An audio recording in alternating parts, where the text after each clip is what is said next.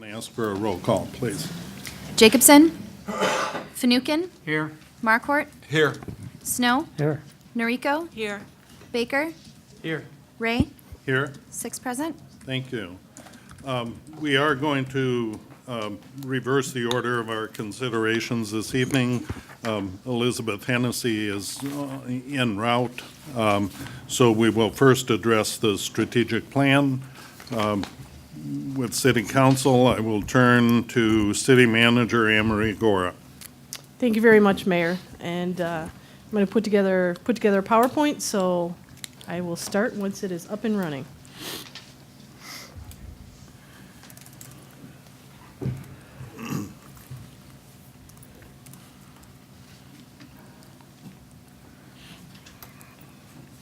All right, thank you. Very excited this evening to present on the strategic plan. I'm going to give a quick overview as far as the purpose of the presentation tonight. We know that we've already had several discussions with the council, including the August retreat, where the council went into the visions and the core values in depth. But this is really our first opportunity to present it to the community. So the purpose of the presentation tonight is to provide a high-level review of the strategic plan. We're going to talk about the process of community engagement. We're going to get into the specific strategic planning framework. And we're going to highlight the document, what is actually contained in the document itself. This presents an opportunity to debut the plan, not only to the City Council, but to the community as a whole. And we're going to identify next steps. With me tonight is Diana Robinson for the Center for Governmental Studies. And Diana is going to step up here and highlight to the City Council some of the steps that were taken to engage the community, from the community conversations to the particular outreach. So with that, I'm going to turn over to Diana Robinson. Thank you very much, Anne-Marie. Tonight I just have a cameo role. I'm here to do a quick overview of the process that was used to get to this point. This has been a very extensive community engagement effort, and we've invested a lot of time in developing a process that would involve the community, residents, leadership, and yourselves in the planning of this. So we began in the late spring of this year, if you recall, at which point, under your leadership and direction, we scheduled 15 broad community conversations. Each of those, in turn, was broken up into a number of smaller tabletop conversations, and between those and some earlier focus groups we held with NIU students, we had 48 small group discussions in all. The events themselves were publicized via newspaper, radio. We had posters in more than 90 sites around the city. We posted it on the city's webpage, and then we also advertised it through NIU Media. So we got the word out as best as we could. Mayor Ray additionally sent a personal email to 60 community leaders inviting them to participate. So between May 1st and July 30th of this year, we had 414 sets of ideas that were put forth with respect to where the city should go. Most of these came from the community conversations, about 321 people, though that does include some minimal double counting.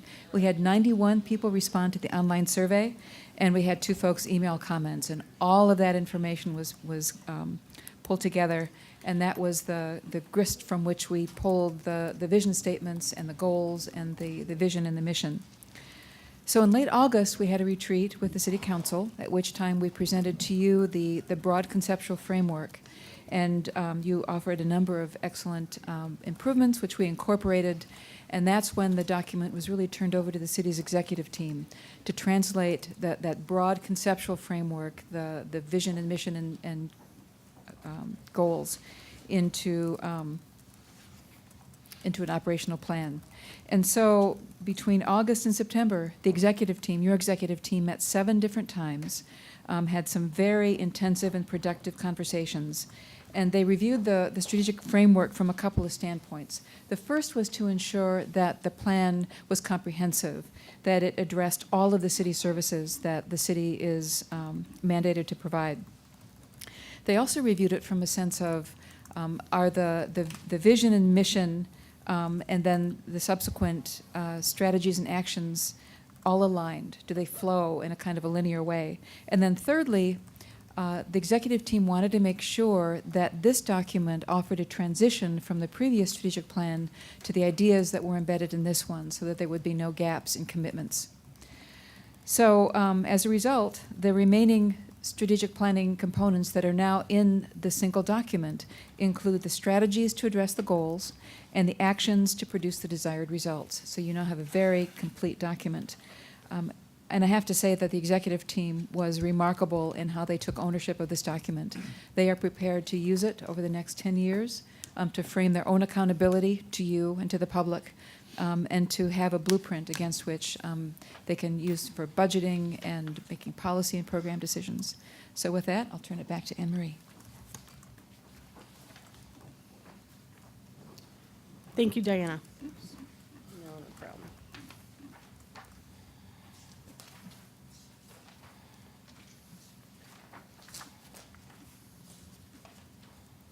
All right, now as Diana has given the background on the amount of community engagement, community input, I'm going to get into the framework of how the plan has been established.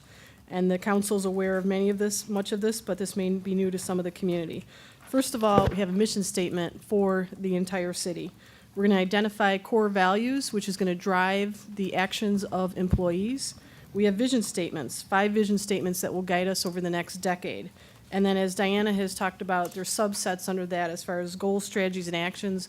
And for the public's background, I will get into explaining what each of those means. So first of all, the mission statement. Collaboratively deliver high-quality municipal services to those who live, work, learn in, or visit our community through fiscal responsibility, transparency, innovation, and leadership that continuously improve the quality of life. That in that one overall mission statement summarizes the goal or the mission for the city of DeKalb moving forward over the next 10 years. Now I want to talk about core values. When we had the August retreat with the city council, this is one of the items that we got into. It was identifying the beliefs or convictions that will guide and direct behavior and support our purpose and vision. The city of DeKalb will utilize the following core values to guide employees' actions and shape the culture of city government. The first one is integrity. This is the state of being honest, fair, and ethical in every situation, even if it's unpopular. The next item is professionalism, serving the city and its residents with the highest level of skill, judgment, and respect in each situation. Excellence, the expectation of engaging in outstanding levels of performance. Service, providing city services at the highest level for the betterment of the community. And collaboration, working together to benefit from the resources, knowledge, wisdom, and understanding of others. As I said, this will connect to the behavior and the actions of the employees and will guide us over the next 10 years. Then from there, working with the City Council in August, we identified 5 vision statements, and they were drafted to depict what DeKalb in 2025 would look like if our mission statement is fully achieved. The vision statements were created using community input gathered by the Center for Governmental Studies. And I believe if you look at the document, one of the appendices is 30 different themes that were identified in those community conversations. So from those 30 different themes, Diana Robinson and the Center for Governmental Studies narrowed those down, ultimately creating the 5 visions. And then from those 5 visions, we're going to get into the particular areas. The first vision is a sense of place. DeKalb is proudly known as a welcoming, safe, and vibrant city offering economic, educational, social, cultural, and recreational opportunities for everyone. The second vision is community vitality in a vibrant downtown.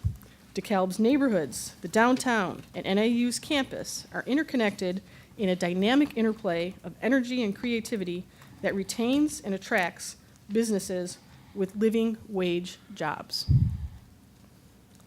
The third vision is inclusiveness. Diversity is valued and celebrated with all people treated equally, or treated with dignity, equity, and respect. Accessibility.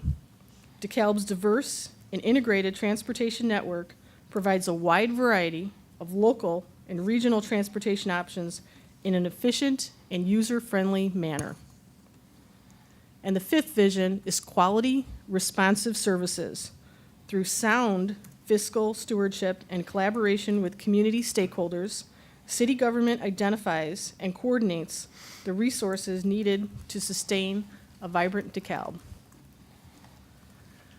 So when you look then at the strategic planning framework, to give especially the public a better understanding of how these all connect in, if you kind of look at it almost as a pyramid, you have the vision statement. The vision statement is a long-term desired change resulting from the City of DeKalb's work.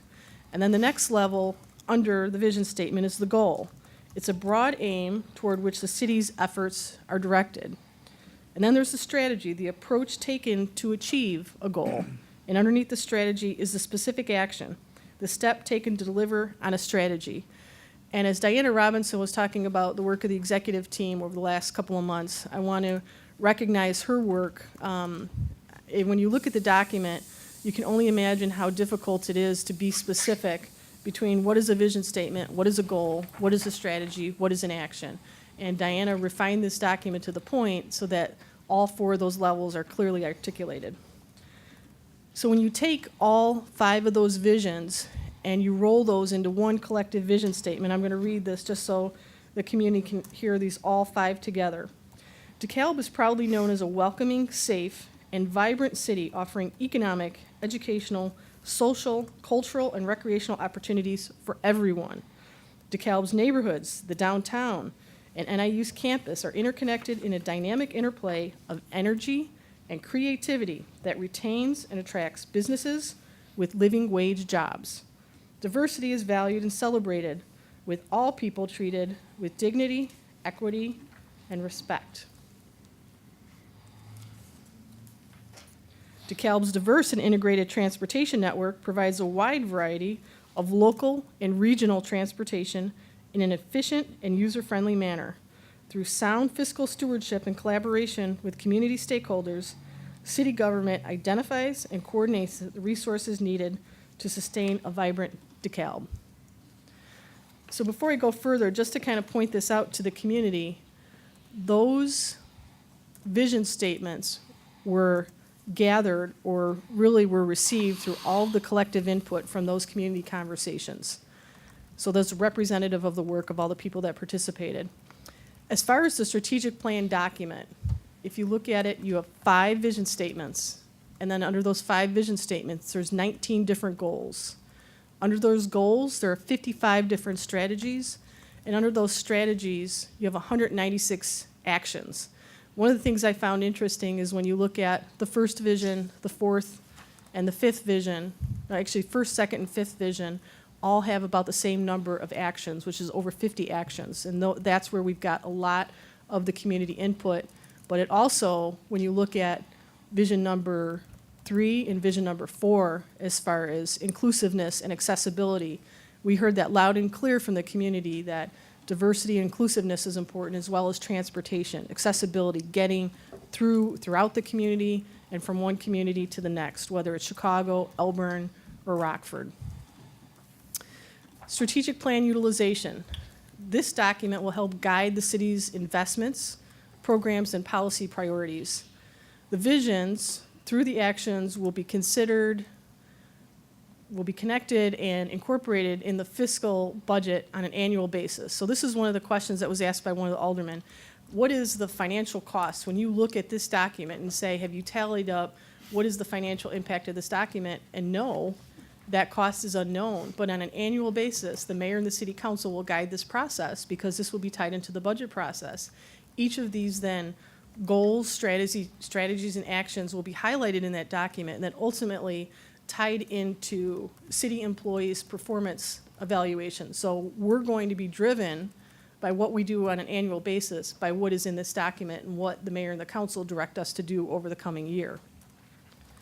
And one of the other things as far as strategic plan utilization is we will look at regular city council updates, whether that's on a quarterly basis, biannual basis, however, whatever structure you're comfortable with, we're ready to go forward because this is going to be a living document for us as staff. This is going to be something we're going to have in front of us and that will guide our actions on a daily basis.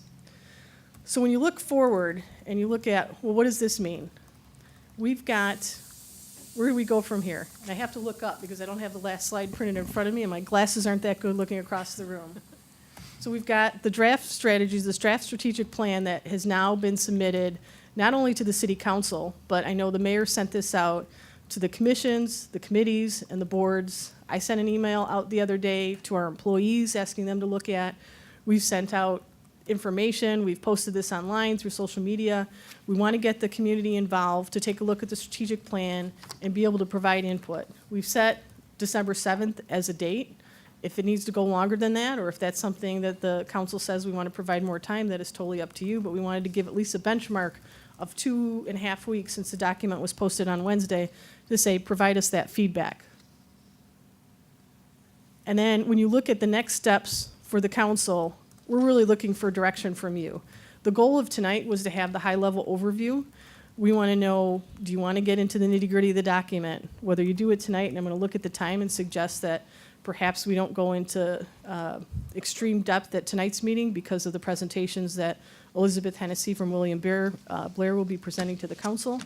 But we'd like direction from you as to what's the next step. Are you comfortable with the document? Do you want to have another retreat like we had at NIU? Do you want to have a discussion at a committee of the whole meeting? What's your plan? What's your thoughts as far as where do we go from here? And we're looking for any suggestions or comments. And with that, I will finish my presentation, and both Diana and myself, as well as staff, are here to answer any questions. And I just want to point out, in addition to the comments that Diana made about the work of the executive team, which there was a lot of blood, sweat, and tears put into this document, I specifically want to mention Assistant City Manager Patty Hoppenstedt, who really was the facilitator and coordinator on the city end of this project, and for spearheading this project and working hand in hand with Diana Robinson, as well as management analyst Lauren Stott, who spent many hours formatting the document, working with Diana. So I need to recognize those two employees in particular have done a phenomenal job up to this point. So thank you, and thank the executive team, and thanks to the council for allowing us to move forward on what I understand to be the city's first official ever strategic plan. And the other thing I would just note is many communities will endeavor to do a 5-year strategic plan, but by doing this at a 10-year window, this is groundbreaking. And it's not that we're going to go 10 years and then here's the document. We want to have regular updates with the council and through discussions with Diana, perhaps at the 5-year mark, whether the city wants to hire CGS to do an update or whether staff does an update. However, at any point, I think on an annual basis, but at a 5-year mark in particular, you want to look back and you want to say, all right, what's been accomplished, what hasn't been accomplished, what still has to be done, and have the priorities changed? Are there other things that have changed in the landscape of the city that also needs to be focused on? Now with that, I'll answer any questions. Thank you. I would like to note and thank you, Anne Marie, for the leadership and direction, as well as Diana Robinson in the contributions from the Center for Governmental Studies. I am most impressed with the alignment that we see in the strategic plan draft that we have in front of us. Seeing that all aligned with the core values, as you described, Anne Marie, the pyramid effect that's inherent in this document. So a job well done. Would entertain discussion, questions from council. Alderman Noreyko. First of all, I want to also congratulate staff and the Center for Governmental Studies. Having participated in several of the conversations, I know how diffuse the comments were, and to collect them and put them into a comprehensible whole, something for us to take a look at, was, really very useful and kind of amazing. Because this document is so comprehensive, I would really like the opportunity to discuss it broken up into segments. Perhaps those that, the staff and Diana, feel are most closely allied and aligned, and then others, but at this point, I'm feeling somewhat overwhelmed. And I know that the opportunity to have a little bit of distance from it, as well as hearing other people's comments, will help, stabilize my thinking. But whatever can be done to put this into kind of more,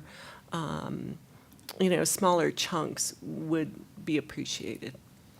I could offer one option as a follow-up to Alderman Noriko's comments, is that because it is a comprehensive document, and there's a lot, and I wanted to quantify, when you think there's 196 actions in there, that's a lot of actions for those 5 visions.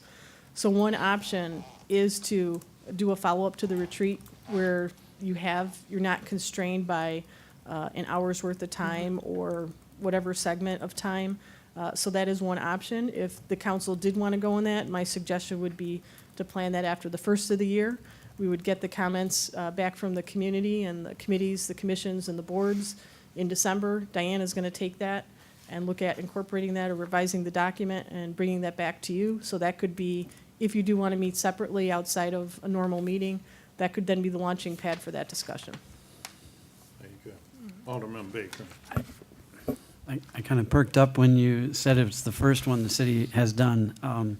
The first one was actually 2003 spring, I believe. Okay. James Barr, the 7th Ward, was elected, fresh graduate from the NIU department. That was one of the things that they taught him in public administration. And we didn't know what it was, but we had a retreat and pledged to do it annually. Dave Jacobson, that was for you. Annually, and we did try and we did succeed for a number of years.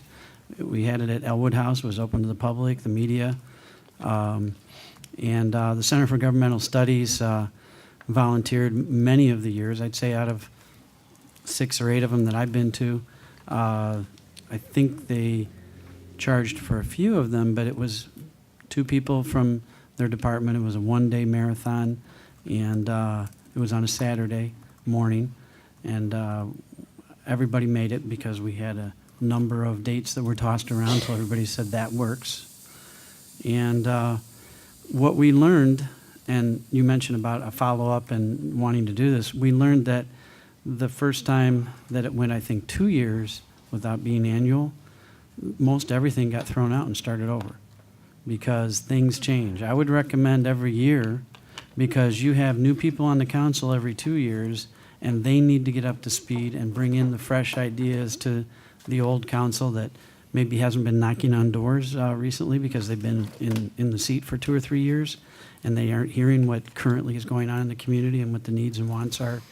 So when you talk about getting into a meeting next spring, I think that's perfect. But I think that ought to be just a matter of fact. You do it every year. And whether or not we pay consultants to come in, I'm not sure it's necessary. Maybe every 5 years you can have some paid people come in to help.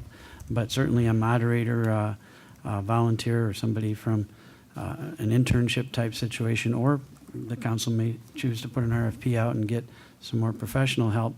But things are changing so rapidly in this community. I've seen it year after year after year, that all these old studies and all these old visions, I'd be surprised if even 10% of it applies today as was in 2003.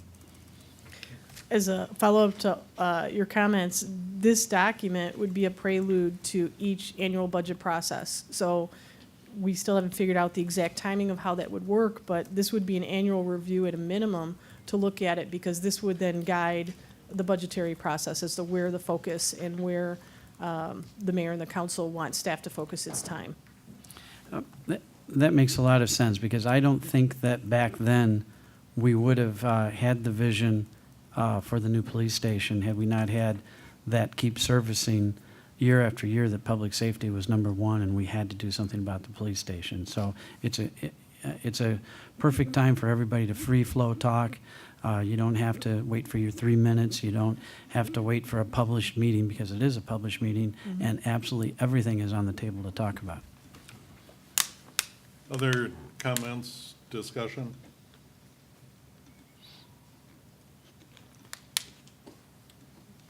I would encourage us to give attention to the timeline before us, receiving initial comments, reactions by the December 7th date, so that a final draft can be published following that input, and we will certainly have further discussion, I think, after the first of the year, as we're able to digest community and council input to that process. Further comment, Mark? Yeah, I would be in favor of getting the community comment back on what this is, see if they have anything that goes, you know, kablooey that they don't like or anything, you know. I'm sure we'll hear about it. And then in January, once that's come together, have a retreat type thing Excellent. and go from there. And that should fit our FY17 budgeting process. Yes. So what I would suggest, if the council's amenable, is I would have Executive Assistant Ruth Scott coordinate a date and at least just have it on the calendar for January. And then whether you want to move forward with it or not, based upon the feedback and based upon the plan, that will be your call. But knowing how difficult it is to plan and schedule things, at least we can get that date on the calendar. Excellent. Okay. All right, thank you very much. Yes, thank you for the presentation.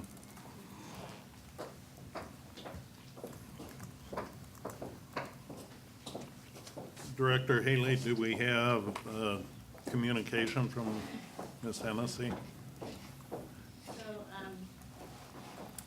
Thank you. I think she's pulling in the parking lot right now. Okay. So I can get this started if Jeff wants to pull up the first presentation. This is in reference to the Moody's bond rating that we just, I'm going to talk really slow, that the Moody's just came out with a new report for the city. And it confirmed the city's, I want to just emphasize, outstanding AA2 rating. It is truly a good rating to have, and we've kept that rating. They assigned us a negative outlook. And here's Elizabeth. Very sorry. So we started Thanksgiving a little earlier in Chicago. So we just started. And we're starting with the Great, great. Okay, so Kathy probably already said this, but I think the good news is that Moody's did confirm the city's AA2 rating. But they did put a negative outlook, and it's due to the higher pension liability based on Moody's own methodology and the restatement of the pension liability, and then the persistent declines in the EAV, and some dependence on the revenues from the state of Illinois. So the factors are going to track to either increase or get rid of the negative outlook would be expansion and diversification of the tax base, and it looks like already tax base EAV is going to stabilize or be increased for 2015. Continued growth in the city's reserves and liquidity towards its goal, and moderation in the debt and pension burdens. The things that could cause that negative outlook to turn into a downgrade are continued deterioration in the tax base, material declines in the reserves, or an increase in the city's debt or pension position. Okay, so this is the rating categories, and here are the definitions. Top rating category is AAA. Below that's AA+, and that's S&P. On the Moody's side, AAA, AA1, then AA2, which is where you are, AA3, which is where you were prior to 2010. And the definition of AA2 is very strong capacity to meet your debt obligations. So investment grade goes all the way down to Baa3. As you see, the city of Chicago is now below investment grade. And state of Illinois is also sustaining its downgrades. I think this is not updated for the most recent downgrade for the state of Illinois. So this page shows the different categories, this is from Moody's, it's their scorecard on the rating. So they look at the economy and tax base. One thing we talked about at the Finance Committee meeting is that they've reduced a percentage of their emphasis from the economy and tax base and put it on pension. So one thing that we talked about is how is the methodology different from the last time you were rated in 2013 till now? And one of those ways is that they have put more weight on pension and debt. Finances is weighted 30%, and that's fund balance as a percent of revenues, 5-year dollar change in fund balance, cash balance, 5-year dollar change in cash as a percent of revenues. Management, 20%, your institutional framework. In Illinois, that's A for home rule municipalities. And again, your operating revenues to expenditures. And then debt and pension, so they're not only looking at your net direct debt as a percentage of the EAV and a percentage of operating revenues, but that 3-year average Moody's adjusted net pension liability and to EAV and full value as well as to operating revenues. So here's how they calculate the ANPL if you're interested. This is the adjusted net pension liability. Okay, so, and I think it's probably worth mentioning that this methodology is Moody's own, but it's somewhat consistent with some of the theories about the way you're looking at calculating your pension liability. So we've got fire, police, and IMRF. The AALs, the adjusted liabilities, totaling $56 million. Your assumed return on investment based on your current way you calculate pension liability, which is legal in the state of Illinois, assumes an investment return of 7.5%. But Moody's uses instead the Citibank Pension Liability Index, which you can see is substantially lower. 4.33 for fire, 4.33 for police, and 4.95 for IMRF. So what we do to get to the Moody's way they calculate it is we project forward 13 years at 7.5%, and then we discount it back at the 4.33 and 4.95. So that gives you a discounted liability, which you can see is much greater. Then we subtract the actuarial value of your plan assets, your investments, to get the adjusted net pension liability, which in this case is $123 million versus $56 million. And they look at that as in a ratio to net operating revenues of the general fund. So your ANPL is 3.72 times your operating revenues, and they like that ratio to be closer to 1. Okay, so according to their methodology, that went up from the last time they rated you. So page 5 talks more about this. The big difference is the PUC method discounted rate cash flow of 7.5 versus the 4.3 and the 4.95. And just to look at how Moody's calculates this ANPL for the last several years, in 2010, it was $82.6 million based on this methodology.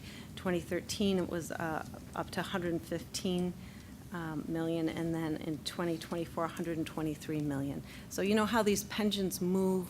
It's based on how your investments do, what your assumptions are, and from the way, I think what's happening is you're getting behind in their eyes on this PUC method as opposed to keeping up with their methodology, which is a lot more stringent. Elizabeth, on the previous slide, the first line, adjusted liabilities, we've got 3 columns, fire, police, and IMRF, and then a total column on the far right. Yes. Should that be the sum of the 3 pensions? You know, Why that, is only fire? in yeah, the that's total? only fire. I think that should be the sum of those, yes. Because the ANPL, down below the 123 million is the sum of all three. Correct, thank you. Okay. And I think on the next page, it does in fact coordinate with that. Well, actually, it doesn't, because that's the ANPL, but you're right, it should be added up. So it's more Okay. like 112 Thank versus you. 123. Thank you. Okay, so the city's ratio of this general fund, as we mentioned, was 3.6, and they like to see for AA2 rated issuers between 1 and 2 times. So that would be the goal, to try to stabilize the AA2 rating from the pension portion of the rating. This last chart compares your estimated debt ratios as of October 2015, based on things we've looked at before. Some of these coordinate with your own debt policy. So these ratios, we're looking at City of DeKalb, let's just go down the line. We've got direct debt to full value, 2.44 is where you are now. Moody's AA medians is at 1%, and your debt policy is at 2%. So you're close to your debt policy, but a little higher than Moody's median. For per capita direct debt, you're at $808, very close to Moody's median for AA cities, $842, and below your city policy. So that's good. Per capita overlapping and direct debt. So this gets at both the city's debt plus all the overlapping entities for DeKalb. So you're at 3,087, which is below the AA cities, which is 3,735. Debt burden, this again reflects overlapping and direct debt to the full value of the city, which is 9.31, and that's higher and probably a good direct result of the declining values, the declining EAV. The city medians is 4.4%, so that's different. They recommend 3 to 4%. Then debt as a percentage of your general fund budget, you're at 10.95%. Moody's medians is a little lower at 6.9%, but they recommend between 5 and 15%, so you're within that, and you're very close to the city's debt policy. The payout, that means how quickly you amortize your principal within 10 years. You're at 10.95% versus Moody's AA cities is 6.9, so not bad. And you're within, payout 74%, and Moody's median is 78%, so very close there. And then general fund balance as a percent of revenues, moving up at 17.9%, very complimentary. Moody's was in the report of that. As you see, the AA cities have a lot more money in the bank, if you will, almost 50%. And then the policy of the city is 25%. So moving in the right direction there. Questions on this? Seeing none, proceed. Mark. The overlapping debt, you're talking about other entities, so that's talking about what? School districts, the Park county? district, Park county, district, community college, yep. all of those other things. put in. Everything on your tax bill, right. Okay. Other questions? Okay. Okay. Thanks.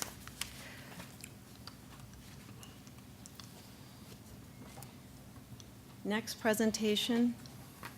Should I go right into the Senate Bill Yeah. 318? Please. Okay. I'm not sure how I get it up. He'll pull it up, and then, Okay. yeah, there you go. Thanks. Okay, so Senate Bill 318, who knows if that's going to pass or not, but we are hearing that some form of this will get into the final negotiation, whenever that may be, on the state of Illinois budget negotiations. And what Senate Bill 318 has in it is quite revolutionary in that it brings tax caps to the whole state, even counties that have defeated tax caps, and, where you're concerned, home rule entities now would be subject to the tax limitation law. So what that means for you is that your property tax levies for operating in debt are now going to be dictated by the property tax limitation law. So for the operating funds, it puts all your operating tax levies together, except for debt service and except for police and fire pension levies. Those are excluded. But the rest of those levies are aggregated in what's called now an aggregate extension base, which can only increase year over year by CPI plus a factor for new property. And for the years 2016 and 2017 levy year, CPI will be 0 under this bill. So the idea is to freeze the tax levy for those funds.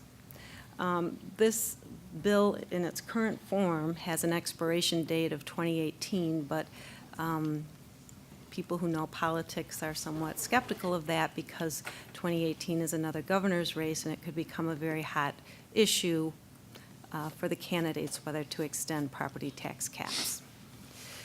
As it applies to debt service on bonds issued without referendum, the restriction becomes in how much you can pay off in any levy year. Okay, so 2016 becomes the year for your debt service extension base to be determined. So once that's passed, you can only issue bonds without voter approval where the payments are within that debt base. Debt service on bonds that are approved by referendum are not subject to this debt base. So just a little history on the property tax limitation law. In 1991, it was enacted in the collar counties around Cook. In 94, it was enacted in Cook County. In 95, it was amended to allow municipalities to issue bonds as long as the payments on those bonds didn't exceed what they paid in 1994. Okay, so the idea was you can go ahead and issue bonds without voter approval as long as the payments stay very similar to what you had on the books in 94. So the idea would be you could extend, but you could not increase those payments.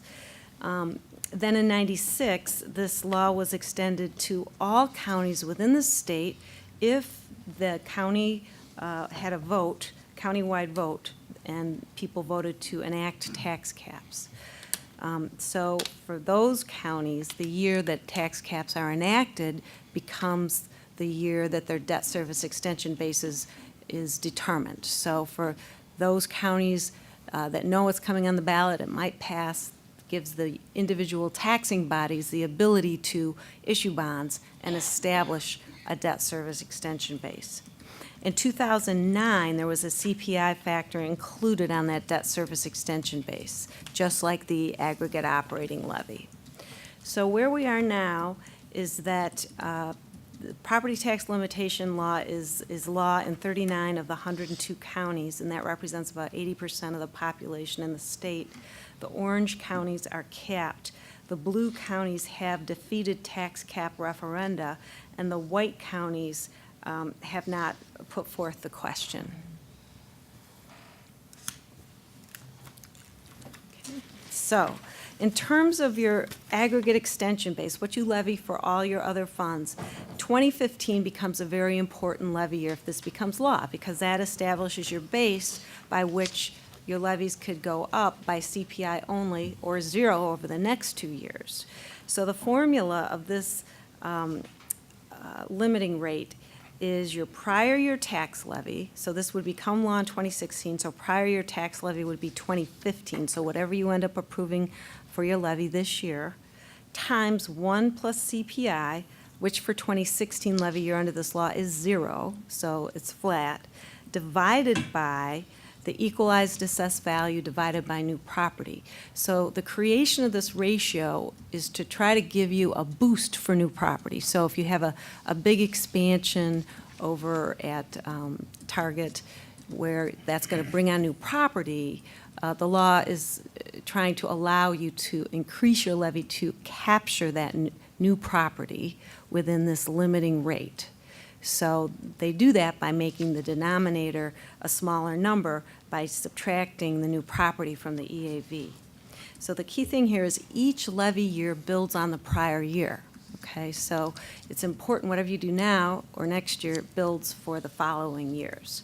So you might hear some of your tax capped counterparts in the county of DeKalb say, you know, we're going to balloon levy and the county's going to cut us back based on CPI and the new property, and that's in fact what they do. Okay. So the other thing that happens under tax caps is if you have a maximum tax rate for any fund that's been voted on historically, that disappears and suddenly you have the maximum set forth in the statute. And then I'm going to talk a little bit more in a few pages about the debt service extension base, but really we have two buckets. So it's your operating levies and your debt service levies in terms of property tax cap. Okay, so let's start on this aggregate extension base. So here's a slide that shows the maximum rates for each fund. So you haven't been levying corporate fund, but you could go up to 43 cents, 0.4375 cents. Garbage to 20 cents. There's no limits on the police and fire pension or IMRF. Police and fire are excluded. I don't think IMRF is under caps. You've got street and bridge, fire protection, police protection, auditing, liability insurance, street lighting, crossing guards, lots of things that I think the city of DeKalb is typically not levied for. But when you combine all these operating tax levies, they may not exceed that aggregate extension base, again, except for the pension levies for public safety and debt service. So the thing you want to be careful about is if you're going into tax caps, and you need to check with your specific county clerk on this. If you've never levied some of these things, you might never be able to levy any of them. So I think it's important not only to make sure your levy is going to provide the monies you need from property taxes for the next couple years in the face of this bill, because again, we're looking at zero CPI, but that you have an array of funds that you may need to use for your different corporate purposes in the city. So this formula to calculate this limiting rate and determine how much money we can levy, I put an example in here. So in this example, we've got 465 million CPI. We've got new property of 2 million. CPI for 2015 levy year is 0.8%. We'll find out what CPI is going to be for 2016 in the mid-January. It's looking like under 1% again. The prior year extension in this example is $5 million. So you take your $5 million times 1 plus CPI divided by the EAV minus the new property times 100. This gives us a tax rate. It's called the limiting rate. So that's the total rate that all of these capped funds cannot exceed. So we take that limiting rate and multiply it times the EAV. In this case, we get 5,068,500 versus the prior year extension of 5 million gives us a net possible increase in taxes of 68,500 in this example. So this is the formula that's in the statute for tax caps that would be applied to you should this law go through.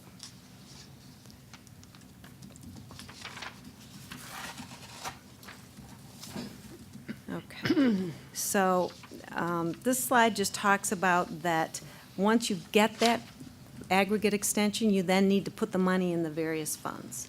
But again, if you've never levied for a certain fund, you have to make sure the county clerk's okay. Sometimes they say, gosh, have you levied for it in the past 3 years? If not, you got to go to the voters to get that levy back. Have you levied it in the last 5 years? Each county clerk has a slightly different interpretation on that, so it's important to check with them. So in terms of considerations on this, you want to make sure you don't underestimate EAV growth or new property growth, and review your current levies to see if you're at your maximum tax rates. Here's the City of DeKalb's levy from 2014.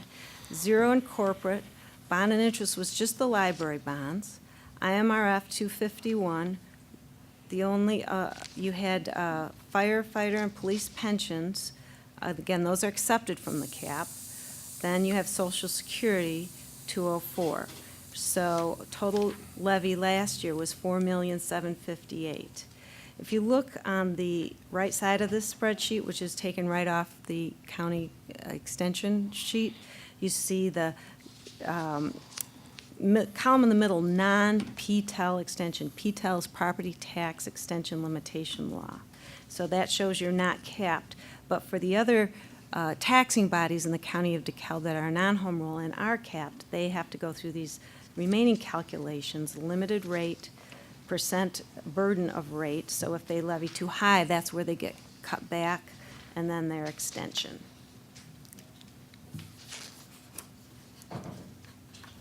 Here's an example of a non-home rule city subject to the property tax limitation law. And I think the thing that's striking for me on this is just the number of lines they have, the number of funds they levy.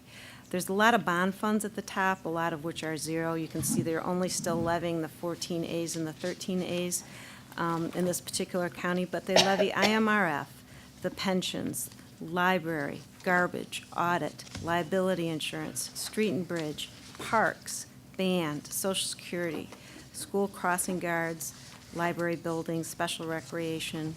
So they've tried to diversify their levies to make sure they have the flexibility they need to get property taxes for the purposes they need them for. So on the top, you see total capped, then you have not capped, that's their debt service, and then the total of the levy. So this particular municipality, which happens to be in McHenry County, it has a tax rate of 2.23. So Elizabeth, the example you have in front of us now, the particular municipality is funding operations through property tax levy, where in DeKalb, most recently, our property tax levy has been directed toward pension costs, Right, police and fire pension. right. Okay. Although they do police and fire pension too through the I see property tax. that, but yeah. in addition, they're funding their day-to-day city operations through property tax. Yes. Okay.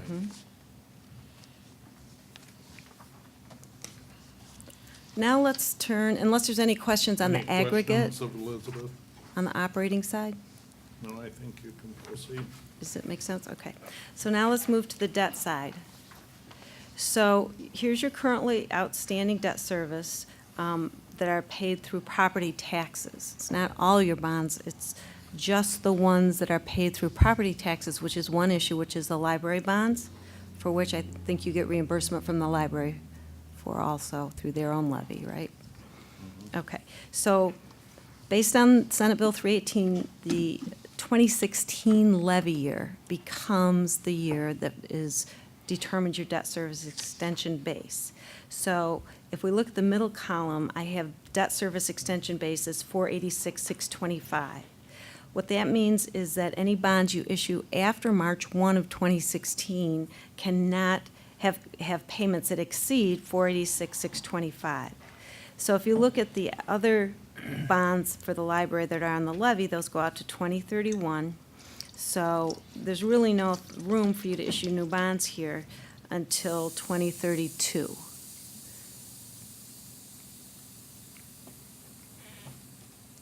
Now, the city does, the next page is just a picture of that. The red line is that debt service extension base, and the white space shows that's when you have debt capacity. Now, you have a lot of other bonds out, but you typically abate them and use other sources of funds. I'm sorry, go ahead. When you're saying that, are you saying that we would not be able to issue any bonds whatsoever, or we would just not be able to pay for any bonds through the property levy. tax? Correct. The second one, you would not be able to pay for any bonds through the property tax. Through the property tax, okay. So it's, So, right. okay. So general obligation bonds, all the bonds you've issued to date have been guaranteed through the property tax. So there's property tax levies behind every bond you've issued. But each year you abate those. Correct. Okay. We abate them and pay them from the general fund Yeah. in order to keep our property tax levy low. Okay. Right. Okay. So if you decide for the levy year 2016, which is next year, assuming this goes through, not to abate some of your other bonds, you could give yourself a debt service extension base with some flexibility to issue bonds before 2032. So here's an example on page 14. So you've already got the 2013 bonds that you're levying. Let's say that you did not abate in 2016 the 2012 and 2013 B bonds that were issued for the police station. It's about 900,000. Then your debt service extension base would be 1,385,000. That assumes, though, you would continue in 2017 and levy year thereafter to abate those bonds. So you'd have a one-time tax increase going from 9 cents to 26 cents. You could then bring it back down, but what you would have done is establish this debt base so that if you wanted to go back and issue bonds in the future, payable from property taxes up to that 26 cents or that 1,385,000, you could do so. Okay? So there's a picture. So it goes up and then it drops back down. But in the meantime, the red line, No, it's almost as bad as the IRS. I mean, the formula and going through and stuff, yeah. interpreting, so. But Elizabeth, it looks like that red line gives the flexibility Exactly. were that needed in those future years. Right. Okay.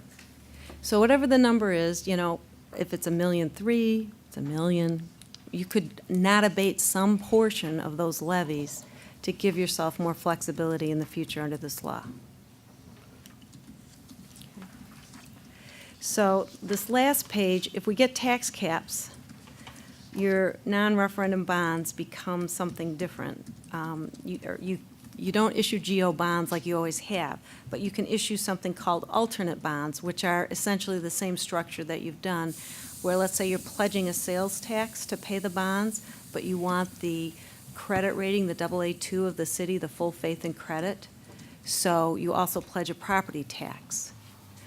So the way you do bonds, have done bonds in the past, becomes something called alternate bonds. There's a couple more legislative processes to these, or legal processes, which include a petition period. That's where you publish a notice of your intent to issue bonds in the newspaper, beginning a 30-day period. If within 30 days, 10% or 7.5% of the registered voters submit a petition, that would mean it had to be voted on referendum. And you're required to have a public hearing. So these are the type of bonds where you've pledged a sales tax or a revenue, and then you abate the property tax levy every year. So if we get Senate Bill 318 or something like it, this would be the way you would do bonds like you've done in the past, assuming you have that revenue flexibility. Another type of debt is called debt certificates. These are paid from operating funds. There is no petition period or public hearing, and those are, you can use to finance capital improvements as well. So that would be an option for you too, something to be paid from the operating funds. But what you don't get in debt certificates, that you get in alternate bonds and that you've gotten in your general obligation bonds that you've issued up to this point, is the backing of the full faith and credit of the city and the tax levy, backing those bonds, which gives you a lower interest rate. So typically, debt certificates have a higher interest rate. Sometimes the rating agencies even notch them down one step. So instead of a AA2, it might be a AA3 rating. Questions? Yeah, I mean, just getting back to what we just discussed, if we did not abate the bond debt liability, and increase that temporarily for 1 year, I assume in the same year you could reduce our levy for police and fire pensions You could. so that your total tax rate would not go up, but you preserve your flexibility in future years by having that higher rate for 1 year for your debt service Yeah. and temporarily reducing your police, fire. It obviously doesn't answer the question of how you're going to pay for that police, fire Right. pension in that 1 year, but that would be a potential strategy. Right. Okay. And the way this law is set, you can kind of, I mean, nobody likes tax increases. Obviously, these things are causing, whereas the governor means to freeze everything, he's actually causing incentive for many municipalities to increase their levy if they're facing tax caps. But you could focus on the operating tax levy for levy year 2015, where you're establishing your aggregate extension base for your operating levies and the variety of property tax levies you could go ahead with in 2015 levy year, and then come back in 2016 levy year, like you said, lower one of those that is not subject to the cap, like the pensions or something else if you could afford it, and then up the debt service levy. So you could stair step the increase to put you in a strong position to weather the future if it becomes under tax caps. And for council and the public benefit, the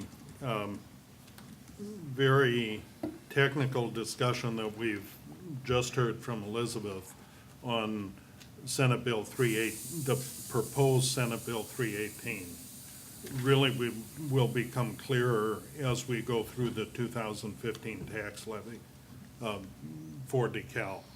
I think seeing the effect of PTEL or Senate Bill 318 will become more apparent to us as we move through our specific tax levy for 2015. But thank you for the presentation. Alderman Jacobson. As a follow-up to that, the very technical presentation, the very in-depth moving around to the numbers, when you break it down to a more understandable, digestible idea, and correct me if I'm wrong, is Senate Bill 318 is a state attempt to try to lower or to cap taxes from the municipalities as a benefit to the residents. And all of this technical jargon and all this jargon is the city jockeying to try to find a way to get around that and to continue to allow us to spend freely without the burdens of what would be a tax cap that is the benefit of a resident, or that would benefit a resident. Is that not the case? Well, you look at benefits of the residents in two ways, and, the property taxes they pay and the services they receive.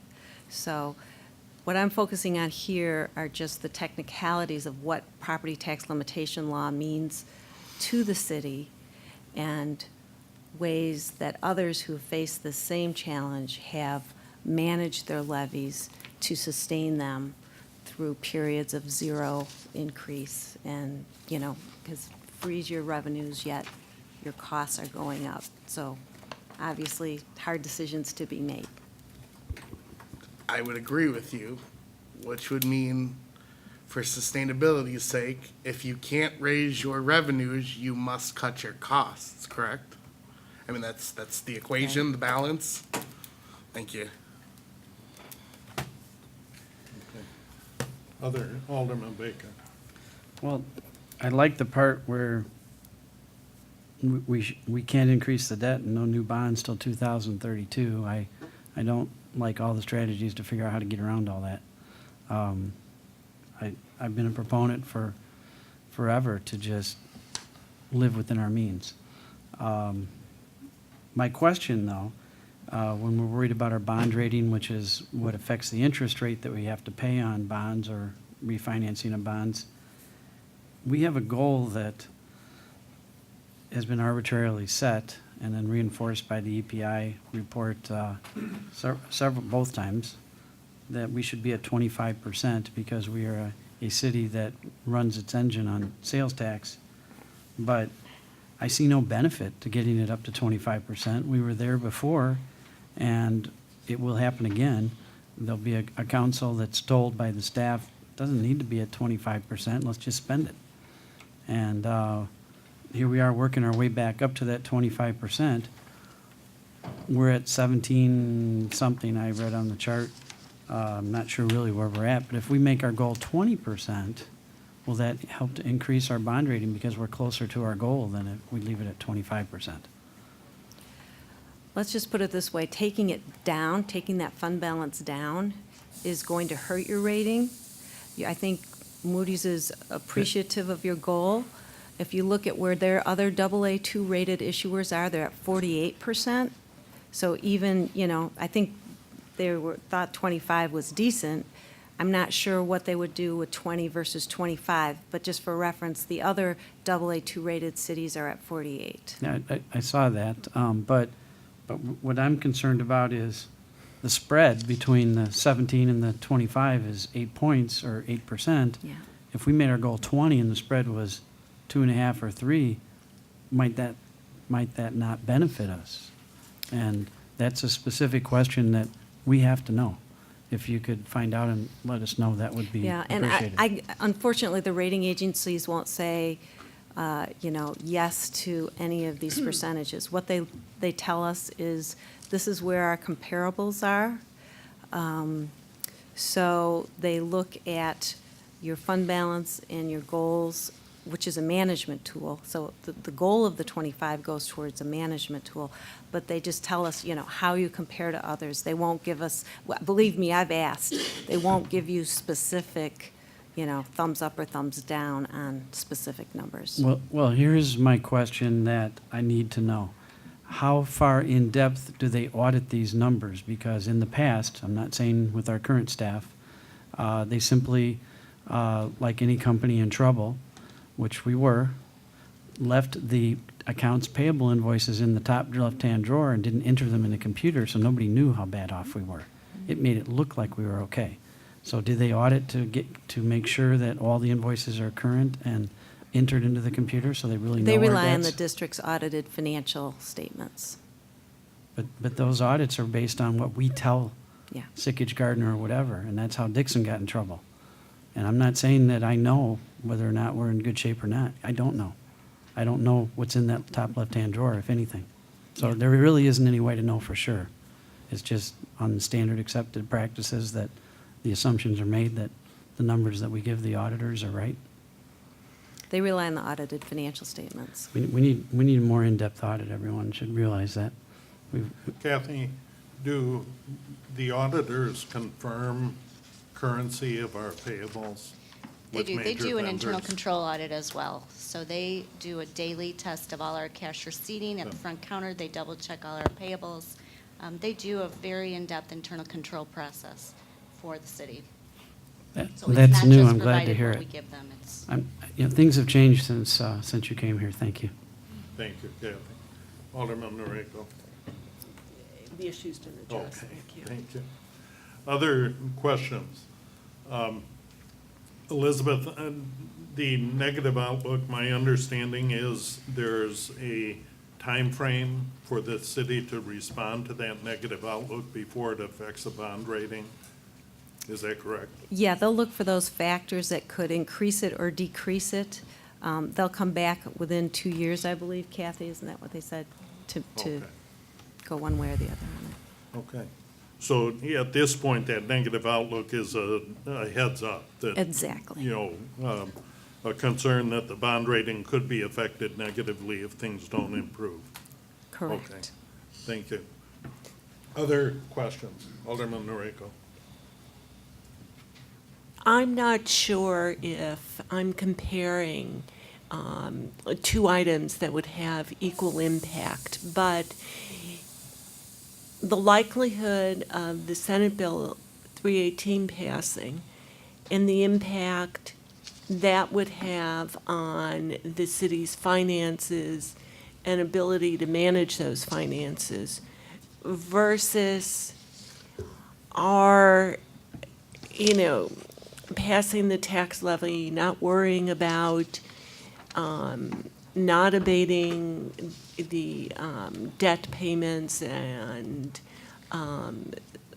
just handling the pensions payments as we've been handling them and so forth. Bottom line, which is more likely to cause headaches for, finance and the council ultimately? In terms of the impact on the rating, well, the number one thing is the pensions, to try to pay down some more of those pensions based on your actuarial results and going towards a more conservative actuarial result is what Moody's is pushing for. The good news is that those pension payments are excluded from Senate Bill 318. So you do have the ability to increase those not only this year in this levy, but in subsequent levies without regard to the tax cap. So that's good news. In terms of the flexibility for debt in future years, that's always looked as a strength if you have future needs. But for the rating right here, right now, their focus is mostly on pension, and then the part you can't control, which is the EAV of the city. Okay, thank you. Okay. Other questions? Alderman Baker. I have a perception, I want to be told that I've got it wrong. If we don't worry about our rating, it doesn't mean anything unless we go to borrow more money, bond more money, and put a bunch of more money out. If it drops, all of our bonds are set. Are there any variables or any ones that come up before 2032? Does anybody know? We do have some bonds that drop off before the library debt in 2032. I think it's 2023. So do we have to refinance those? Do we have to worry about our rating at that point? Or when you say drop off, they're paid off? You should worry about your bond rating for refinancing opportunities. So to the extent you have, call dates out there in 2020, which I think is your next call date, and thereafter, those bonds will be an opportunity to refund. You need your rating when you do a new bond issue. If your rating drops, does it have a financial impact immediately? No, but it's just one of those guidelines that tells you whether you're running your city, up to these national agencies, the way they rate things. So I've ridden the roller coaster, so I know when it's up and when it's down, the debates and the discussions and the worries and the woes, and we've corrected a lot of that. Yeah. But in hindsight, I guess the next question is at 2020, the next recall rate, what is the rate on that particular bond? Is it super low already, or is it like 5% and we're going to hope for a 2? all depends on future market. If rates stay the way they are now, we'll have great opportunities. Usually we do, just because short-term rates are lower than long-term rates. So, that is something for you in the future. Well, I guess I'll ask it a different way. In 2020, you mentioned a bond is up for recall rate. That doesn't mean that we have to refinance it at a new rate, does it? It's just an opportunity to save Okay. interest costs to your And- taxpayers. Yeah. And once again, do you know the interest rate that, on that particular bond? I that don't you have it mentioned? in front of me right now, sorry. I just want everybody up here to think about this. Unless we have that information, we can't act on that. Just it's knowledge to know that we might need to know that, but if we're paying 2 or 3% on that one and it's a great deal, it doesn't come into play before 2032, maybe anyway. We don't have enough information. We're up here just learning what we need to think about, but it's not in front of us to make decisions. Okay. Other questions at this point? Hearing none, I would ask that you develop any further question you have, direct those to Director Haley, and we can address those as they're raised. Public participation. Anyone in the gallery wishing to speak? Mac, come to the podium, please.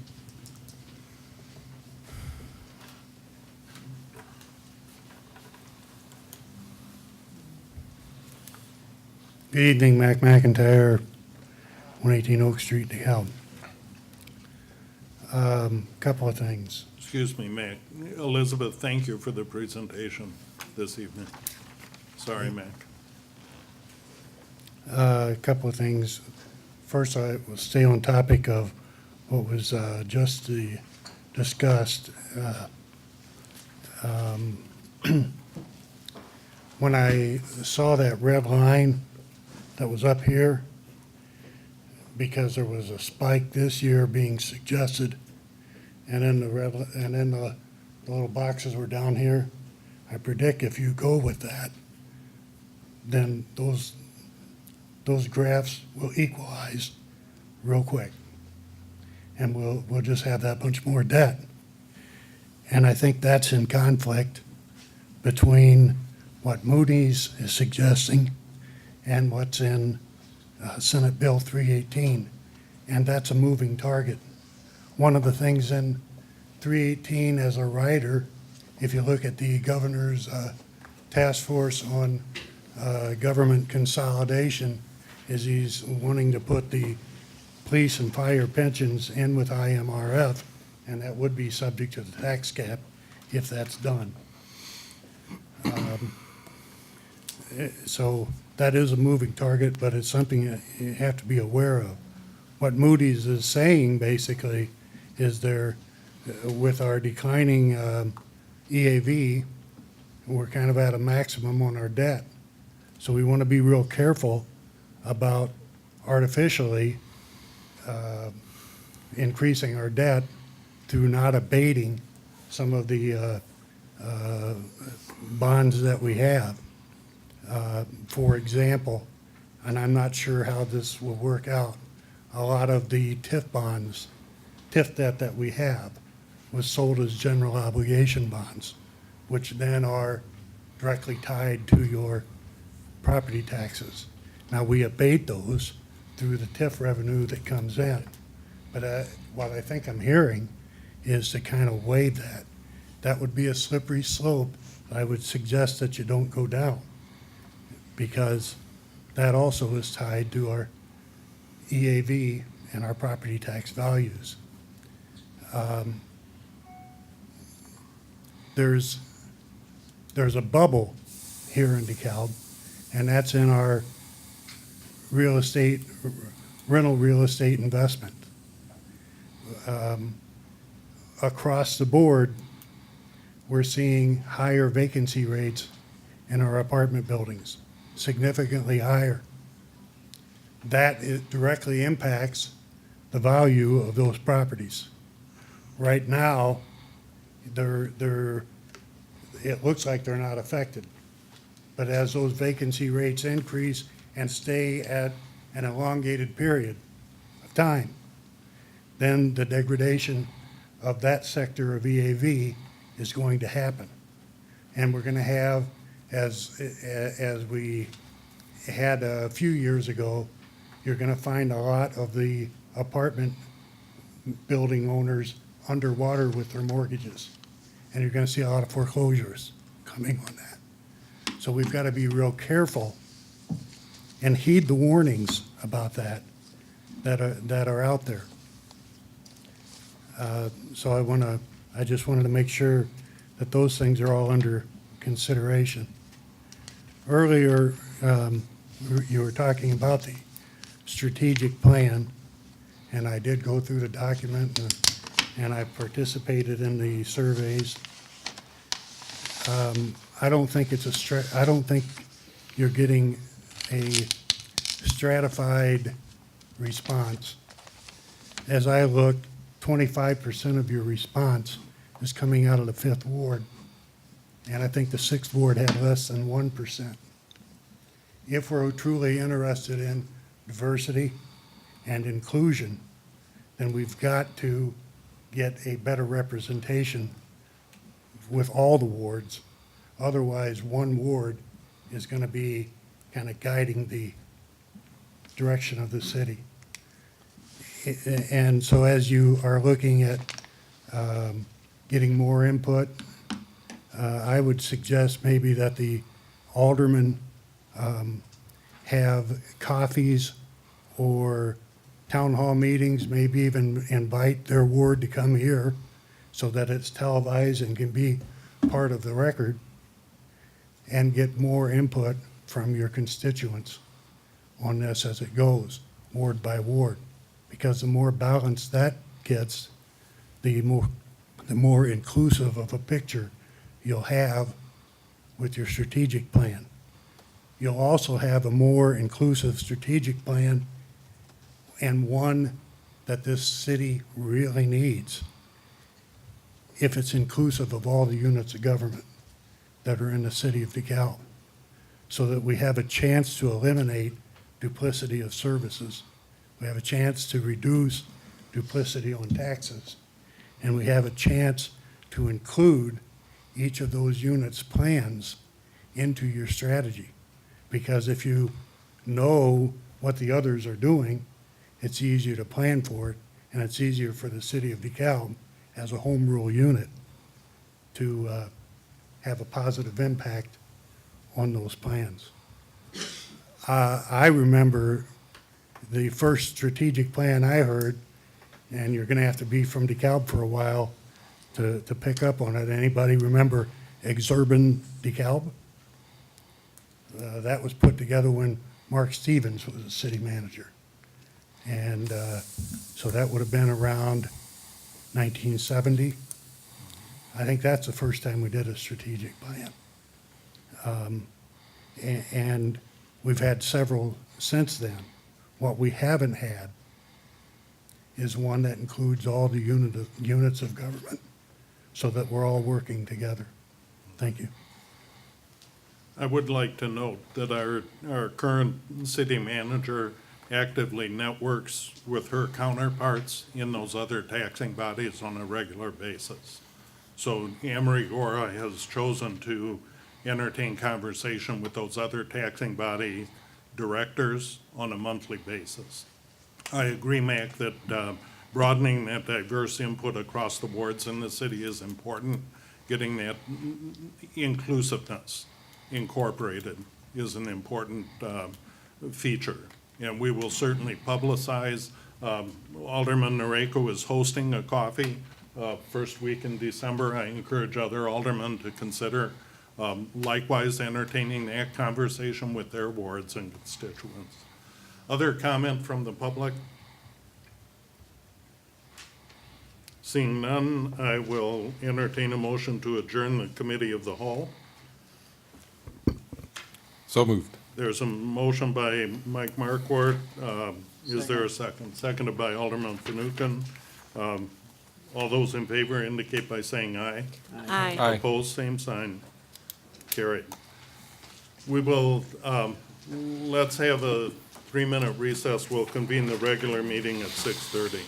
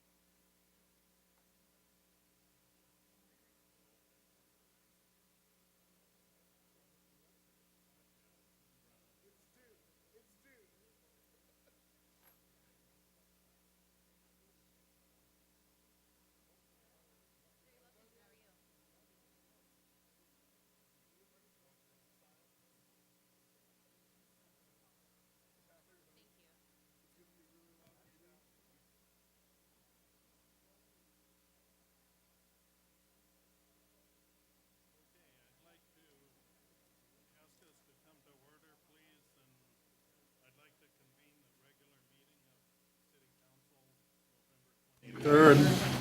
I'll receive speaker forms.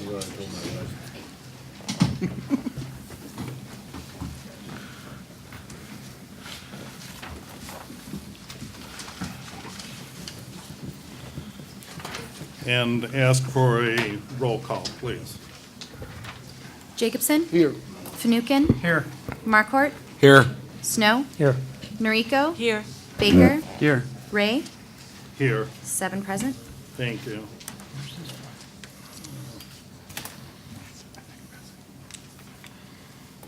Let me ask Officer Bolt to come forward, please lead us in the Pledge of Allegiance. Please rise.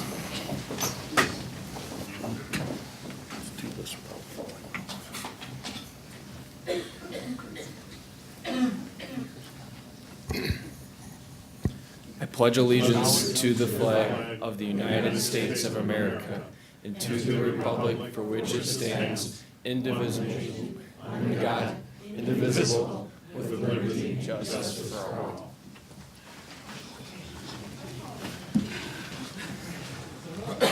Okay, we have before us the agenda for this evening. Are there additions, deletions to the agenda? Hearing none, I'll ask for a motion to approve the agenda. So moved. Moved by Alderman Noriko. Is there a second? Second. Seconded by Alderman Jacobson. Roll call. Jacobson? Yes. Fanouken? Yes. Markort? Yes. Snow? Yes. Noriko? Yes. Baker? Yes. Ray? Yes. 7 yes. Thank you. This evening, we have before us a topic for public hearing, the 2015 Tax Levy Truth in Taxation Act. Let me herewith open the public hearing. I'll ask Finance Director Kathy Haley to introduce the topic, and then we will turn to the floor for comments. Thank you. So at the November 9th City Council meeting, an estimated levy was passed of $8,626,769, which started the discussions. And actually, the Finance Advisory Committee met just before that. On November 10th, there was a second Finance Advisory Committee meeting held to discuss this estimated levy along with other options and possibilities to make a recommendation to the council for tonight's agenda. 4 out of the 5 committee members voted on a levy with a total amount of $7,400,805. So the timeline is, tonight is the public hearing. It's the first reading of the levy. December 14th is the second reading of the levy, and then December 29th is when the levy needs to be filed with the county, which is that last Tuesday of the year. So several factors helped make this levy unique, and actually there was a lot of good discussion during the Finance Advisory Committee meetings. I will go through these in detail throughout my presentation, but just to note, Senate Bill 318, which Elizabeth Hennessy just spoke on, she is still here, so please feel free to ask any questions throughout my presentation. But this is affecting our aggregate levy for 2015, or potentially. This has passed the Senate. It has yet to pass the House. Our Moody's rating, which we kept our rating again, an excellent rating, a AA2 bond rating. However, they tacked on a negative outlook, which is giving us an opportunity to try to get rid of that negative outlook in hopes not to have that bond rating dropped. Some of the items are revenue diversification, decreasing that net pension liability, and continuing to increase our reserves. I want to note that the city has been working very hard since 2010 to increase that fund balance reserve up to the 25%. And Elizabeth and I were granted 2 hours to work with Moody's to try and get that negative outlook reversed before they put it in print. And I emphasize how much that reserve has increased in fiscal 15. So even in FY 15, our reserve is up over 20% right now. And they were still, because they were really, really focused on that net pension liability and increasing those reserves along with diversifying our revenue base. So And then the actual calculation changes. All of these three items just happen to come onto the tax levy this year. The biggest change to the actuarial valuation calculations was the mortality tables. They're stating people are living longer. Mortality tables, these are the tables that actuaries must use to create these actuarial valuations for local governments' pension fundings. And then we have the conversation between the projected unit of credit method versus the entry age method of funding, which I will go into all that later. So some of the questions I wanted to just quickly go through that were that sparked really wonderful conversation with the Finance Committee and how they came up to the recommendation that they came up to is how important is it to fund the employer pension obligations fully for police, fire, IMRF, and Social Security through the property tax levy. It is a priority in the City Council's financial policy to fully fund these through property taxes. And while we fully fund police and fire through the property tax revenue, we do not fully fund IMRF or Social Security employer obligations through property tax revenue.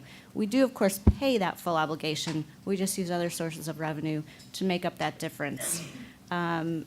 And again, I'll go through that in a little more detail later as well. So there is a hierarchical funding level to our financial policy, and that first level of importance is to levy for police, fire, and IMRF per the actuary calculations.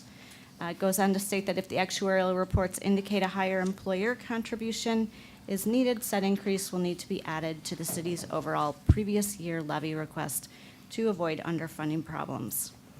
There's 4 other levels to put into the property tax potentially based on our financial policy, levying for FICA. The third is to levy for general obligation bond, principal and interest, and then it goes on to levy for general operations. So we are fairly conservative with our property tax, and we levy for just pensions and not even fully for the pensions. I want to go on to say these are mandated pension obligations that the city is required to fund. Back in 2011, the city switched to a funding method for both police and fire, which was a lower level of method.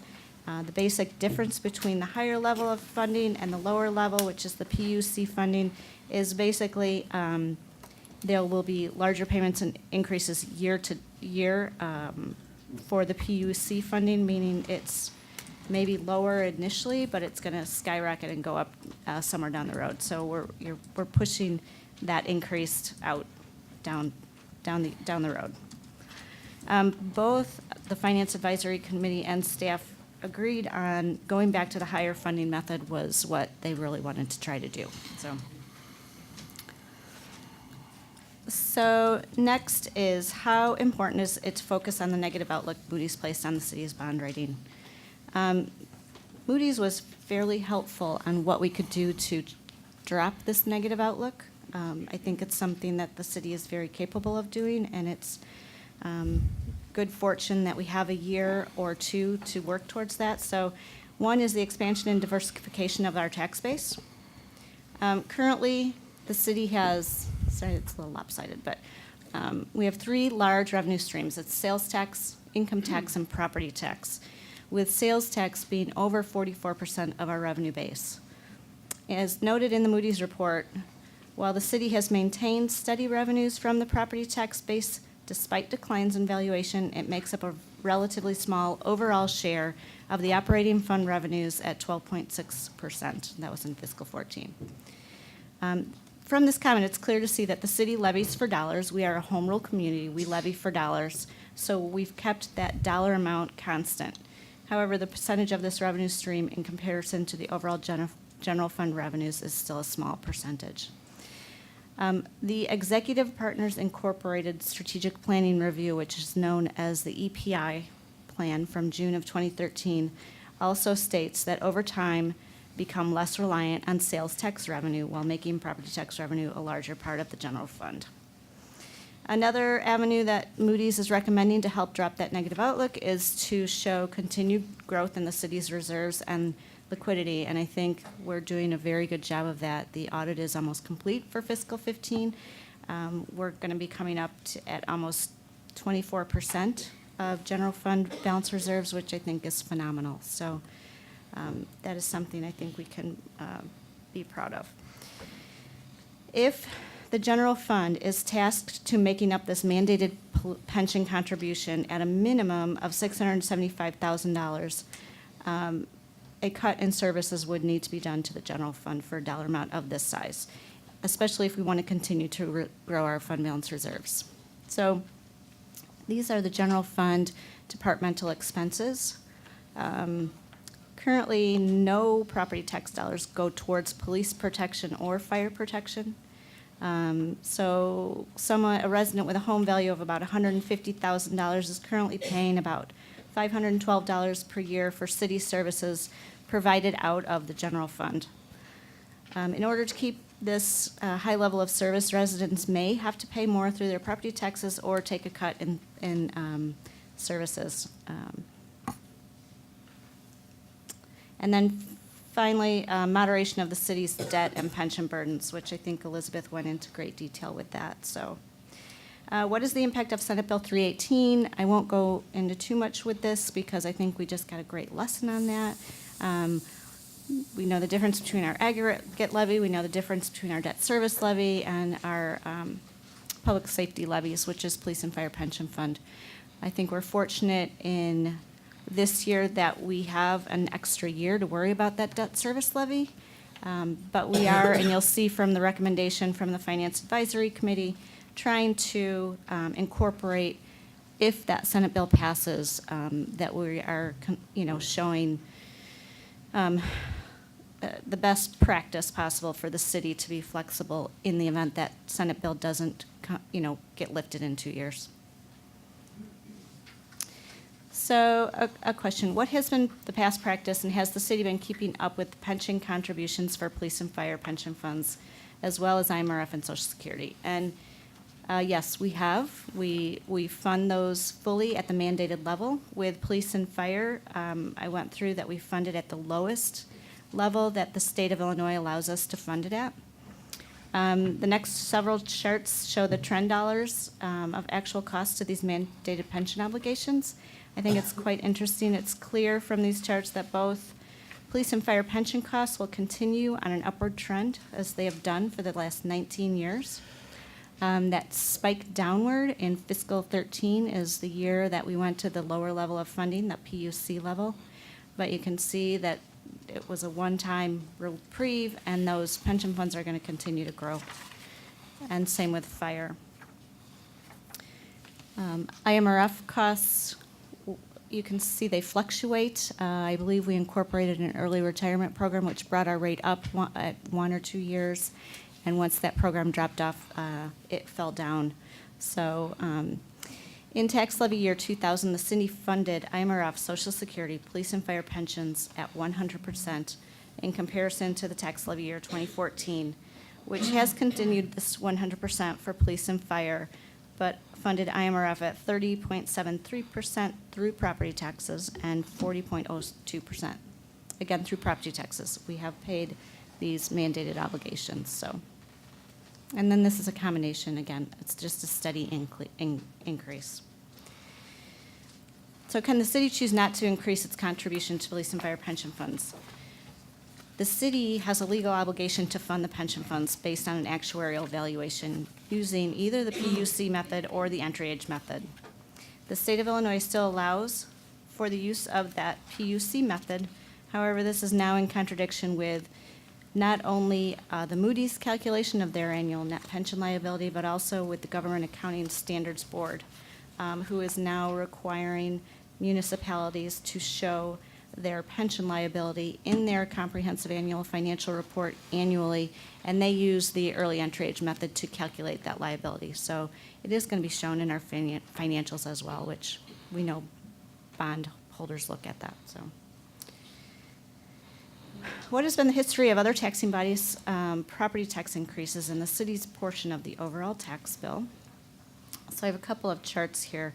But for the past 10 years, the city's share of the total tax levy pie has gone from 7.21% in levy year 2006 to 7.02% in levy year 2014. There are 10 taxing districts in the city of DeKalb, and while 9 out of the 10 taxing districts' levied amounts have gone up since 2006, only 3 out of the 10 districts have shown an increase in the percentage they receive in comparison to the total. So this is just a chart of the 2006 amounts, 2015 amounts, and then you can see all 10 taxing districts. I did pull the library bonds out of the cities since that is for the library debt, but you can see that our portion has basically stayed steady and dropped slightly. So there were 6 options that were reviewed with the Finance Advisory Committee. I will go through some of these quicker than others because some of them were not even voted upon and they died for lack of a motion. So there's another nice graph of our tax levy. So option 1, this option did not even come up for a vote. I'll let you know what it is. This was kind of that November 7th, or the meeting prior to the estimate. We were trying to do our due diligence with working with Senate Bill 318, as well as worrying about the pension funding and the Moody's rating. So this shows using the entry age normal higher funding method, 100% all in this year, and not abating some of the debt for 2013 B and 2012 A issuances and the 2014 refunding. I'm not really going to discuss that option since it did not even get voted on. So, option 2. This did get voted on by the Finance Advisory Committee. It was voted down 4-1. This option shows the 2015 tax levy using the entry age normal higher method of funding for both pension funds and continuing to abate all debt obligations except for the library. So this is based on the recommendations from the current Moody's bond rating and the EPI study. Again, this got voted down as well. Option 3, again, I think it was very clear that the entire Finance Committee agreed that we should be at least trying to get back towards the higher funding method for the police and fire pension funds. So this was not voted upon at all either. This is going to basically continuing as we are now, using the lower funding method and abating all of our debt. So option 4 shows the 2015 tax levy using the early entry age normal higher method of funding for the police and fire pension funds and continuing to abate all debt obligations except for the library. You'll notice that the increase for this is being shown up in that corporate bucket. However, the full expense for fire and police pension will be shown, and it will be shown in the police department and then the fire department, as well as the 2 pension fund budgets. The full obligation would go to the pension funds. And this is to address Senate Bill 318. If it passes, it gives the city some flexibility with their base aggregate levy to be able to increase it a little higher with the CPI if we fall under the tax cap calculation. I'm sorry, I didn't write what this was voted on. This also, option 4 died. It did not receive a second. So I went to option 6 because option 5 was the recommendation. Option 6 was also not voted on. This is completely just using the PUC funding method, but putting it up in that corporate bucket. So we went to option 5. This came from the Finance Advisory Committee recommending that we phase back into the early entry age. Do we really have to go all in 1 year? And no, we wouldn't have to. As long as we're funding at the very minimum at the PUC method, we could phase back into that higher level of funding. So the difference between the 2 funding methods was about $296,000 divided by 2. If you add that to the PUC dollars, comes up to $824,107, which is what option 5 is showing. That entire increase, again, would go to the police and fire pension funding in hopes to look at that Moody's rating and helps to address the Moody's rating. The increases in the corporate bucket, so it increases the city's aggregate levy, which becomes their base levy in 2015, in the event that that bill passes and it's not lifted in 2 years, which is what I'm hearing. And this passed the Finance Committee 4-1.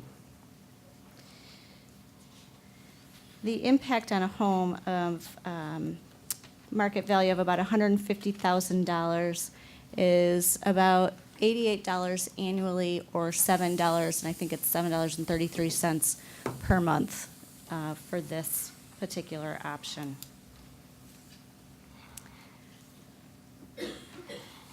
This next option, and I know this is going to be discussed with the library presentation, but the city was informed on November, well, actually today it was official that the library was going to change their levy request. We received a levy request from the library board on November 12th, which was to hold their levy flat, and that is what I had sent into the Truth and Taxation notification.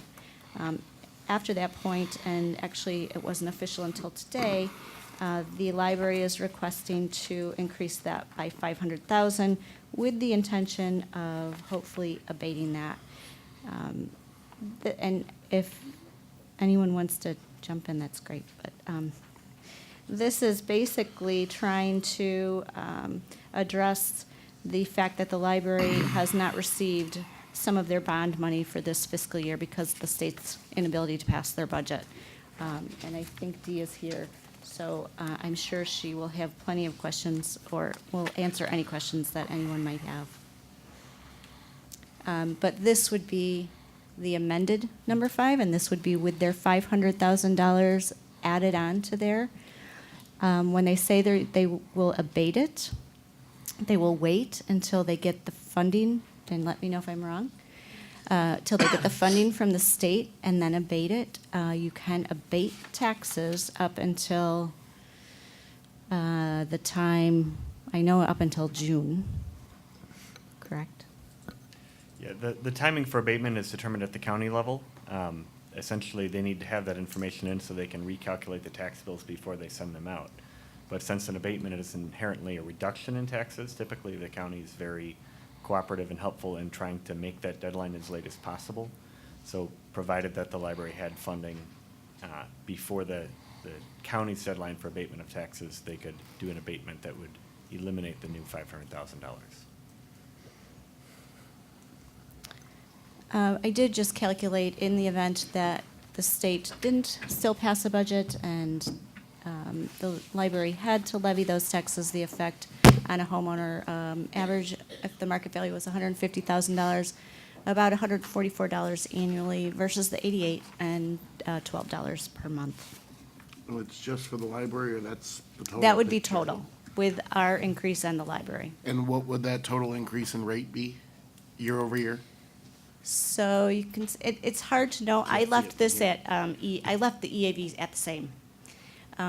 So I still don't have an estimated final EAV from the county. I was hoping to see it today.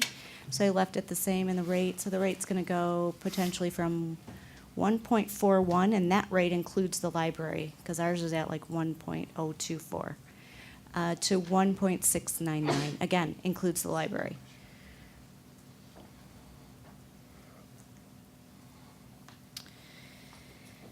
So I just want to reiterate a couple things, and I can't see that far. EAV times rate equals the dollars. The dollars have remaining flat from FY15 to FY16. The rate is still increased due to the decrease in the EAV. The city has held their dollars flat for the last 4 years. However, that rate has gone up because the EAV is going down.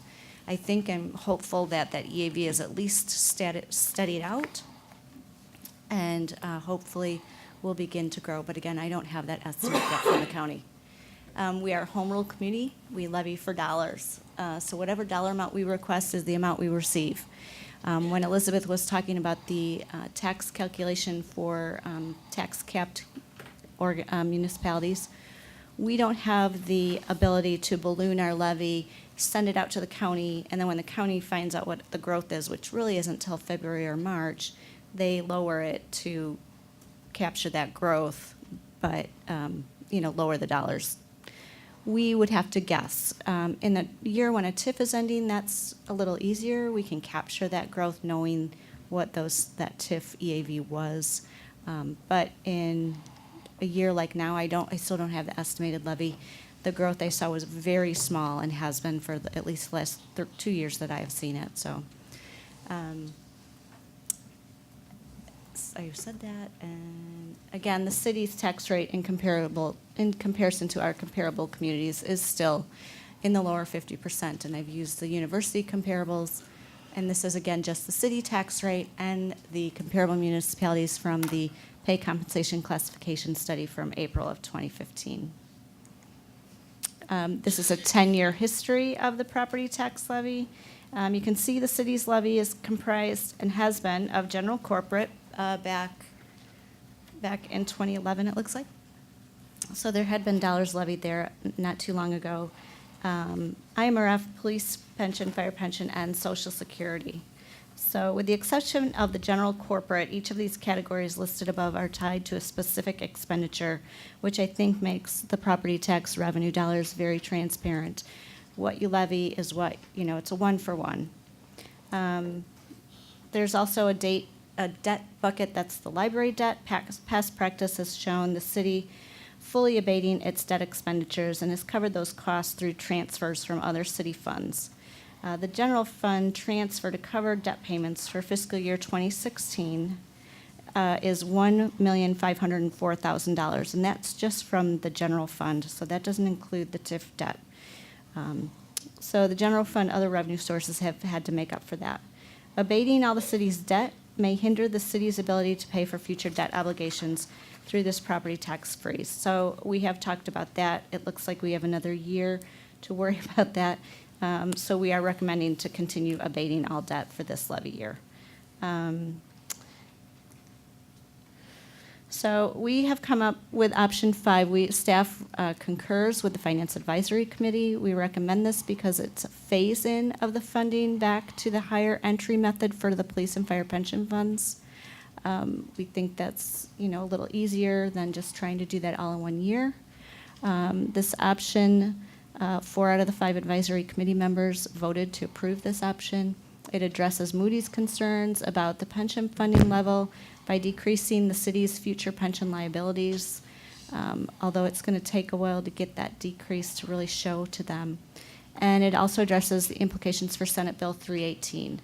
It should be noted that the entire increase, again, would be allocated to fund both the police and fire pension fund obligations. Option 5, again, would be about $88 annually or $7.33 monthly for an average home value homeowner of $150,000. And I think that's all I have. I do have Elizabeth here. She would be happy to answer any questions if you have any for her. She is probably leaving after the public hearing, but if you need her to stay, I'm sure she could stay. Alderman Jacobson. I do have a question for Elizabeth. Actually, that's why I ran out during Cal. I wanted to catch her and not let her leave. I'm sure they're going to make you come to one of the mics. In terms, obviously, looking at the library specifically, we got that information today.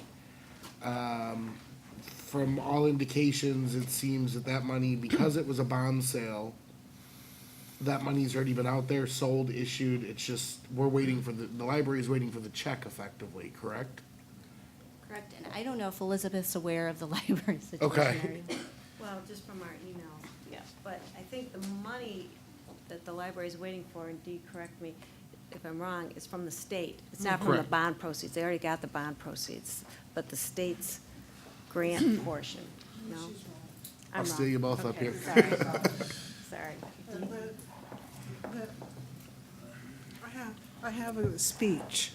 Shall I give my speech first? I think it'll cover that. I'm sure it's coming up later. I wanted to catch Elizabeth. Right. while she's- She'll stay. I'd like to ask for that to come up later. Yeah. Okay, at the your- let me be specific. The state sold the bonds. 11.6 million of Okay. that is in a contract to us. We have received 7 million of it. 4.5 is still sitting in the state coffers Waiting for to be, the check, when Rauner and Madigan start budget negotiations and have a budget, then that money has to be reappropriated in this fiscal year's budget. And so, but the essential part, the bonds are sold, the money is there. In terms of that, Elizabeth, my question was, and again, my first reaction when I saw the library issue pop up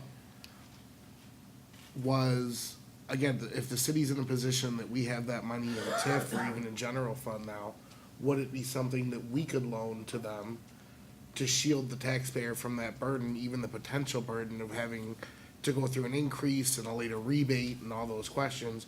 Could we act as the lender in that case? That's why, obviously, you're much more versed in TIF than certainly I am, and figured I'd ask you that question. Well, and I'm going to kind of look at Dean as the city's attorney, because I think that's, I mean, the legal opinion is what you need on that. I think, can you do it? Yes, but legally, is it possible? We would have to look at what mechanisms would be available for that. At the end of the day, between the various funding sources that the city has, there would most likely be a way of doing that. If you did that, you would not have the revenue source available in the event that the state did not come through with the funds. We are all assuming that, as Dee had indicated, the bonds have been sold and the proceeds are there. The state has also, though, been actively trying to find revenue sources to convert for state use. Mhm. So if the state did not reappropriate those funds in this fiscal year's budget, then there wouldn't be a funding source to repay the city. Alderman Baker. Since the door's been kicked open, Dave, I don't believe for 1 second that we have a fiduciary responsibility to do anything but assume that money might not ever come. And if we create a way to fill that gap, the state, while they're looking through trying to decide who has the most need, they'll probably skip over us, in my personal opinion. And the only thing we can do is to put it back on Dee Coover and the library to come forward with what they promised when I was on the council and this originally started, and that was the 6 to 9 million in private donations that were pledged, that they've received 2.1 to 2.3 towards the $3 million that the local banks have already loaned. So we either got to put the local banks on the hook for the other 4.5 million, which if they want to do that, that's fine, but I think they're looking for us to guarantee to the local banks that 4.5 million. And if we solve this problem, that shouldn't be our problem. The library, I believe, should have figured this out, that this could happen, and gone out and gotten those private pledges before they started. That's what I heard that they were going to do. They came right here to the council and told us that at the time. That's the history. This was very predictable that they would come to us and ask us to fill this gap. And in an indirect way, we're being asked to fill the gap that was promised we'd never have to deal with. And if we hadn't been promised that, it probably never would have gone through in the first place. Other questions of Kathy at this point? Get to that point. Okay. Let me turn to public comment then, with the public hearing open. Ron Naylor.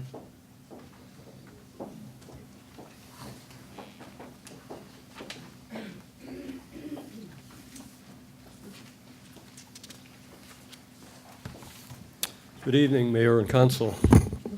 I don't envy you by any point up there. In the 8 years I served on the council there, I was always amazed that when it comes to public hearing times, and particularly on the budget and on tax levies, stuff like this here, that there was so little, if hardly any, input at that point in time on it yet.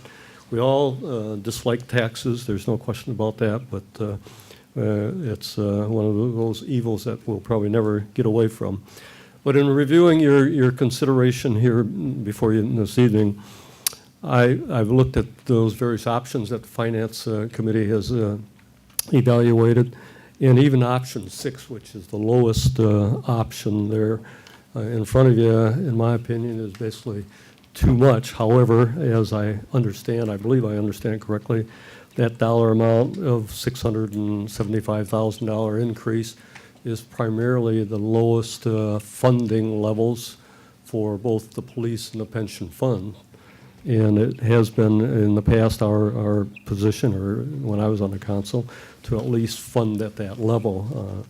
So I don't know how we'd get around that at all, but I would encourage the council to basically stick with that approach to funding it, despite wanting to move on up to a little higher funding. I would say to plan to make that move up to that entry age normal method of calculating the actuarials, to phase that in over maybe a couple, 2-3 years instead of in one jump. That's another $150,000 or $175,000 in addition to the $675,000. Ron, option 5 does phase that in over 2 years. I didn't pick that up in the backup, if that's Correct, what it Kathy. is spoken of. But even if it does, I would say that it should be extended out over a little longer period of time. The pension issues, of course, didn't come to us overnight by any means. It's been growing and growing for over the number of years. And the solution, I think, should be spread out a little further to give the taxpayers out there a little better break. I know we talk about the city's tax levy being minuscule compared to many others out there, but you also have to keep in mind, at least in my opinion, that the city has a lot of flexibility in the way that they can generate revenue versus what many of those other taxing districts out there are limited to basically one or two methods of revenue sources, basically, and primarily the school district, which is the biggest gorilla out there. They basically just have the one method to generate revenue, and that's through the real estate tax, and then have to rely upon the state on coming through on some of their promises on it. But whereas the city has, I guess, many sources of revenue that they can draw upon. So I would encourage the council to continue to try and hold the line as much as possible, and to reconsider and to take a look at that option 6. Senate Bill 318, yes, I think that is definitely a concern, but I would, in my opinion, basically wait and see what truly does happen. I don't really see at this point in time within this year that something like that is going to be a part of the resolution down in Springfield at this point in time, and that if it is, then there will be other ways that I believe that we could solve that issue and our funds and funding that we are needed on. But my position would be stay with option 6. Thank you. Thank you, Ron. Dee Cooper?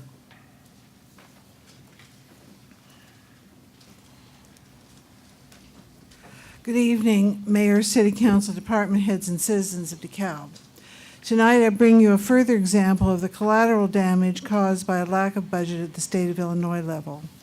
The DeKalb Public Library Board of Trustees, all 9 citizens of DeKalb, have kept the operating budget exactly the same for the last 6 years. The staff, over 90% of whom live in the city of DeKalb, as I do, and Board of Trustees have exercised this discipline because our big picture was to bring literacy to the whole community, and we are conscious of the added burden of paying the bonds that were raised on our behalf. We pay those taxes too. Even with construction nearing completion, we have kept the dollar operating amount the same for 6 years. Our project is on budget and on schedule. In a few minutes, I will present the verbal portion of the annual report, and you will see the new construction. But this remarkable stewardship has been dealt a blow by the state. Several years ago, the state sold $50 million worth of bonds for public libraries. In a highly competitive grant writing process, the DeKalb Public Library received the largest amount ever given to a public library in Illinois, $11.6 million. We have received $7 million of that money. We have to file quarterly financial and narrative reports, which are audited by the state on a quarterly basis. Every change order over $10,000 has to be approved by the state. Every dollar is tracked. As of July the 1st, the remaining $4.5 million from the state is being held up because it must be reappropriated. In September, we received a letter acknowledging the contract and that sum that was due to us this fiscal year. The library has contacted our state representative, our senator, the Illinois State Library, sometimes on multiple occasions. As late as 9 o'clock this morning, I had a conversation with the executive director of the Illinois State Library, who said that this situation is beyond bizarre. Every one of those entities has said the money cannot be released until there is a budget. In a nutshell, the bonds have been sold. This is not capital development money. The money is there. The money needs to be appropriated in the current budget. We have a contract with the state signed by us and the state. Next, we intended to enter into a closed-end line of credit with the local banks so that we did not incur mothballing costs. However, Senate Bill 318 has now brought us to this new predicament. We must ask you to approve this temporary raise in taxes to be abated when the check comes from the state. When will that be? Well, if Rauner and Madigan have a productive meeting in December, it could be very soon, and we would never have to take the step. The board unanimously agreed that we are caught as collateral damage in this dysfunction at the state level. To one correction to Alderman Baker, our private philanthropy was always at $3 million. That was in the state grant that we submitted, and we have raised $2.3 million of that with an anticipated closing of the debt of the philanthropy level at by January the 1st. Are there any questions, comments, or commiserations? The Board of Trustees is here, as well as our owner's representative, Graham Harwood, to answer any questions. I believe that discussion will be entertained later in the Okay. meeting on the tax Okay. levy. Sure. At Okay. this point, we're in the public hearing. Oh, sure. Okay, thank you. Thank you. Mac McIntyre?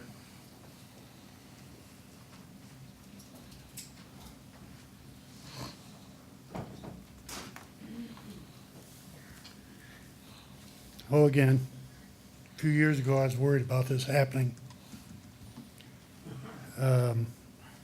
because I've seen it happen. I saw it happen to the Sycamore Library and saw it happen to Hinckley Schools. And you probably should wait till you have a check.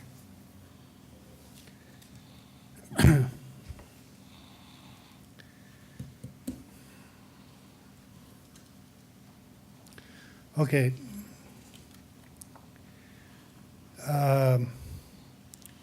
You've got big challenge in front of you with the property tax levy. And one thing that has got to happen now, at least for the future, is maybe you need to buy into Moody's recommendation that return on investment is at 4.3%, rather than the 7.5% that was sold to you, not to you. You guys are off the hook, except for maybe Dave Baker and Dave Jacobson, because you guys are all fairly new. Who gets a 7.5% return? And yet defined benefits were calculated on a 7.5% return. That's why you're having to raise the property tax, because you're not going to reach those kind of returns. So in future negotiations then, maybe the time to start is now and be realistic on returns, especially when you've got a state constitution guaranteeing taxes are going to make up any difference in the loss of those returns. That's what home rule is supposed to be all about. That's the flexibility that you guys should have.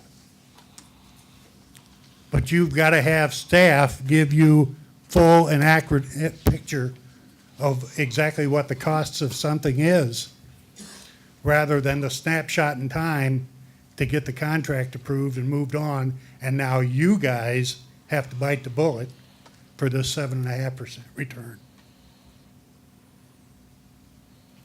We can do better, and we've got to do better, because I don't know, when you hold up those comparables of other communities, they all seem to suggest that we need to pay more, because all these other communities do. And then when someone points out that our median income is significantly lower than all those other communities, median income of your constituents, then it's pointed out that, well, we're a college town, that's why our numbers look lower. Then you look at EAB, and you see that our EAB is significantly lower than those comparable cities. Well, that's because so much of our property is owned by government institutions. Always an excuse. The people who live here can't afford these increases. You take a small slice out of the property tax dollar. But I heard that the school district's gonna have a meeting at the police station to talk about the damage that's being done with the projections on $60 million a year in new construction every year for 23 years on that boondoggle that was sold. And so everybody's gonna be looking at a tremendous jump in their property taxes because of that. That's why I suggest, and not for the appointed administrators to get together, but for the elected officials from all these boards to get together and make sure that you're doing everything and catching all the total picture of what the costs are. Because there's always that surprise. And here we are now, today, we need another $500,000. Today. That's, the public, we get notified of this on Thursdays. That wasn't included to us. Today. Thank you, Matt. Bessie Chronopoulos.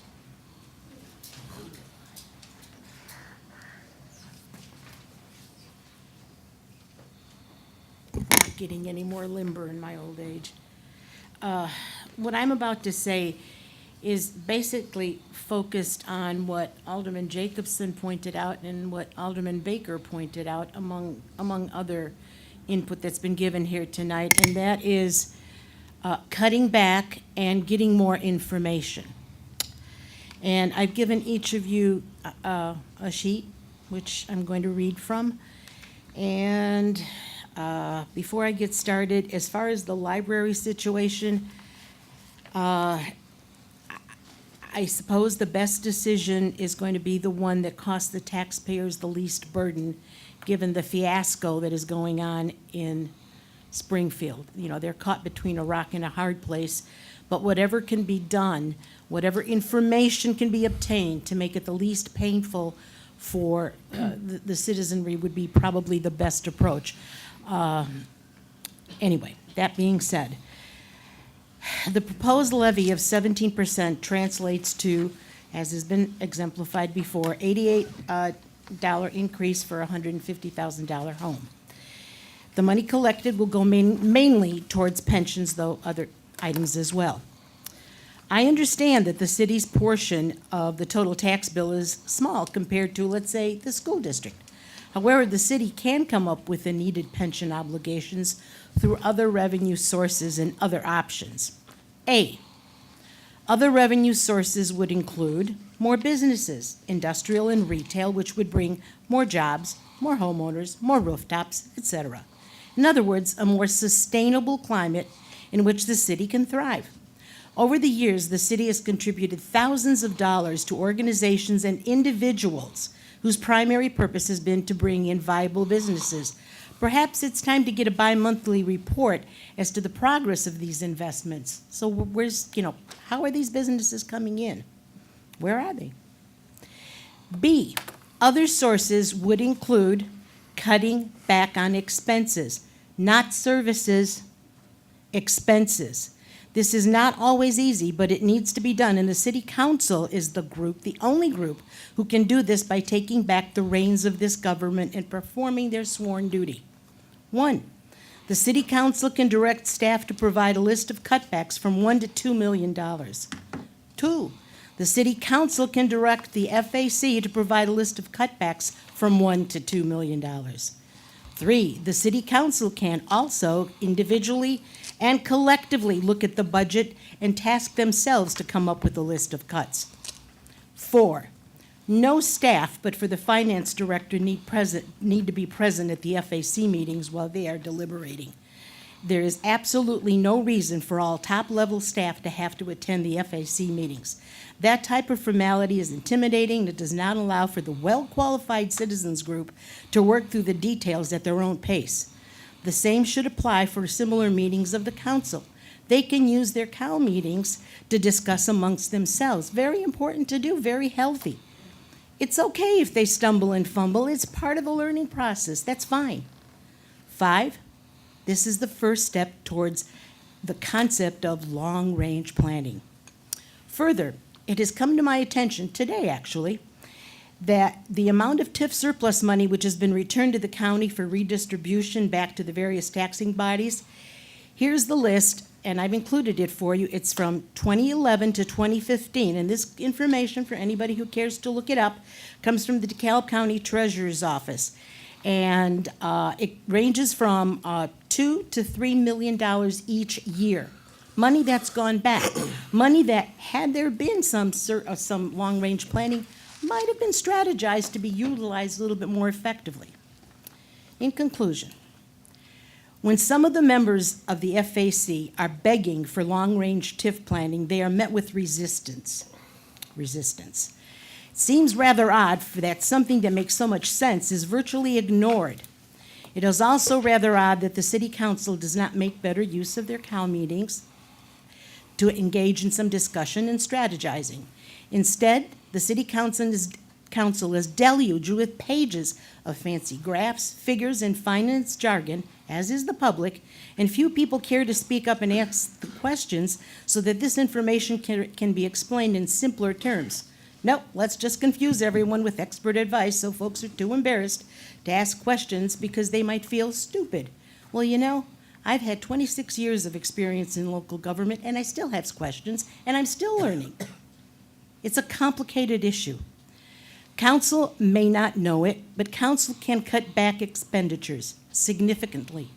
Council can zero fund positions. Council can require weekly briefs on the progress of certain projects. No bells and whistles, a simple flow chart that can be posted in the city hall and added to over time.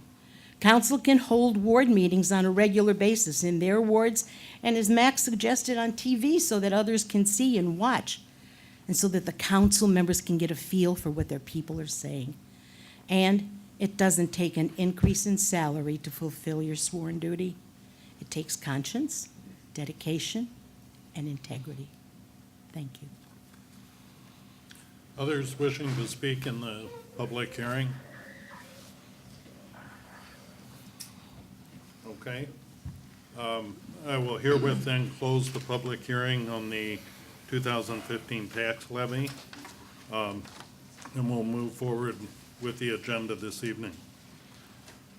Our initial item under special items is Proudly DeKalb. I'll call on Jennifer Ellen DeVito to come forward, and my understanding is Ellen will be speaking to IHSA commercial and Proudly DeKalb video.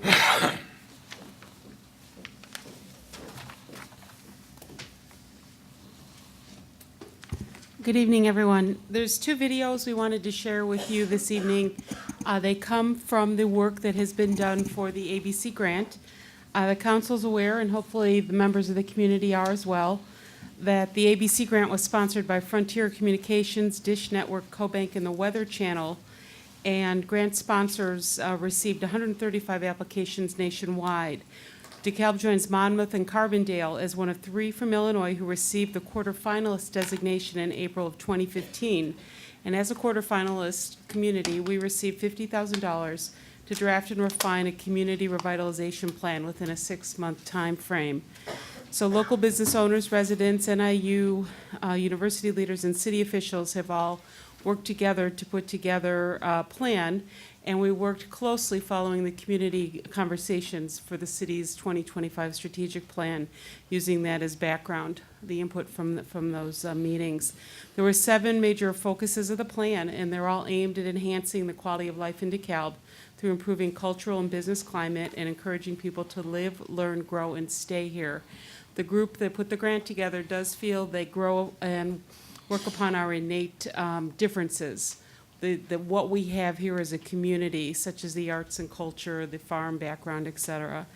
So our second application and plan was submitted to the grant committee on November 6th, and we'll learn in January who the 8 finalists are. Those 8 finalists will receive another $100,000 to continue implementation of plans, and then finalists will be eligible to win $1, $2, or $3 million. So this following video by OC ImageWorks is a visual representation of the revitalization plan and does a great job of showing why we should all be proudly DeKalb. It highlights the 7 projects chosen. One is a virtual business incubator, and that would be the first step towards a formal business incubator. A second would be a co-working space, which is a place for businesses to network and grow. It takes people from home-based one step further and often gets them to the step where they have a physical bricks and mortar. It references a arts, culture, and entertainment corridor. This movement's already underway with the newly formed Arts Council, and it recognizes all the arts venues already existing, but seeks to brand them and band them together. It mentions a food hub. Dan Kenny and DeKalb Community Gardens have been working on this for a while. Smart Space Learning Center, and then marketing and branding of the city, and then looking at knitting together all the leadership development programs in the community. It's really important for a community to grow its own replacements, community leaders, and to reach into the next generation and seek leaders to come forward and help build the community. So if Jeff could cue up the first video, we'll look at that.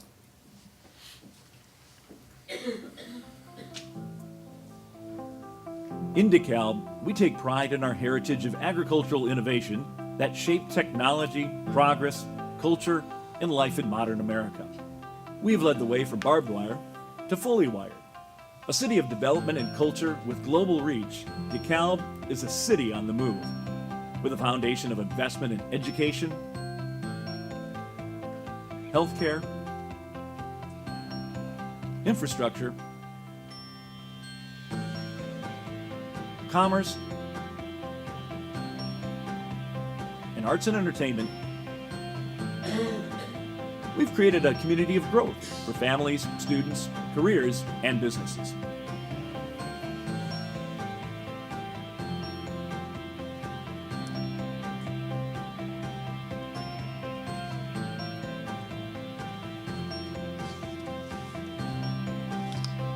This kind of progress has produced a new form of modern community. We'll have a new city business model with a new city brand and a community-wide leadership development. We're expanding to low-carbon industries such as higher education with a Smart Space Learning Center. We're growing our community lifestyle with a downtown arts, culture, and entertainment district and a new food hub. And we're working toward high-tech incubator and co-working spaces that serve to accelerate small business development. DeKalb is on target to attract new, long-term residents and businesses. We're proud to be one of America's best communities. DeKalb is our city, and this is our vision. We are proudly DeKalb.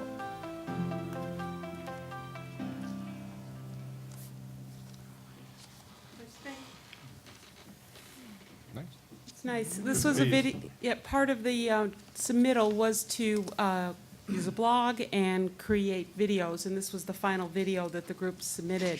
I see here with us Dee was amongst those who helped write, Cohen Barnes, the mayor.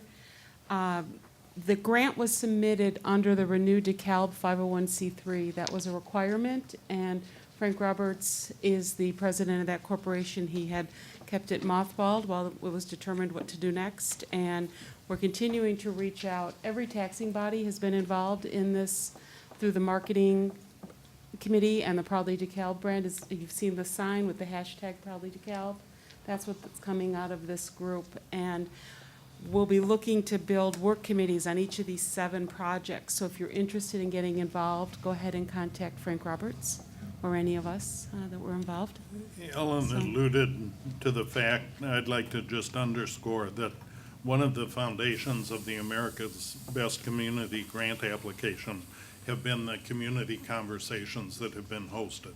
And I've been very impressed with the congruity, the consistency in that America's Best Community Grant application and the strategic plan that we saw for the city earlier this evening. Yeah, they really meshed and they came up from different areas of the community, Yeah.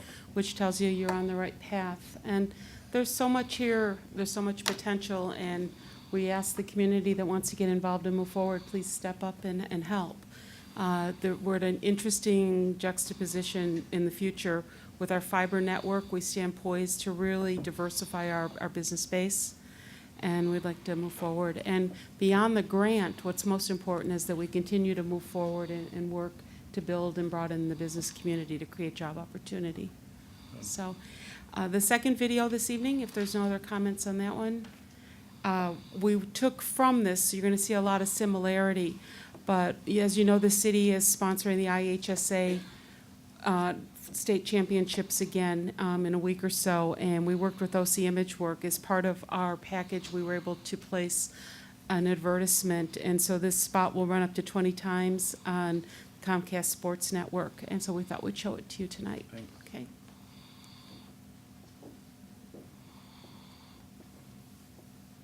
To be one of America's best communities, and with more than $500 million in recent investments in education, healthcare, infrastructure, commerce, and arts and entertainment, it's clear that DeKalb is a city on the move. We've created a community for families, students, and careers to thrive, and that's good for business. Come to play, learn, grow, and stay. Come find out why we are proudly DeKalb. Very good. Thank you, Ellen. Okay, moving to our next item, Yards of Distinction Award for October 2015. I'd like to acknowledge John and Rita Jacobson. Are they present this evening? Not seeing them here, I would just like to acknowledge they've been recognized for outstanding dedication to neighborhood beautification at their home in the city of DeKalb. So thank you, John and Rita, for that effort. Was that Johnson or Jacobson? I was, Jacobson. Johnson. in my backup it says Johnson. That's what I'm trying to get it straight. The certificate reads Jacobson. We'll verify the name. Pardon? We'll verify the name after the Okay. meeting. Okay. We could give it out next meeting if we need to change it. I'll just scratch the name out of school. I assume the address is correct, but John and Rita, thank you. DeKalb Library Annual Report by Dee Cooper. Dee?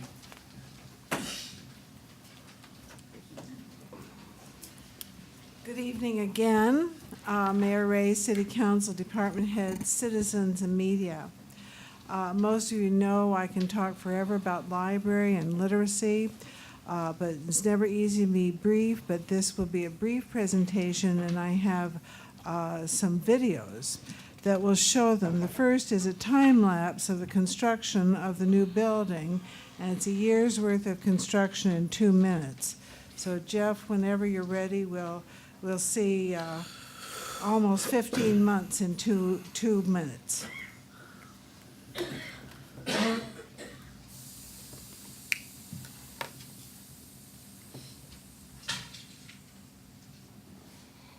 watch quickly for Corn Fest later.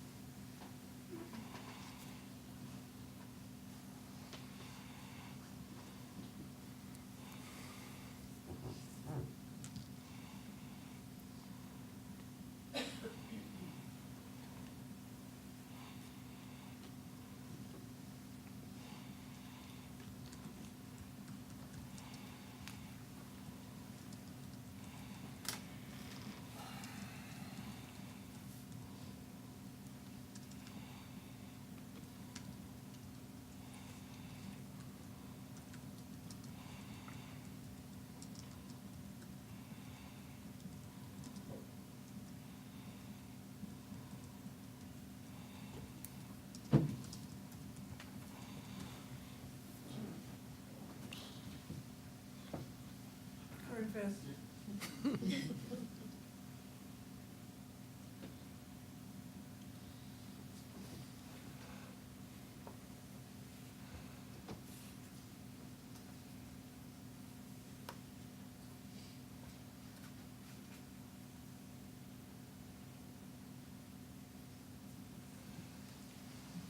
That's it. Yeah, it's very cool. So the question that we have spent years asking ourselves and the public is why libraries? And more specifically, why this library? It's not a simple question. There aren't any simple answers. But there's a short answer, accessibility. Not only accessibility, but equity of access to the world. But how does the library provide this? Over 1,000 people a day come through our doors. And that's where the complexity comes in. So we have a few categories that demonstrate equality of access. The first one is handicapped accessibility. And so Jeff, the Thomas video, Michael Thomas, the father in this family, is on the city's Disability Commission.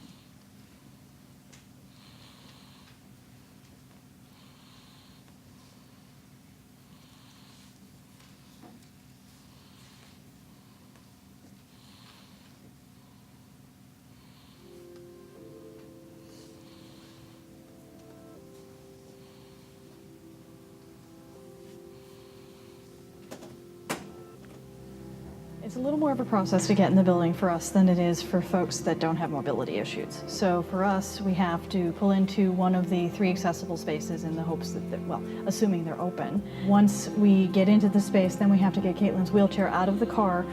Depending upon which part of the library we want to go to, we have to use a different entrance. So if we want to come to the adult section, we have to go around to one side of the building. And if we want to go to the children's section, we have to leave the building, go back down the ramp and around to the other side of the building to take Caitlin down to the children's section, which means going back outside. So it's a bit more of a process. If we want to go down to the fiction room, we have to go to the front desk, get a member of the staff to get the key for the lift that brings Caitlin down to the fiction room.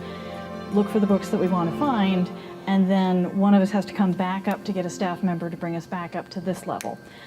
If we want nonfiction of any kind, that's upstairs. There's no way we can go up there as a family. One of us has to go and the other one of us has to stay with Caitlin because there's literally no access other than stairs. I want our library to be a place without any barriers, where we're just another family, where we don't feel like we have to have different treatment because our daughter uses a chair. We want to see it have a space that is worthy of the staff and the dedication and the town, because the town has grown and the library has not. And they've been fit to burst in for, a couple of decades now. So to be able to have the space to have the collections that serve the population that we have as opposed to the population we had 20 years ago, and to have the ability to have all of our citizens access it in exactly the same way is huge. So that is the Thomas family, and there are many other people who have invisible handicaps. In order for our materials, our information to be truly accessible to be all, there of course has to be first no physical barriers. This means elevators, ramps, computer monitors tailored to those with visual impairments, and outreach to the homebound. Our current building meets some of these requirements. Our new building will address them all. The next video is a young man. He's a student at DeKalb High School, and he has, I think, a very compelling story to tell about what the library has done for him. So this is Xavier.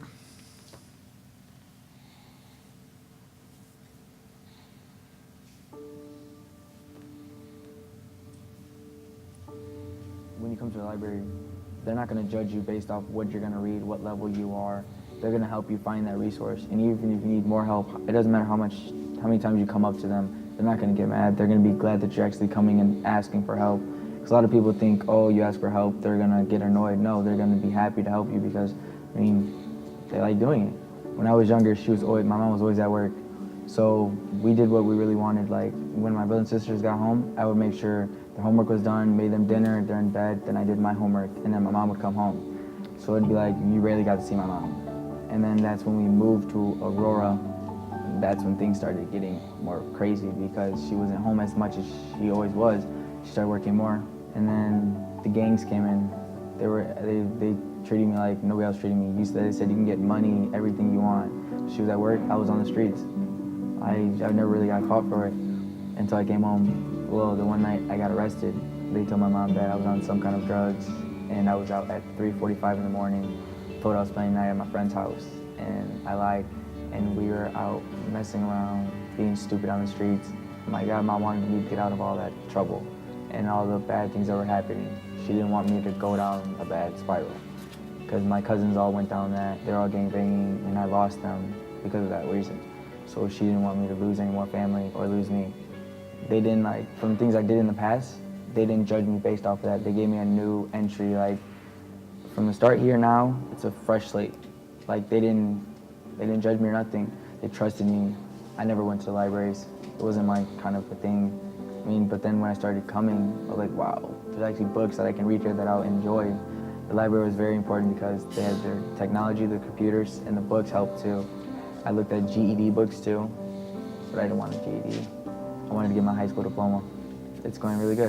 They let me into the high school, but they started me off as a freshman. They wouldn't accept my credits for homeschooling, so I'm going as a freshman, and then I'm going to do summer school and try to build all my credits back up so I can graduate on time to where I'm supposed to be at. Without this library, I don't know where I would be. I mean, I'd probably still be in Aurora, gangbanging, doing drugs, messing around with a whole bunch of girls still, and not getting a future.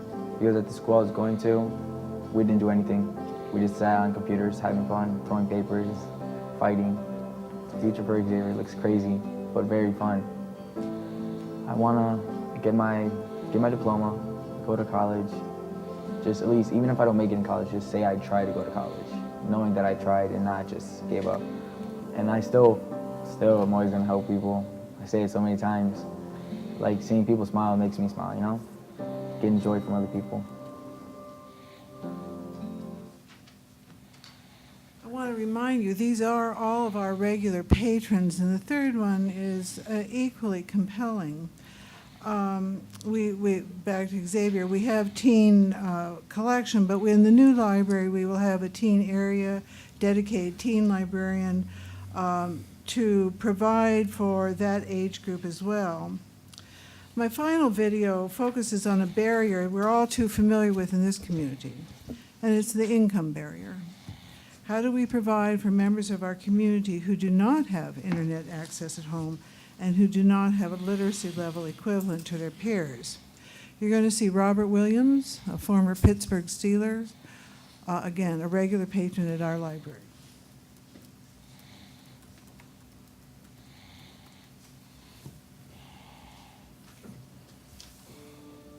Well, this place is the one place you become enriched.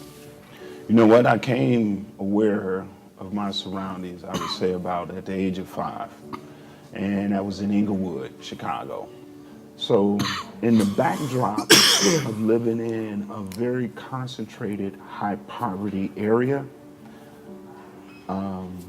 reading, the library, that offset what you see in a place that some individuals may not have an outlook further than right here in that moment.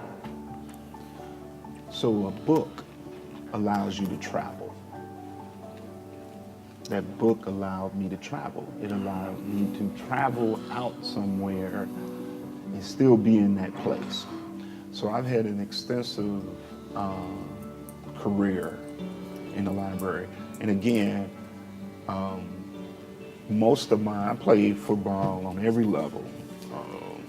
Street football, where we all played, flag football.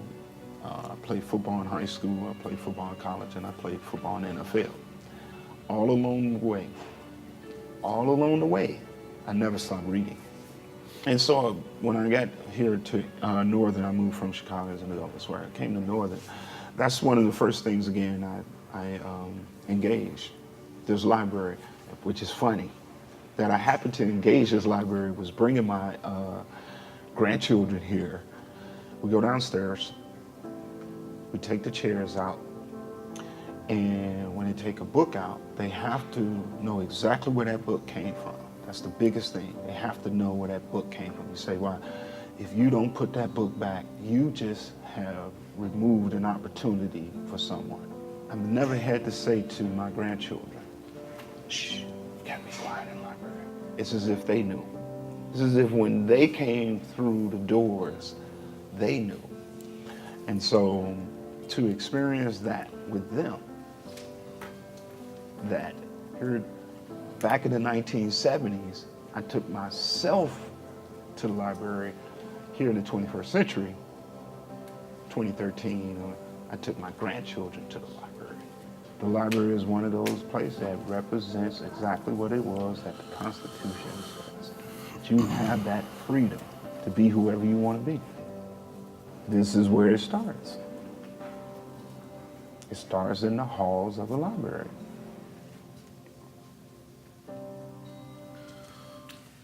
So our patrons speak more eloquently than I do, but let me just, finish this up.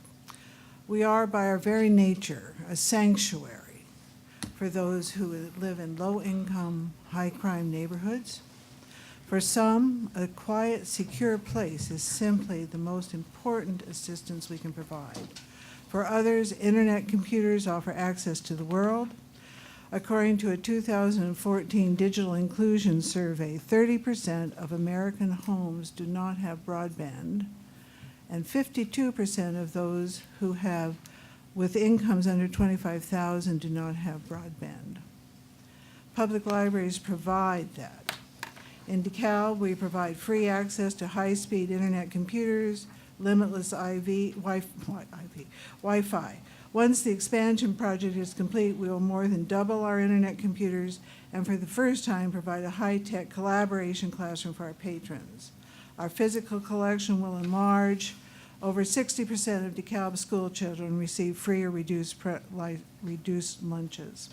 We offer free materials, programs, and services in their world full of bills and monetary demands.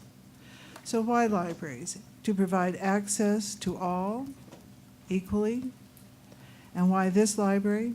This library has stood for 85 years in the same building, meant to meet the needs of an original community of 8,000. We are now a community of 46,000. When it was built, people had no idea where technology would take them, and this community is now getting a modern library that will provide access to all. The first phase of our project is nearly done. On Monday, December 7th, we will close our doors.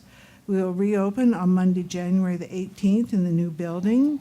We'll be giving tours while we're closed, so everybody please call the library to request a tour, and we're more than happy to show you around.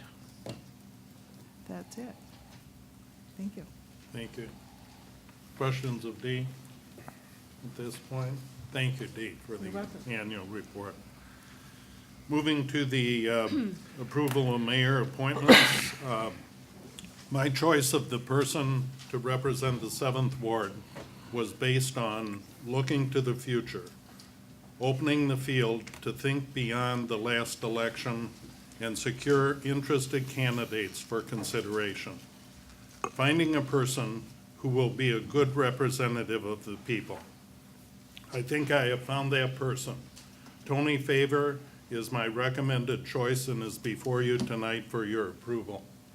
My recommendation of a person to represent Ward 7 is made from a field of 4 candidates brought to my attention by their applications of interest. All have been encouraged and supported by neighbors.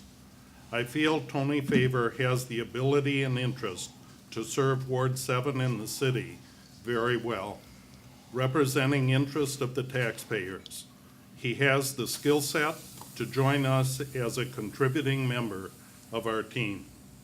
Tony is a lifelong resident of DeKalb.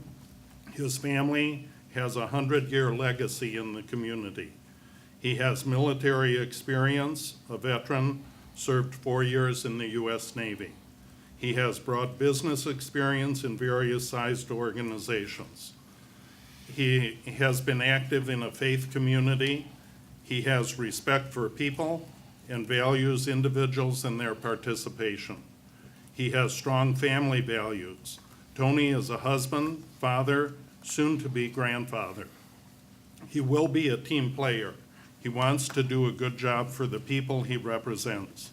He is sincere, conscientious, wanting to represent Ward 7 and the entire city. Tony brings the following strengths. He is disciplined. He supports good government. He is community-minded. He will be a representative of all the people. He is thoughtful. He places value on gathering facts and opinions. He sees value of planning our future as a 21st century city. We set priorities in all our lives. Tony has focused on family and profession and community relationships. He's ready to focus on community service.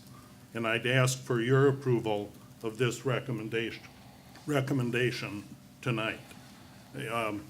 Is there a motion to approve the appointment of Tony Favor to the Ward 7 seat on council? So moved. It's been moved by Alderman Fanouken. Is there a second? Second. Seconded by Alderman Baker. Questions or discussion? I'll ask for a roll call. Fanouken, Yes. Markort, Yes. Snow, Yes. Noriko, Yes. Baker, Yes. Jacobson, Yes. Ray, Yes, 7 yes. thank you. Congratulations, Tony. And Tony will be scheduling time with city staff to orient to the role and will be formally seated at the December 14th, sworn in and seated at the December 14th city council meeting. Thank you. Public participation. Do we have anyone wishing to speak to items that aren't on the regular agenda at this point? Seeing none, I'll move on to our agenda, reaching the consent agenda. We have before us the consent agenda. Are there any items council members wish to remove from consent? Hearing none, I'll ask for a roll call to approve the consent agenda as it's before us. So moved. Moved by Alderman Noriko. Is there a second? Second. Seconded by Alderman Fanouken. I'll ask for a roll call. Markort, Yes. Snow, Yes. Noriko, Yes. Baker, Yes. Jacobson, Yes. Fanouken, Yes. Ray, Yes, 7 yes. thank you. And then I would entertain a motion to approve the items on the consent agenda. So moved. Moved by Alderman Snow. Is there a second? Second. Seconded by Alderman Fanouken. Roll call. Snow, Yes. Noriko, Yes. Baker, Yes. Jacobson, Yes. Fanouken, Yes. Markwart, Yes. Ray, Yes. 7 yes. Thank you. Moving next to Resolution 2015-124, authorizing a side letter to the collective bargaining agreement with the American Federation of State, County, and Municipal Employees, AFSCME, Local 813, regarding the insurance plan options effective January 1, 2016. Do I have a motion to approve the resolution? Moved. Moved by Alderman Markwart. Is there a second? Second. Seconded by Alderman Noriko. I will turn to Assistant City Manager Patty Hoppenstedt. Thank you, Mayor. The city and AFSCME Local 813 have agreed to a side letter regarding insurance plan options for all AFSCME bargaining unit members that would be effective January 1st, 2016, subject to council approval. The city and AFSCME have a joint interest in providing competitive and cost-effective insurance options to employees. The insurance options that will be offered to the AFSCME bargaining unit members effective January 1st include a PPO plan, an HMO plan, a high-deductible health plan with a health savings account, dental plan, optional vision insurance program, and optional supplemental life insurance program. Previously, the city only offered a PPO and dental plan. The parties have worked together to provide cost-effective options while still complying with the mandate to provide health insurance. So staff worked collaboratively with AFSCME Local 813 to complete the proposed side letter that you see with your packet.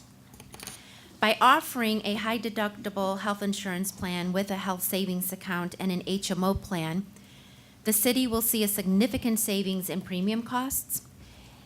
If 5% of city employees change to the new HMO plan or the high-deductible health plan, the city could realize a savings of approximately $41,000 for the year on premium costs. If 10% of the employees change to the new plans, the city could realize a savings of approximately $83,000. And those numbers are conservative.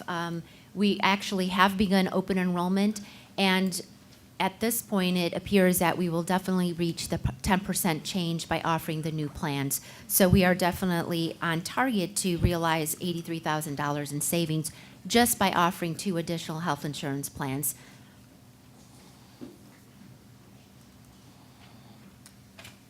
Questions of Patty or discussion?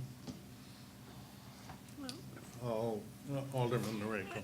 I just wanted to congratulate, Patty and the city staff for, working with the bargaining unit representatives to move forward on this. Many other organizations and companies have moved to offering multiple plans to their employees. And I think this is an example of finding some cost savings. It's hard to tell how much at this point, I recognize, but I appreciate the work. Thank you, Kay. Other comments? Seeing none, I'll ask for a roll call. Noriko, Yes. Baker, Yes. Jacobson, Yes. Fanouken, Yes. Markwart, Yes. Snow, Yes. Ray, Yes. 7 yes. Thank you. Motion carried. Resolution 2015-125, authorizing a side letter to the collective bargaining agreement with the International Association of Firefighters, IAFF, Local 1236, regarding insurance plan options effective January 1, 2016. Is there a motion? So moved. Moved by Alderman Noriko. Is there a second? Second. Seconded by Alderman Snow.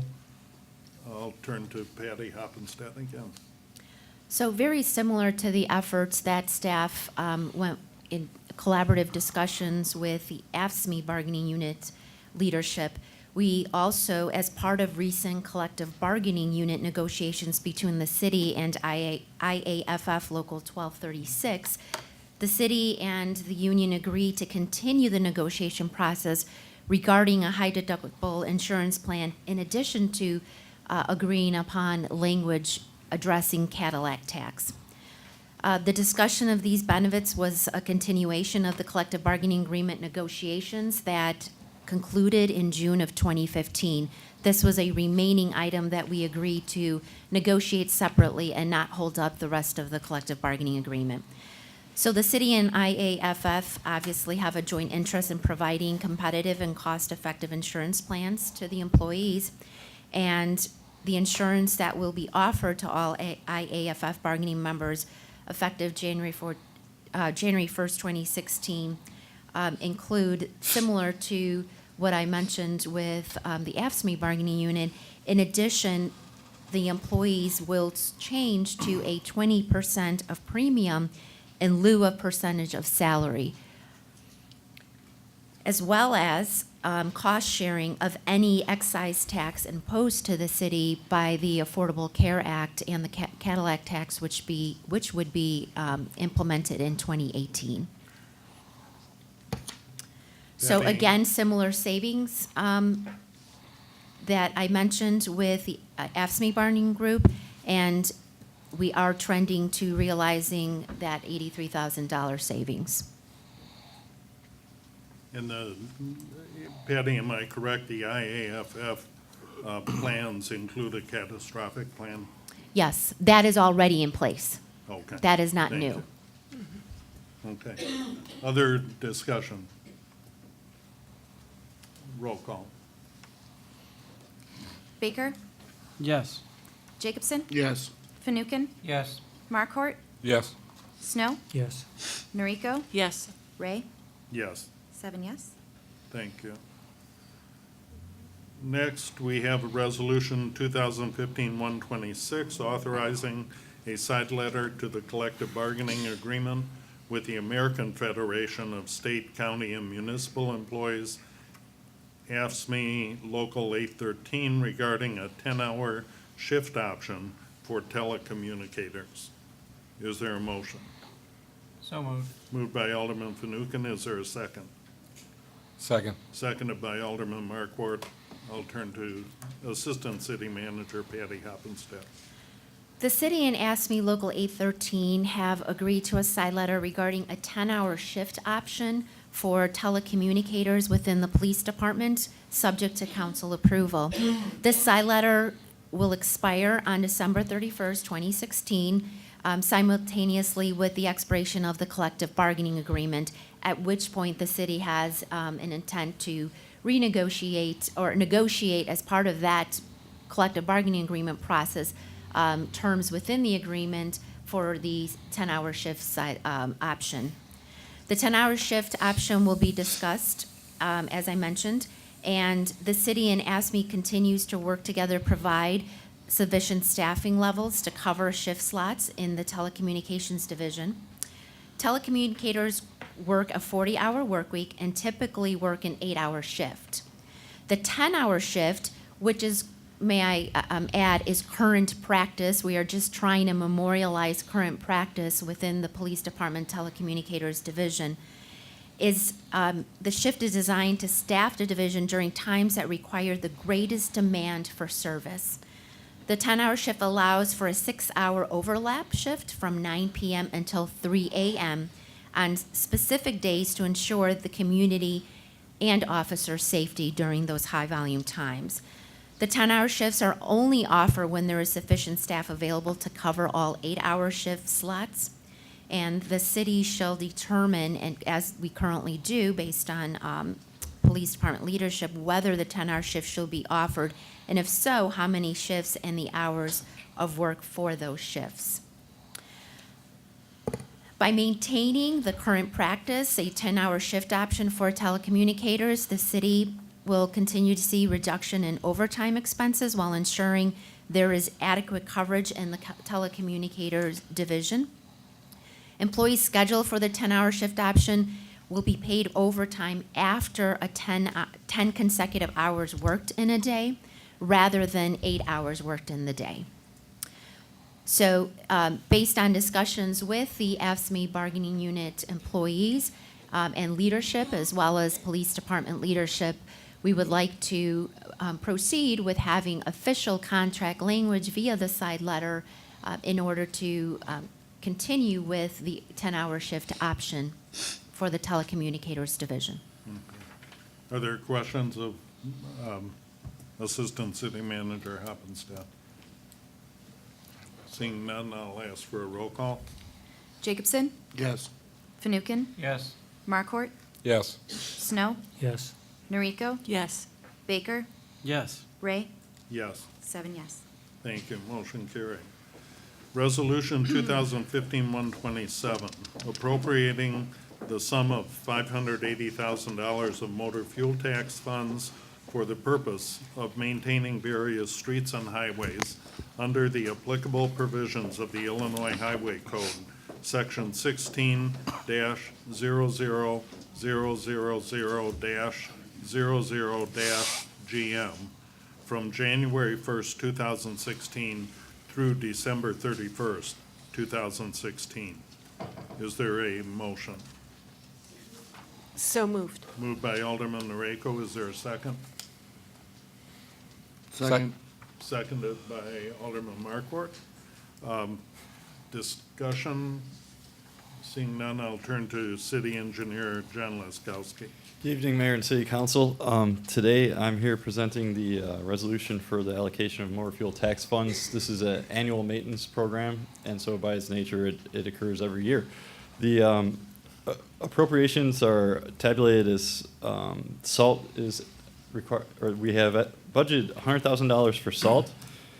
This is the exact same allocation that we've done the last 2 years. The cost of electricity is budgeted at $350,000. And we've done that similarly in the last 2 years. Bridge inspection services, we're budgeting $30,000 this year, and that's an annual program an every other year program. And the state mandates that we inspect our bridges to make sure that they're still able to carry the loads and the traffic across them.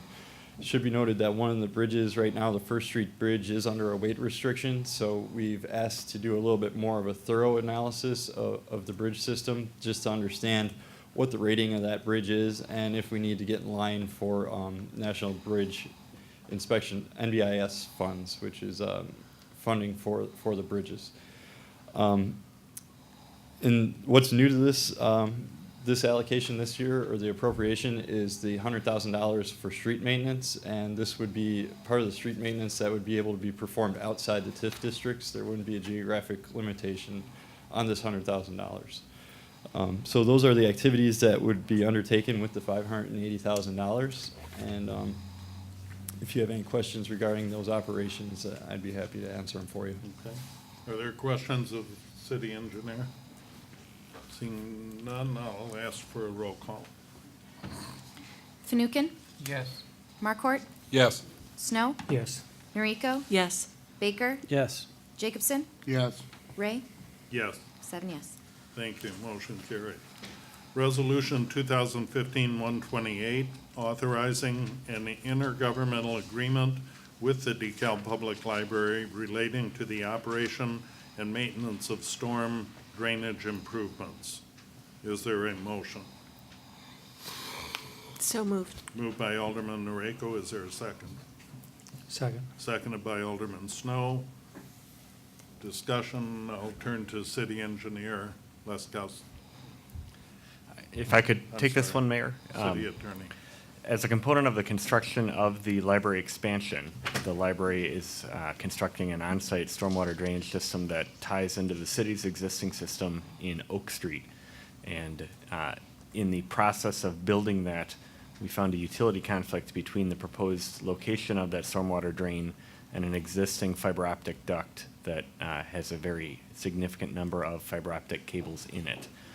In essence, as you might expect, ordinarily a drain just slopes in the direction that it's draining. In this case, that would put it going through the side of that fiber optic duct. And relocating the duct or relocating the drain were deemed to be infeasible because of the cost involved in them. Accordingly, the library has constructed what's known as a siphon system. You can think about it essentially as a sink drain, where the drain comes over, it goes down below the duct, goes underneath it, and then comes back up and drains. So that results in a portion of the system that would retain water But when there's water that comes in one side, just like your sink drain, it will drain out the other side. There's additional maintenance that's associated with that kind of system. It has to be flushed periodically and cleaned to make sure that it doesn't develop sediment in it. The library, as a component of their ongoing maintenance of their building and facilities, have agreed that they would take over the responsibility for ongoing maintenance of this siphon system in exchange for the city agreeing to otherwise accept the public improvements that would be conveyed to the city. So this IGA, that's essentially what it covers. It contemplates the stormwater system is in place and operational. There haven't been any issues with it to date. The library would continue annual maintenance of this portion of the stormwater system to ensure that it remains operational. Thank you. Discussion, questions? Alderman Noriko.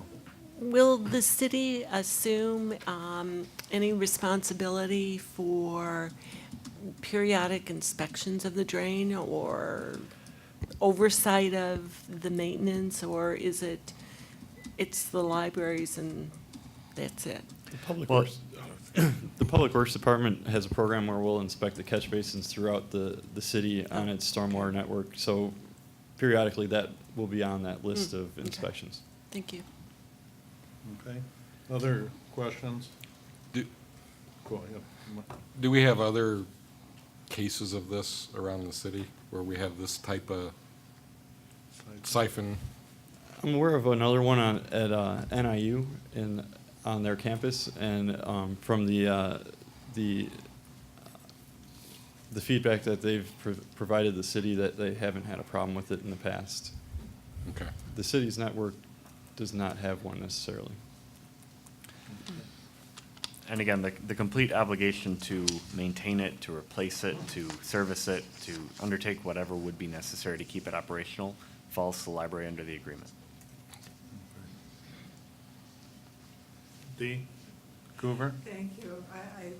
I have invited Roland Schreiber, who was the architect at Northern for 33 years, and he knows of and has checked the plumbing records. There are 7 siphon systems at Northern.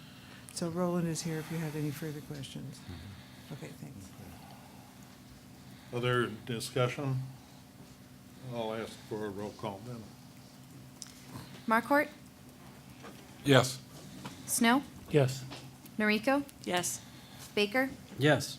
Jacobson, Yes. Fanouken, Yes. Ray, Yes. 7 yes. Thank you.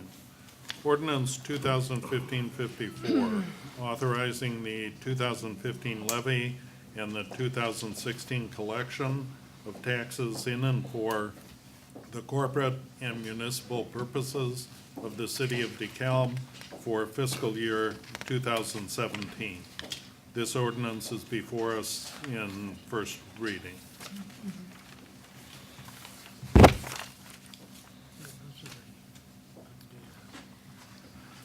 I'll turn to Finance Director Haley. Just a couple things. First, this ordinance is the full ordinance, so it's showing all the debt that the county actually levies on our behalf, and then there's an ordinance coming that will show will abate all that debt except the library debt. This particular ordinance does not include the current request that we received today from the library. This is option 5. This is what the Finance Advisory Committee voted on 4-1, and was staff's recommendation in phasing in that higher funding pension method, showing it in the corporate bucket to address Senate Bill 318. So it would have to incorporate that $500,000.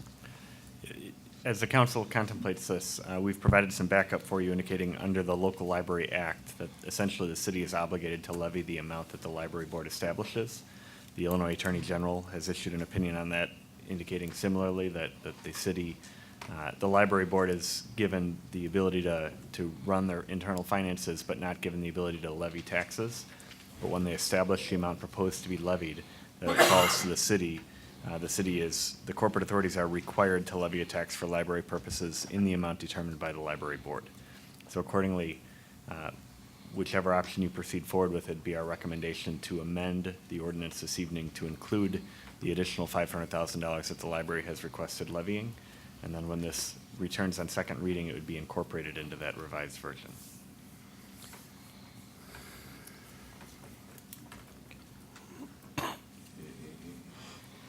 Discussion from council at this point. Alderman Jacobson.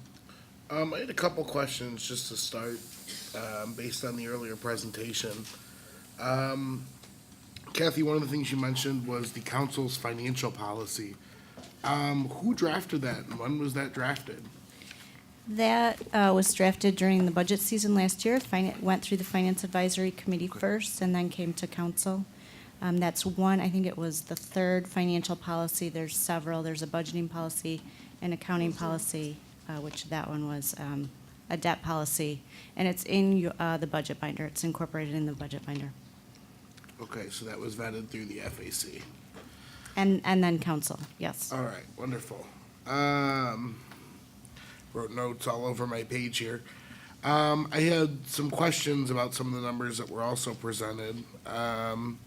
In looking at the 2016 to 2014 numbers, you mentioned that the city has actually gone down in those numbers. Again, when looking at those numbers, in 2006, they levied $297 per home. This year, we're levying last year we levied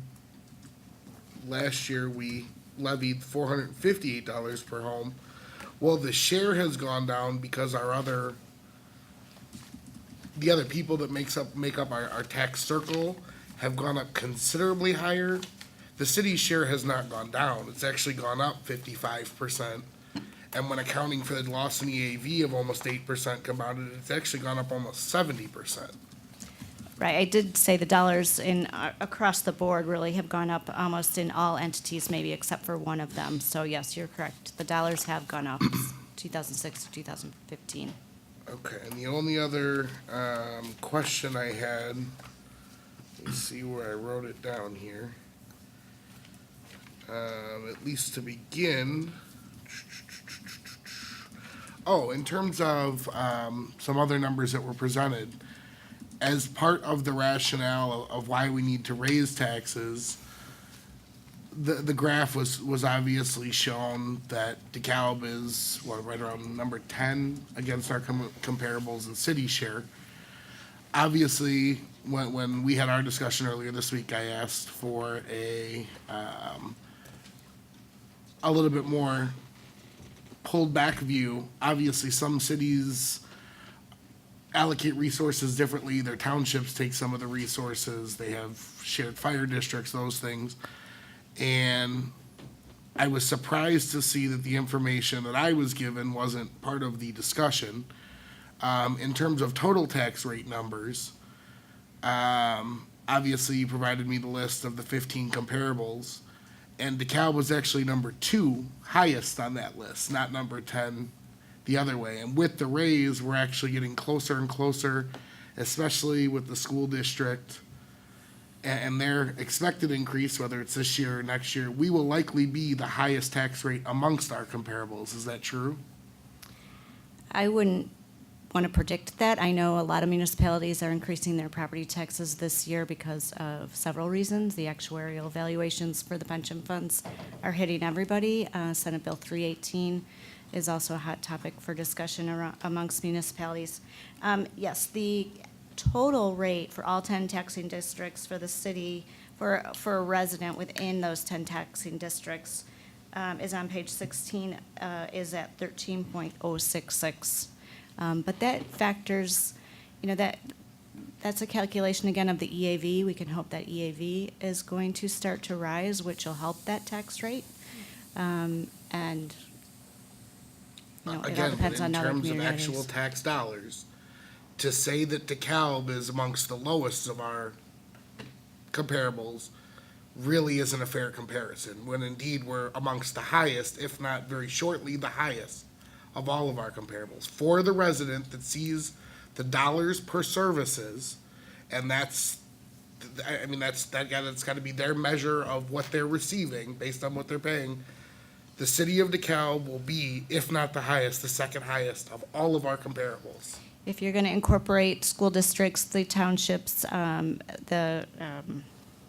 else is in there? The county, the library, the sanitary district, the park district, we are among the tops, but that's not because of the city's tax share. And the city does provide several services that all these other comparable communities do provide for police protection, fire protection, that several of these municipalities do levy for, that we do not. So that was kind of what my comparison was. I certainly show the total tax rate as well, which is 13.066, and yes, it's high.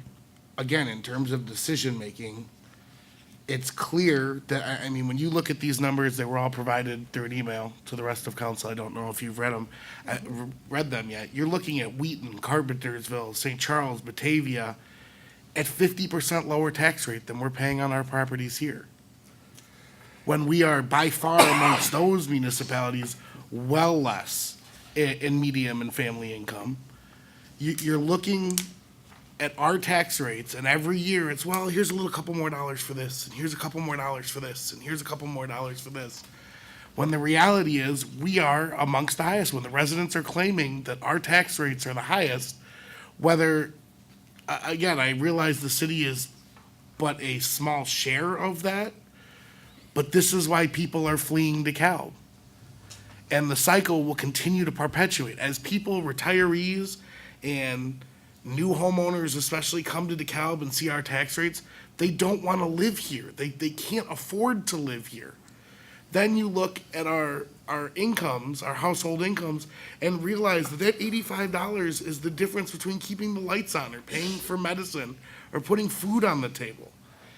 And I've heard over and over again from some of the people here, well, you know, my pet tax bill hasn't gone up. Most of the people here have senior exemptions. That certainly helps to keep your tax rate lower even as the numbers go up, when most of the rest of the community does not have that. Over and over and over again, the council up here, since I've sat here in 5 years, keeps saying things like, well, we realize it's not sustainable, and we realize that what we're doing can't maintain. And again, that's cowardly. We have the opportunity to fix it, at least from our perspective, in terms of costs in the city. In saying it's not sustainable and continuing to raise the costs on the taxpayers isn't fixing the problem. You're treating cancer with painkillers. The cancer is not going to go away. We have to start talking about our lack of growth. That's the problem we have. That's not the symptom that we're saying we just need to throw some more money at to make it go away for a very short term. We need to talk about the overspending. You hear the library saying that they have run for the last 6 years. They have not seen an increase in costs. Yet the city in that 6-year time has seen 20 and 30% increases in staff, in salaries, in benefits, and all those things. Every several years, the council comes to an impasse, and they get to that fork in the road where they have to say, either kick it down the road for another few years, or do something about it. Right before I joined the council was forced to make the tough decision of layoffs. As Pam Verbeek mentioned in an email, there wasn't an immediate cost savings in those layoffs. The cost savings was supposed to come over time in reducing the staff to an appropriate level. Now that we've returned to that level, those cost savings are gone. As we keep giving raises, as we keep doing things, the benefit liabilities continue to skyrocket. And we're not fixing that problem. To ask the taxpayers, hey, can you contribute a little bit more this year? That fixes the problem this year.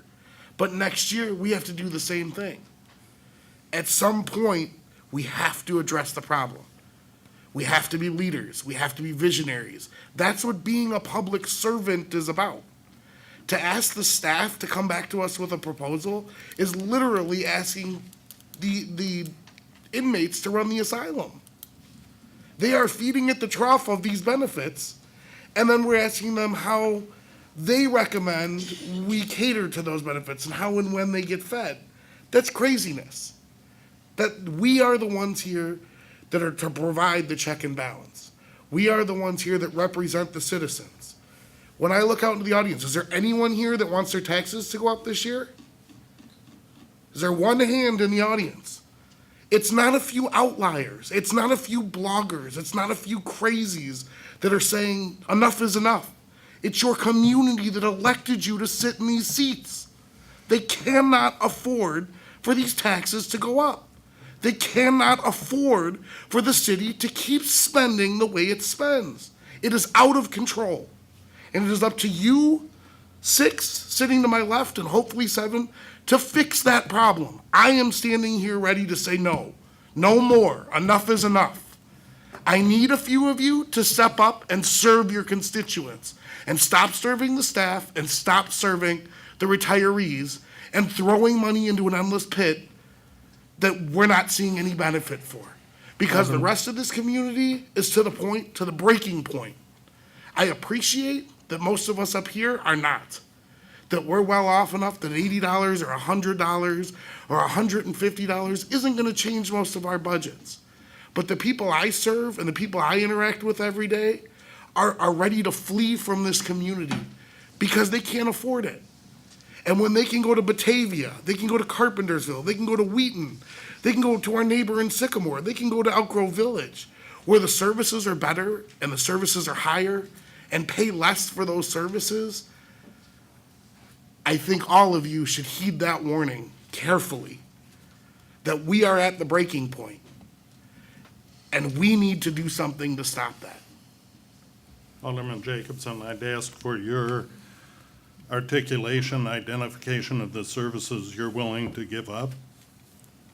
If you're Do you want me to soliciting start my now? position I of mean, I no. can start now if you'd like me to. Absolutely. I What are those mean, services? We have several services in our community that are not core services that we continue to deal with. Those are? We have several things that we have to start making the decision whether or not the residents, A, want those services, or B, going forward, can afford those services. And those services are what? Things like lockout service for cars. Things like several of our upper-level staff members, lots of chiefs, not enough Indians.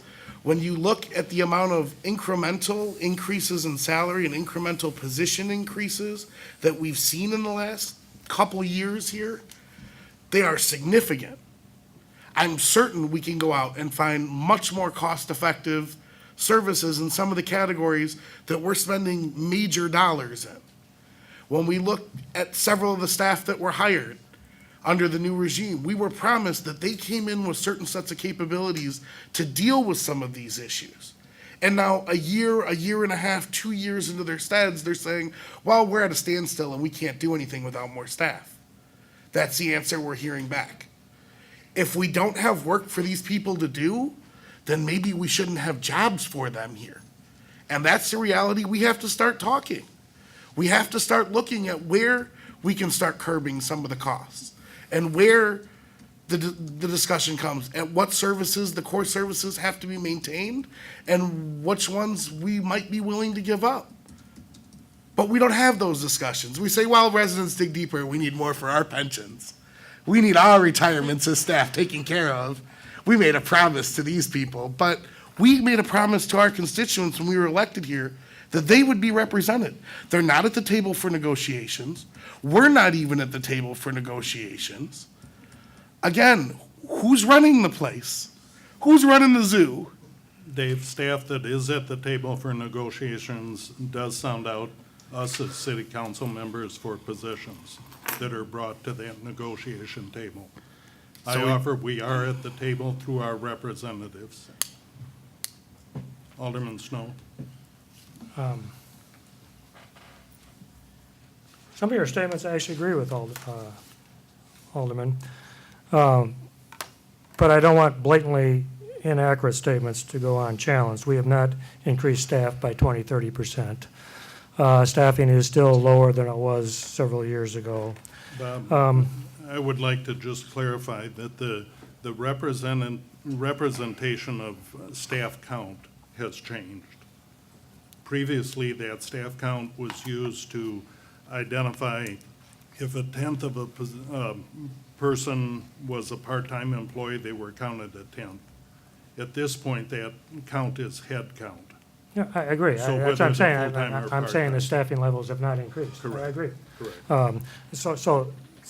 And, you know, as far as benefit level, as we discussed last month, benefit level are set by the state. When we go into negotiations with the various unions, we can't even discuss benefit level for pensions because that's a state mandate. So I agree that maybe they should be changed, so please contact your state representative. Salary increases, as you well know, that's also set by state law because it's really comes down to what the state arbitrator decisions are, regardless of what we try to negotiate. So, you know, and if we're going to cut costs, I think that's what we should look at.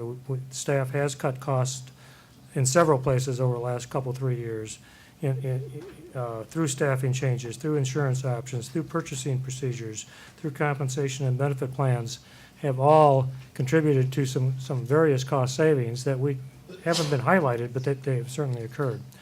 I do agree that we need to look at what the residents want, and I think we should start looking at potential cuts, but make no mistake, cuts in cost will result in cuts of services. I've been through several budget reductions through my career, and they always end up with cutting services.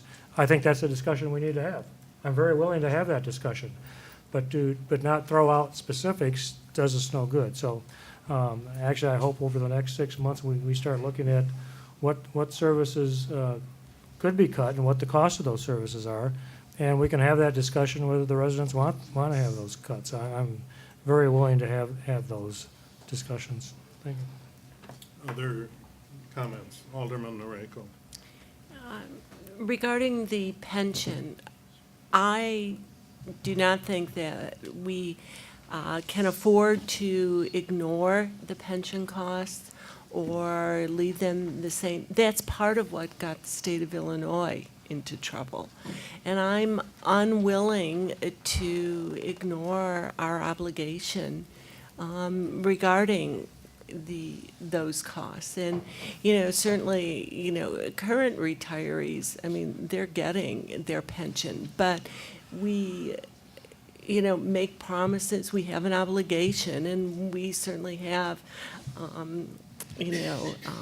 many levels of obligation to those individuals. And I think the method of taking a look at phasing in the two levels, two methods of calculating our pension liability makes sense. But we can't just freeze it at the same level, or we will be the ones who are responsible for just ignoring the issue, kicking the can, whatever. We can't do that. Again, I'm not advocating that we don't pay the pensions. Well, We no, must but- pay the pensions, unfortunately. But that can't come on the backs of the homeowners. That's got to come from the general fund and from the other tax bases that we've already raised to cover our expenditures. The problem is there isn't money in the general fund because it's being spent on staffing and elsewhere. And we don't have the money to abate those things and cover those things. So now we're saying we have to raise the tax rate on the residents because of our inability to control, to rein in the fiscal house. We have the money to pay for them. And we must pay the pensions, and we should be paying the higher level. The realization that 7.5% or 8% returns are never gonna happen in the current market. None of us could get those returns. It certainly isn't gonna, it can't be counted on. But to raise the taxes to cover that, again, how much can you ask the people to give back? For 100 retirees that are taking the benefit. At some point, everybody's gotta contribute. At some point, we need to reduce costs so we have more money in our coffers to start paying some of these bills. And that's our issue, is that all the sources are being tapped out. We haven't discussed how we're gonna fund roads. We haven't discussed how we're gonna fund fleet. We've sort of come up with a Band-Aid for water now by increasing the rate on the taxpayer considerably. But again, all those sources are running out very quickly. And we're putting Band-Aids on problems to get us through to the next issue. At some point, when our tax rate hits 14 or 15, everybody's out of here, and nobody will be paying taxes, because nobody can afford to live here anymore. And then what do? Keep raising taxes in hopes that the few remaining people in the tumbleweeds can pay them?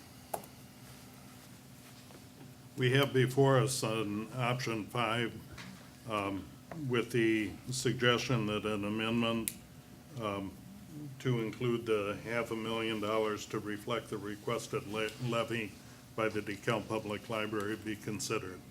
I would ask Alderman Jacobson, do you have an alternative to present to your colleagues on council? I do, in terms of the library, as a separate issue. Again, in terms of our ability to shield the taxpayer, what the library is asking for is a short-term loan.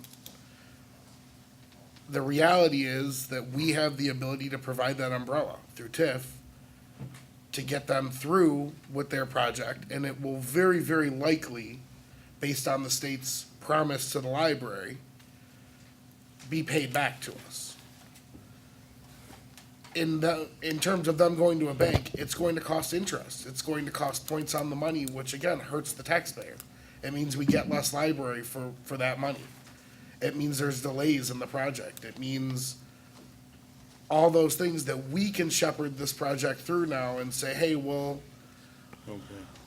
take it. And I would like to amend it that we give them a short-term loan out of TIF for the time being to cover that $4 million until the state can refund it. Okay, Alderman Jacobson has placed a motion on the floor. We don't have a main motion yet, Mayor. I would offer Okay, on the two levy. two Thank little you. points on that. One is that we don't have anything on the agenda that looks even remotely like offering a loan to the library. So if that's something the council's interested in, we certainly could bring that back on an agenda, but I would have an open meetings concern about suggesting that the council could move forward with a vote to do that. Two is that separate from whatever the council should determine on that, at this point, the levy request we have from the library incorporates a request for an extra $500,000. And again, under Illinois law, we have an obligation to honor that, at least at this point. Alderman Snow. Obligation to honor what? I would, Wait, I get some clarification. Can you if I- repeat that, Dean? Based on the library having delivered to the city their resolution indicating that they are increasing their levy by $500,000, the library code indicates that the city shall levy that amount on their behalf. No, we blocked it before. We don't have to. That's why it comes to us. We're the final say. Again, the We don't- language of. We don't have a legal obligation to pass on every tax that the library asks for. The language of the Local Library Act, and again, the opinion of the Illinois Attorney General is that, and quoting from the Attorney General opinion, in turn, the corporate authorities are required to levy a tax for library purposes in the amount determined by the library board. We've been through this before. That's absolutely not true. And we're going to need another legal opinion on this if you're going to sit there and tell us. Norma did it too. You're not the first. And it turned out Norma was wrong as well. If we're required to do it, then we don't need to vote on it. The will of the people represented right here makes the decision on whether we're going to do it or not. There is one reported case in Illinois from the 1960s wherein a city did not pass the library levy that the library had established. After that case was decided, the Library Act was amended to reflect that the city shall levy the amount established by the library. What date was that? The date of the amendment was in the late 1960s. And the We- Attorney General opinion is Attorney General Opinion We- 93-021. Before you were here, Dean, we went through this and we were correct. We voted it down. We did not levy what they requested. We put them on hold and they went back to the drawing board. And it turned out we were correct. The council was correct. Again, being that it's not due, I mean, we'd have another meeting to have that discussion if the council decides it's something they want to explore. I don't think the library board has any issue with it. What are the statutory deadlines that we'd have to follow to get that done if it was something the council was willing to explore? Ultimately, your levy has to be approved into the county by the last Tuesday in December. So we have time still. Alderman Snow. I would not be in favor of a city loan. First of all, it's not free money. The city does not keep that money in a lockbox someplace. It's invested in several investment options that the city continually invests money on a daily basis and earns interest on that. So I think any loan would have to be accompanied by an interest rate charged to the library. Otherwise, in fact, the city is actually losing some of its income that it would have had from those funds. So I'm not in favor of considering it, but if you do, you'd have to come up with an appropriate interest rate to compensate the city for lost funds on that amount of money. Alderman Baker. Dean, the context of that challenge between the council and Norma and the library board was the library board was contemplating as high as I think a $50 or $100 million library expansion, not in their current location, but over right across the street here. And they wanted to levy an amount to start building up a fund in anticipation of a project.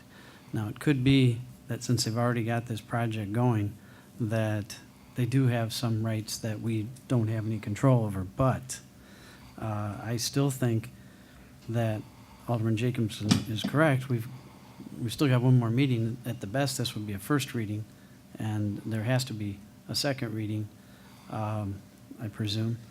But what I'm suggesting is there's got to be alternatives. And there is no way that we were sold a bill of goods that only $3 million was the amount that was the private sector was expected to raise. And if that was the plan all along, it wasn't unveiled to us till right now. So I challenge, because if you had hired local contractors and Irving Construction was in charge, they would have floated this bond money. They would have loaned the money. You know, go back to Pepper Construction and ask them to do it. There's a lot of money in this project. What is it, $24 million total? I mean, there's a lot of money here. And I don't think that we as a community need to take a chance that we're going to get stuck with that $4.5 million without a long-term plan. And there's no way that we should, as council people, stick our necks out. And to your point, Alderman Baker, if the discussion was about issuing bonds or some other different financing mechanisms for a much larger project, it'd be very different rules that apply. I grant you that. This is very confusing. $4.5 million on short notice that we have to guarantee as a city so that the library thing can then go to the banks. The banks are going to come back to the city. It's the same. McIntyre warned us. Those general obligation bonds that were used for TIF, everybody dreams that there can't be anything that will go wrong. Don't worry about it. But when that house of cards starts folding, who's going to get stuck with it? The homeowners. It'll have to be taxed to the homeowners of this community. Further discussion from council? Alderman Markworth. And while I do have gray in my beard, I'm not older. Dave. Anyways, I'm not older. Senior exempt. I'm not senior exempt. I don't have a senior exemption. Yeah. How do you get one of those anyway, Dave? Oh, boy. Yeah. So that's a good alternative. All right. And I agree, you know, our property taxes overall in the city of DeKalb are high. But I am pleased when you look at the numbers going back here, and I'm not going back all the way to 2006. I'm going back to 2009. You know, the city has increased their tax levy $85,000 over, what is that, 6 years there. So that's a fairly minuscule increase, just talking about dollars. That's all I'm looking at here, without the library debt or anything in there. Where, you know, we have some other taxing bodies who have increased their portion quite a bit higher than that. So a big portion of our high tax rate is other taxing bodies. All going into that is long-term is our EAV has gone down, down, down. And long-term solution, which I think we want some form of a short-term, long-term solution to this process.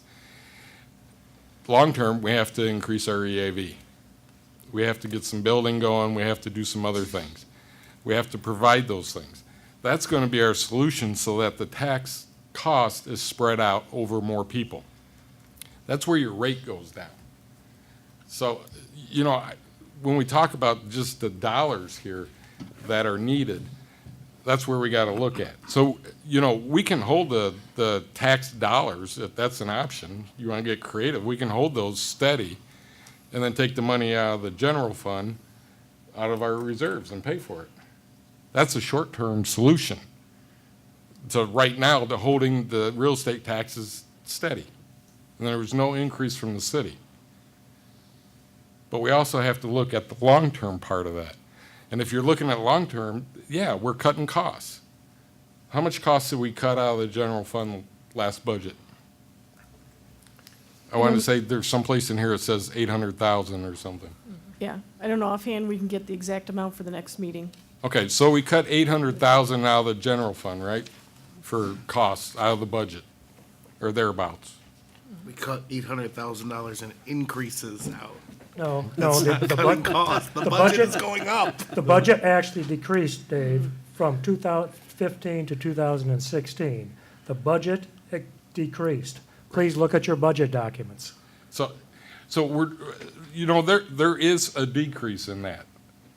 I'm all for decreasing the cost. I don't want this property tax. I want to be able to go home and not have my wife elbowing me all night because of it. Because she's already threatened that. Okay? So, you know, and that's humorous, but, you know, I've got emails from 17 people that said that. I've got phone conversations. I have that. But we do have an obligation at the same time to kind of balance that out so that we can provide the services. You know, I don't know about past where you cut the staff down to certain aspects, but what I've heard is, you know, I mean, there are some departments that are cut. I mean, really cut. You know, where instead of 9 people, you got 2 people trying to do the same thing. Our building department. How are we going to provide good service to get anything going? You know, if we keep cutting, we got one person, what, Brenda? Okay, we got one person sitting down there, and every time I come into the city hall, she's going with her head cut off. You know, that doesn't help anybody. You know, we're not providing, meetings I go to, they talk about the city's not responsive on things. Well, you know, we got to get to some level here. I'm not saying, there's got to be a middle compromise ground. So if you've got some other costs that we can cut, I am all for it. But we can get creative with this a little bit. You know, I don't want to raise the taxes. If there's a way to do it without raising the taxes, without hurting our ability long-term as a city to have funds, then I'm all for that. But I also think that we need to honor our obligations to those employees, past and present, who have served us well and protect us. Alderman Baker.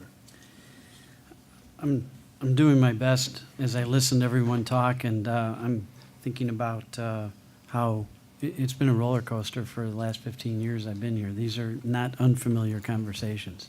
But when we turned the corner and started dealing with our problems, I believe was when the Finance Advisory Committee was formed. It was formed one night when I got to run the meeting. I know you'll never let me do it again. That's okay.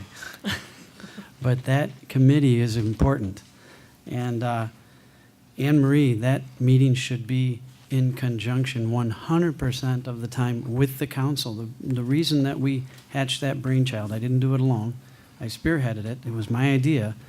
But it was because of these very types of conversations we're having right now where we had so many questions. And there are great people on that Finance Advisory Committee. They've always been there. They are there now. We are not benefiting by their brainstorming when they don't meet with us for all of their brainstorming. And I just get absolutely, totally frustrated when the choices are we going to raise taxes A, B, or C? They never get the chance, I know they're not getting it, to come back and say, we're going to cut our taxes, and here's how, A, B, and C. Or it's not up to the council's job. Mayor, you challenged Dave Jacobson on what to cut. It's not his job to figure that out. That's micromanagement. If we're going to get involved in that, then my suggestion of doubling our salaries and making you full-time comes into play, and that's okay if we want to have that discussion. Our job is to task the staff to make those suggestions of cuts. Now, Bessie gave us a letter here that actually, for the most part, I'm buying into this. We can all have our own suggestions, and that can be based on what the community might come back to us individually and say, services that the city are providing can be cut, and here's some suggestions. Because it's a political question on types of services that we're offering. Those core services, we have to take a look at, are we supposed to be offering all the services, and what are the costs? Because I personally don't have one cost that I for sure am going to say, this I can put my finger on. I know that our professionals in charge of the departments can come back with choices on how they can cut within their departments. Now, Mike, when you mentioned some department, and I'm not going to guess which one, went from 9 down to 2, it may be that they're running more efficiently with 2 because they now have, Sorry. that maybe with those 2, due to technology, maybe they're able to run more efficiently with 2. I don't know. Things have changed tremendously, lightning speed, in how we do business as a city. But right now, I can tell you, if we're going to cut personnel, we've got to be darn careful, because when we cut police or froze police and fire, we ran into some problems. Those problems have now been fixed. I'd be extremely nervous about cutting some services. But I think this idea of getting the Finance Advisory Committee back here, I didn't know the entire staff was meeting with them. That's a colossal waste of time.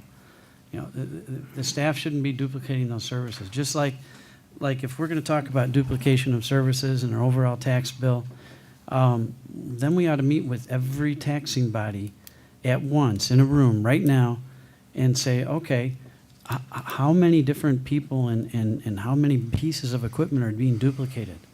There's a lot of people that think that the Park District ought to be simply another department at the city of DeKalb, for instance. But we don't have any control over these other taxing bodies, and maybe we should. I don't know the model that we should be shooting for, but certainly cooperation between all of our taxing bodies. Alderman Noreko.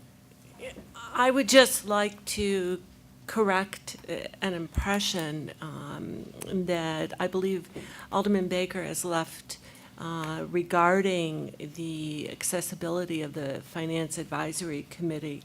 Their meetings are publicized. They're open just like the city council meetings are open. And at the last meeting, Alderman Finucane and I came. You know, I came because as a new council member, I know I need to get as much financial background as possible. And so I heard, you know, the discussion and the debate and the issues that were raised and the concerns, which I think were more than adequately represented tonight. But Alderman Baker, you're, you know, free just like anyone else to come to those meetings. If you're going to address me, I'm going to respond. That committee would best be served meeting with us. Were you able to interact with them at this meeting? Did you ask questions? Did you participate? No, because Okay, that's my point. And we did have extreme change happen when they were part of the council, and they met all the time with us. Right now, I don't think they're getting the opportunity to help us figure out how to control expenses.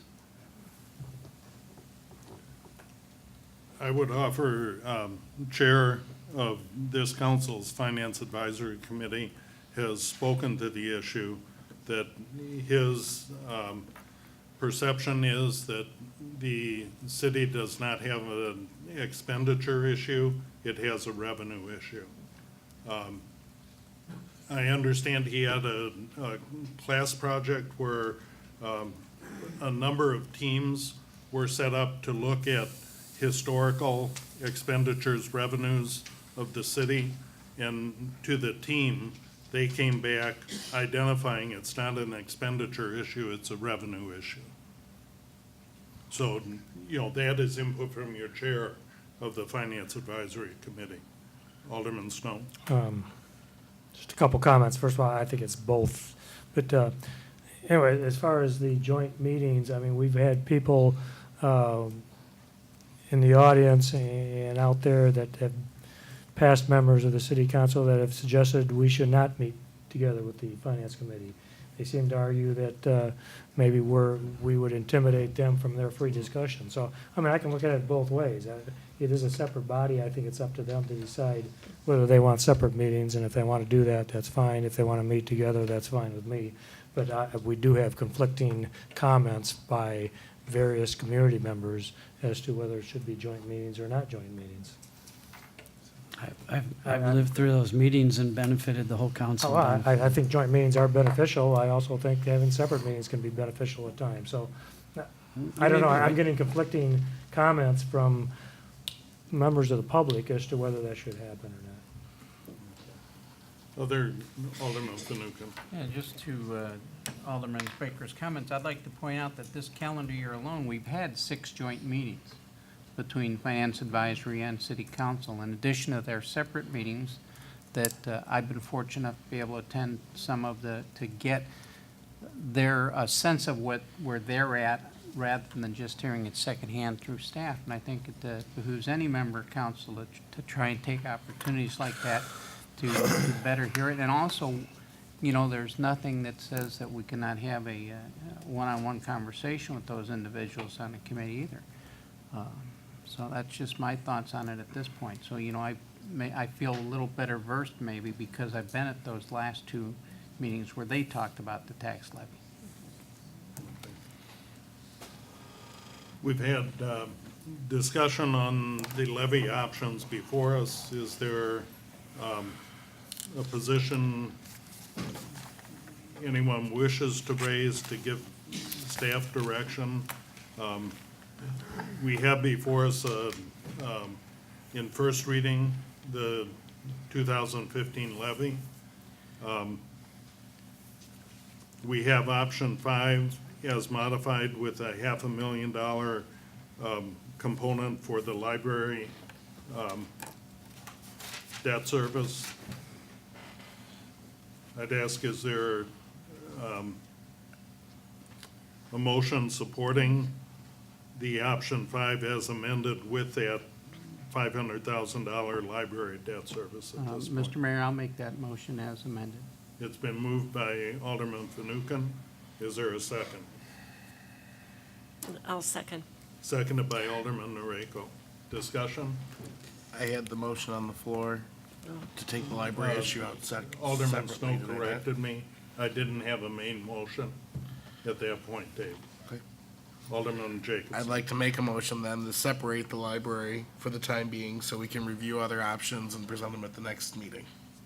Second that motion. It's been seconded by Alderman Baker to separate out the library request. Discussion?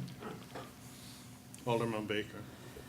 Ever since the library wanted to expand, and I think this has been going back, gosh, I don't know, maybe 10 years, a long time, I have always been in favor of the library and expansion and the benefit to the community. But right now, we are being boxed in, and we have a duty as a council to make sure that we don't make a decision that ends up being the wrong one. If we put things on hold, the next meeting, I'm sure that the library will come back with a presentation on the actual cost of mothballing and what the downturn would be. And if we can have all that information, then we might be able to make an informed decision. But just to go and guarantee $500,000 a year for 9, 10, I don't know how many years we have to do this for,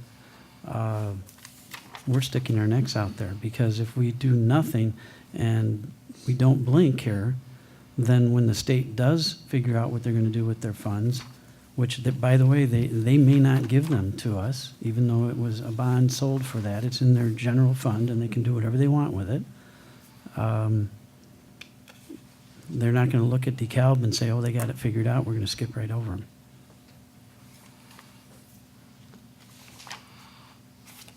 We have a motion on the floor to separate out the library request for debt service. Further discussion? Alderman Fanouken. I'd just like to say that, we're not making a final decision on the tax levy tonight, that this discussion obviously will carry over into the next meeting, and at that point, we could remove that amount for the library from the tax levy if we have been presented with some options for that. I'd like to include that in the first reading at least, allowing staff and the library staff to get that additional information that Alderman Jacobson and Alderman Baker have asked for, so that we can make that better informed decision. But at least on first reading, it allows us to move forward.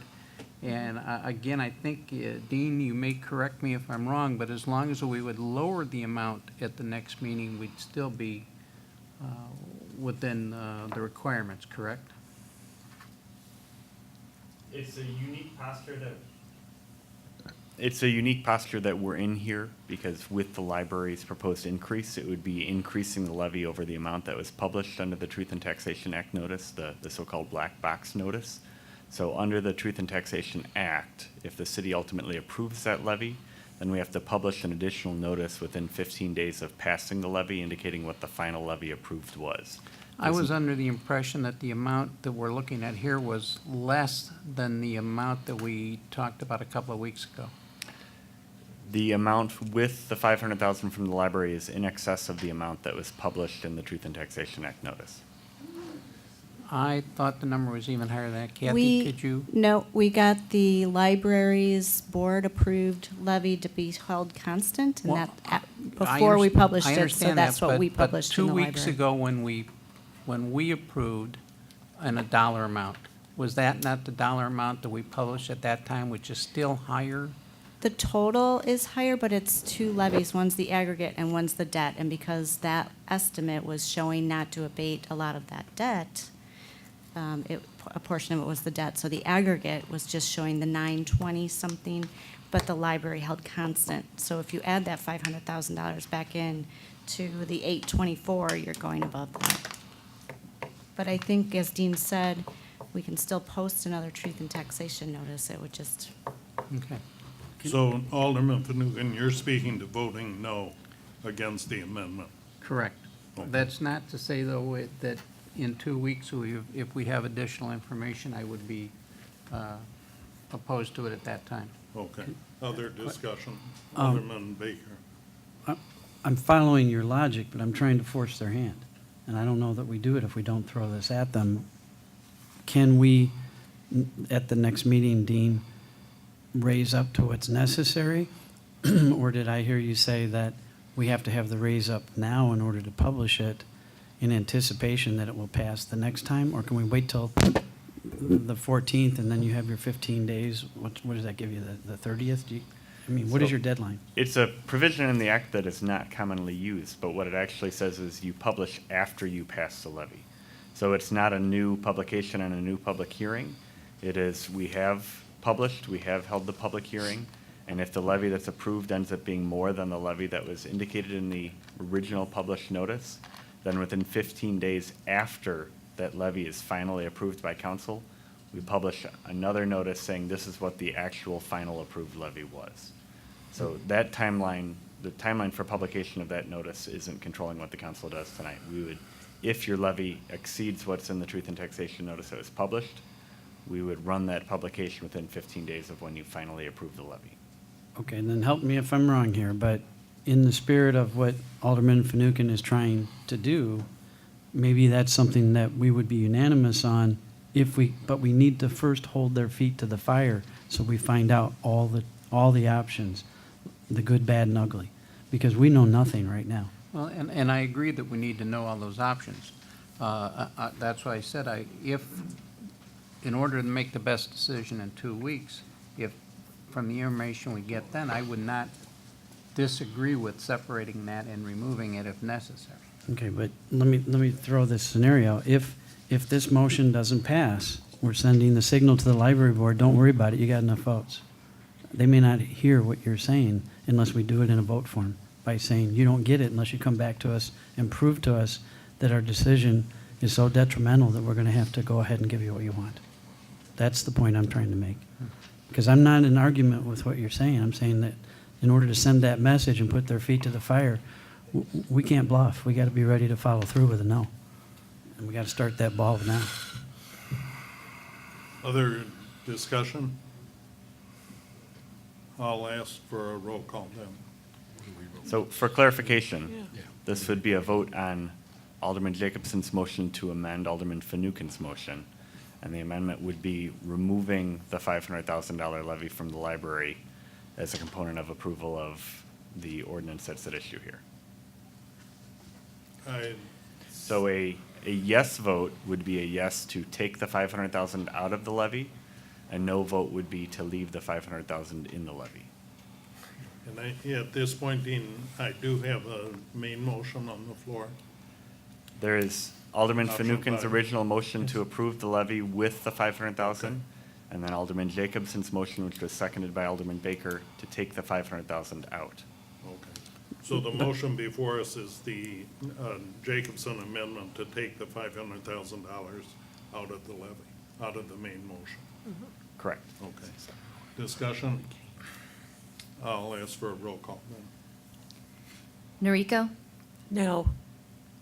Baker? Yes. Jacobson? Yes. Fanouken? No. Markwart? No. Snow? No. Motion fails. Thank you. So we're back to the main motion then, approving option 5 with the revised requested levy from the library. We're back to Alderman Fanouken's original motion to approve the ordinance with an increase in the library's levy of $500,000. Okay. Discussion, Alderman Baker? Alderman Fanouken, I would please ask that you make it clear to Dee right now that if she doesn't give you what you asked for, that you have that option of removing that at the next reading so they don't misinterpret what just happened. Well, I please. would certainly hope that from our discussion here that the, not just Dee, but the board also understands that. And I'm sure that we'll get the necessary information because I'm certain that the atmosphere of this board at this time is not to move forward without that information and making the best decision possible. Thank you. Other discussion? I'll ask for a roll call then on the motion. Wait a second, I have a Alderman question. Markwart. So what, just because we've been going back and forth on motion, what we're talking about right now is this option 5 with 824 going into the corporate part, correct? Yes.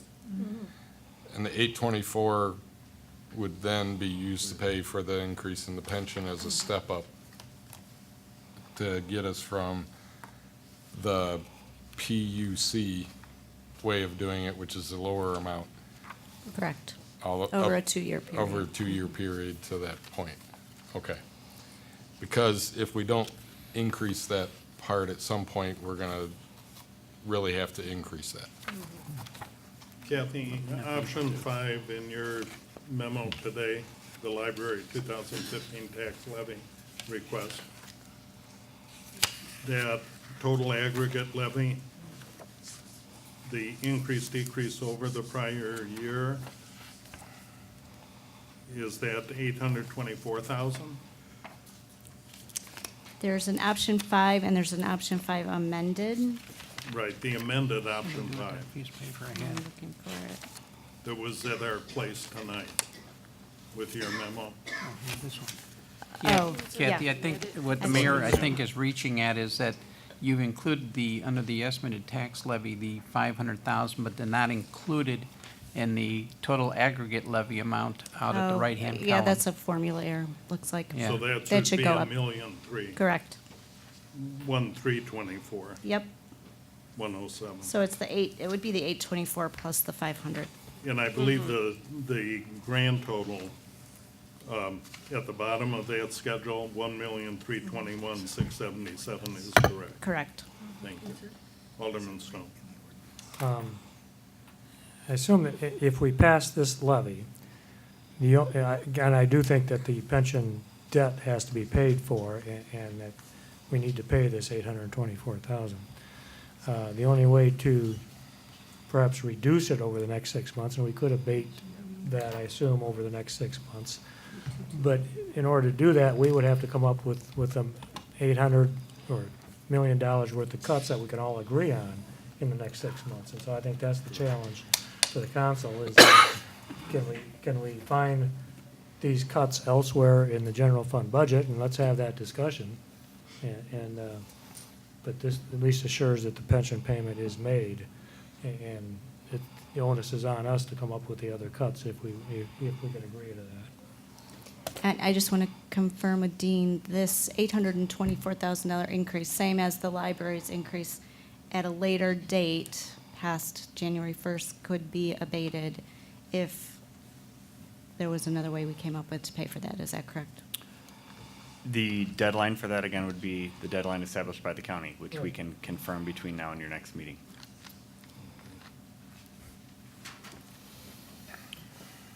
Further discussion at this point? I'll ask for a roll call then. Baker? No. Jacobson? No. Fanouken? Yes. Markort?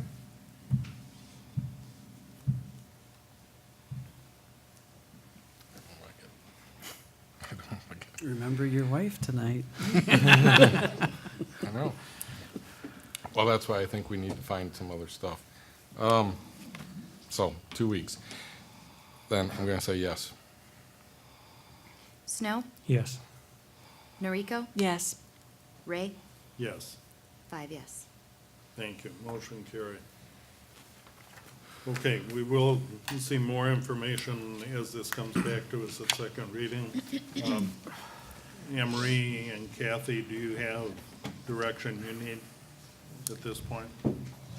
I think I'm good. Okay, Yes. thank you. Ordinance 2015-55, authorizing the 2015 levy and 2016 collection of taxes in and for the City of DeKalb Special Service Area 4 for the fiscal year 2017. And this is before us at first reading. Make a motion that, move to approve items 7, 8, and 9 in omnibus form. Okay, it's been moved to approve 7, 8, and 9 as an omnibus form. Second. I'm sorry? Second. Seconded by Alderman Jacobson. Yes. Ordinance 2015-56 then, authorizing the 2015 levy and 2016 collection of taxes in and for the City of DeKalb for Special Service Area 6 for the fiscal year 2017.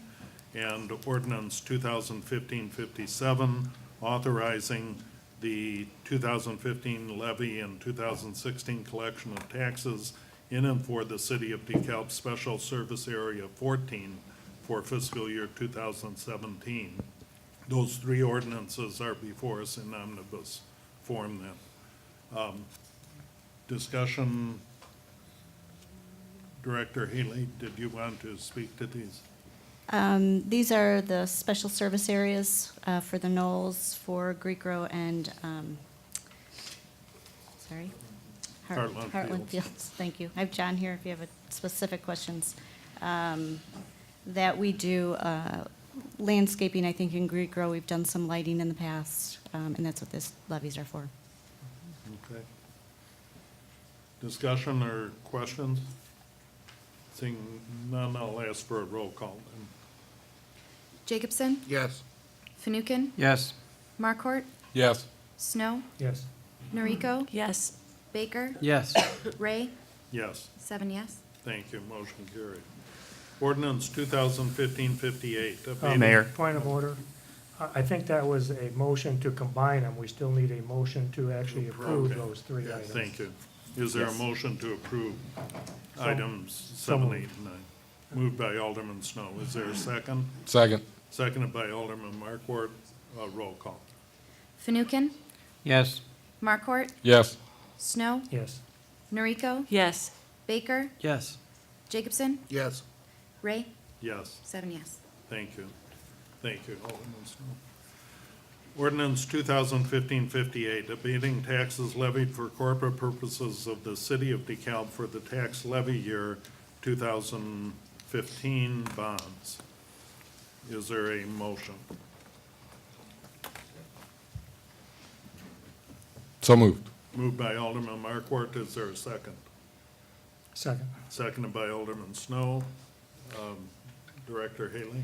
So this is the ordinance that is removing the tax extension that the county extends on the tax roll for the city, except the library extension. So there's a spreadsheet that goes with it that comes directly from the county, so we are assured we're abating everything. We're continuing to abate everything except the library of $490,026.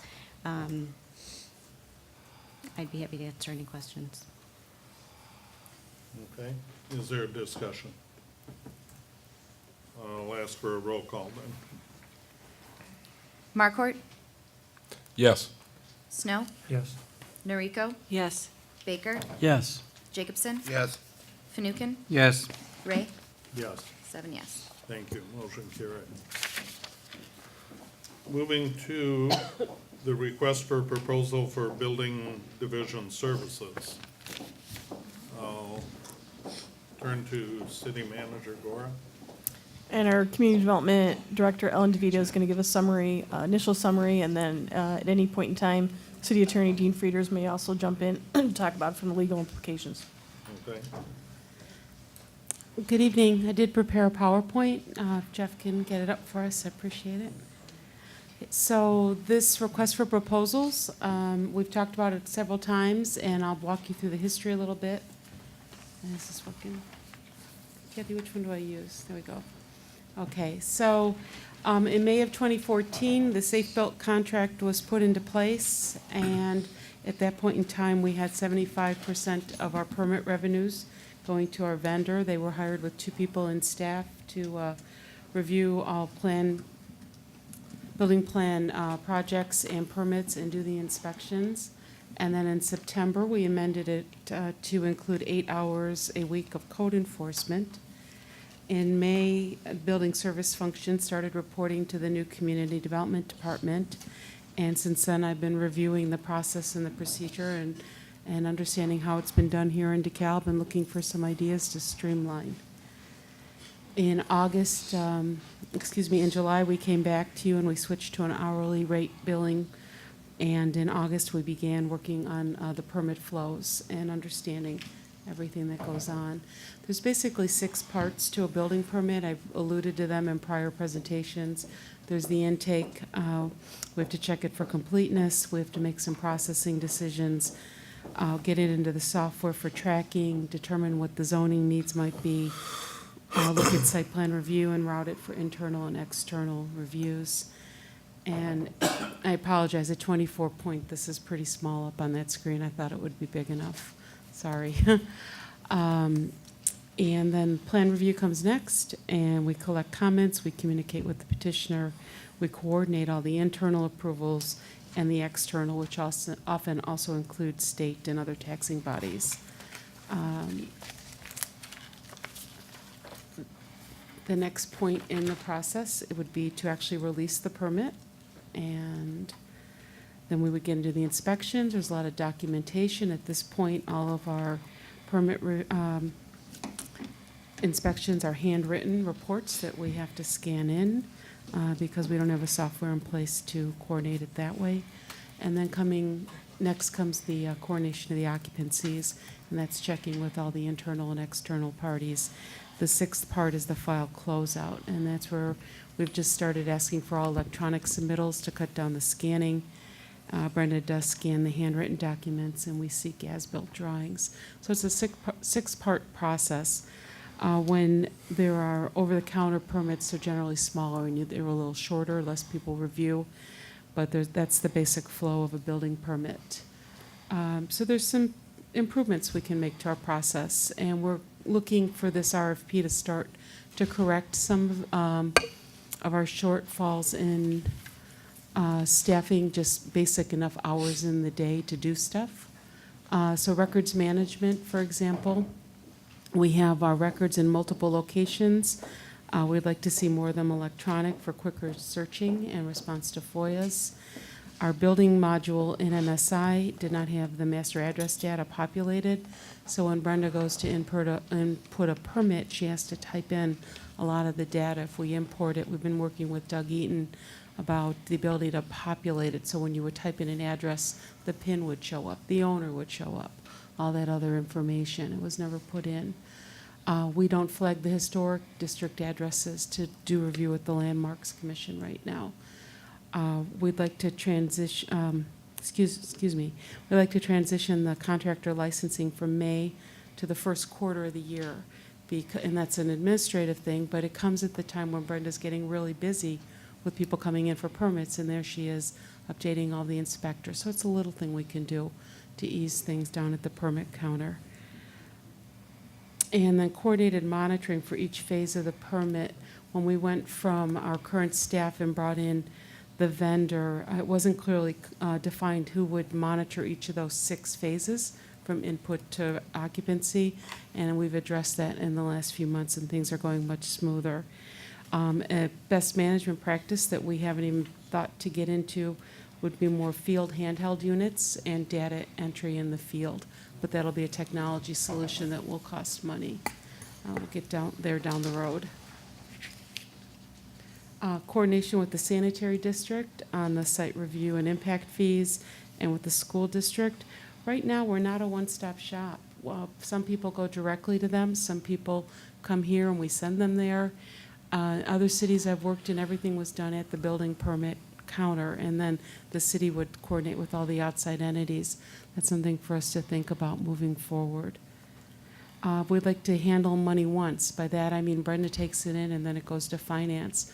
We've been talking to the finance department about the contractor will go across the hallway and go to the finance committee, the finance counter, and let them take the money in, come back with a stamped, and then the permit will be issued. So the money is handled once that way. There's some policy decisions.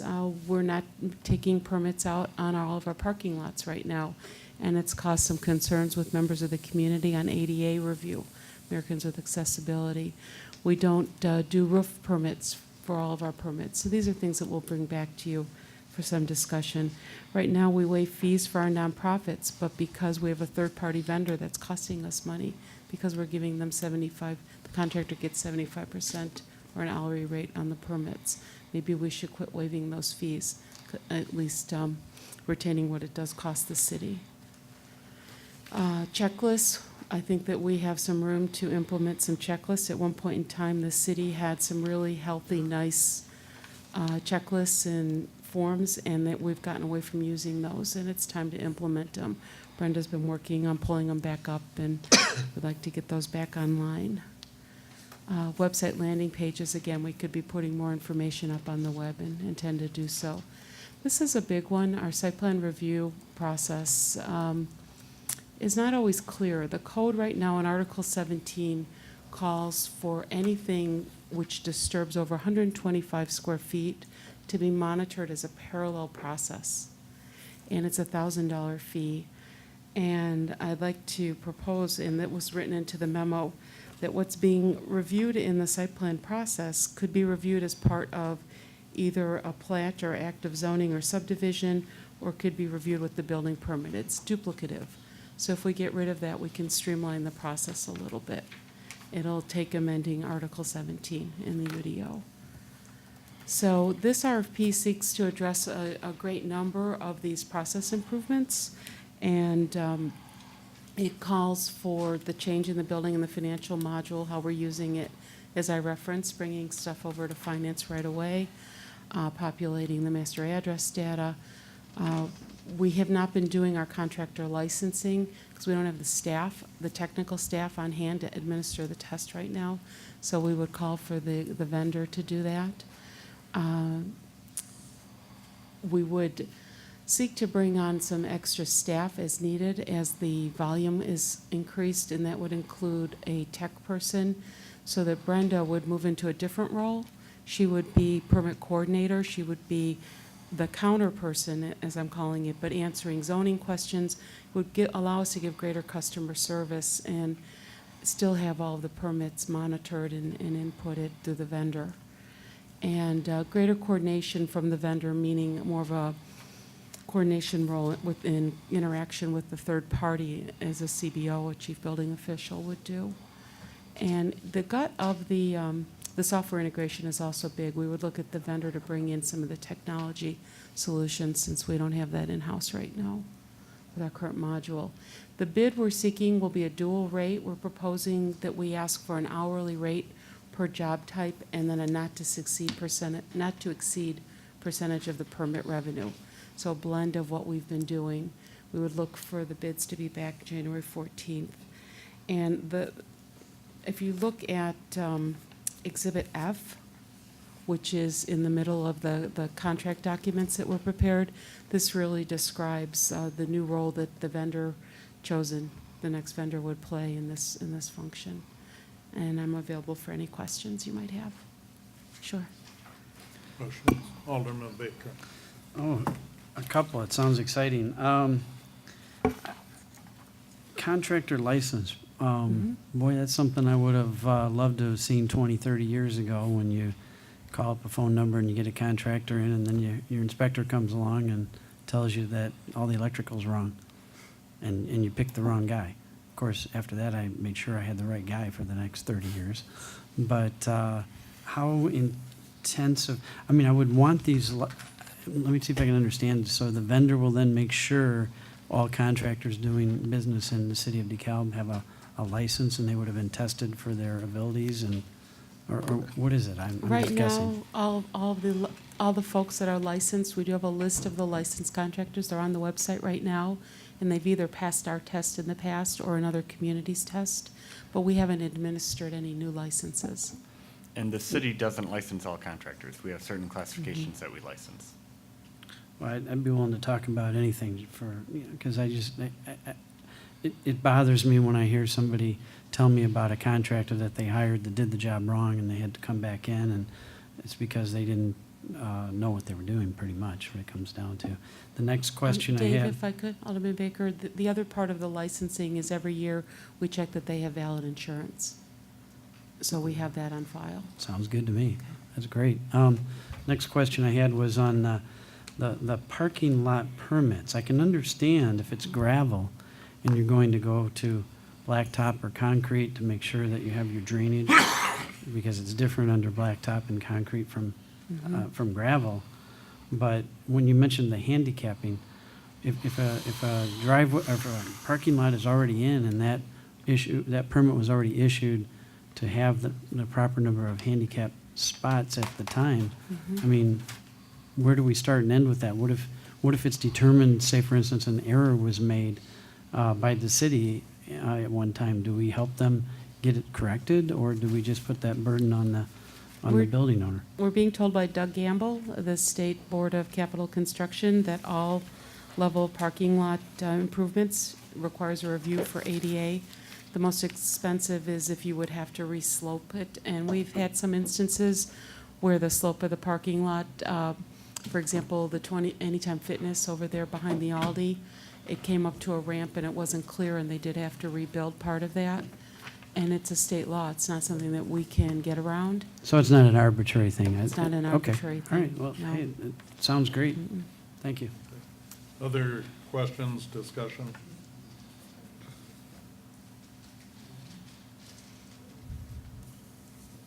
Do we need just consensus from council to proceed with the RFP? Is it we come up with Yeah, I was trying to, let's see how we have this. Yes, I believe that's typically what we do, Your Honor. Okay. Is there anyone that objects at this point to staff proceeding, preparing the RFP, which will come before us for approval? Hearing none.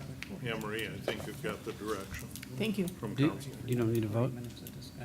If you want to, typically with RFPs, the council's practice hasn't been when we're bringing them forward for I your think review. we've just given instruction to draft the RFP, and then the RFP comes before us in first and This is the RFP document. The next item that you would see is we would send out the RFP document, and when there was a, excuse me, consultant contractor, we'd bring the actual contract back to the council.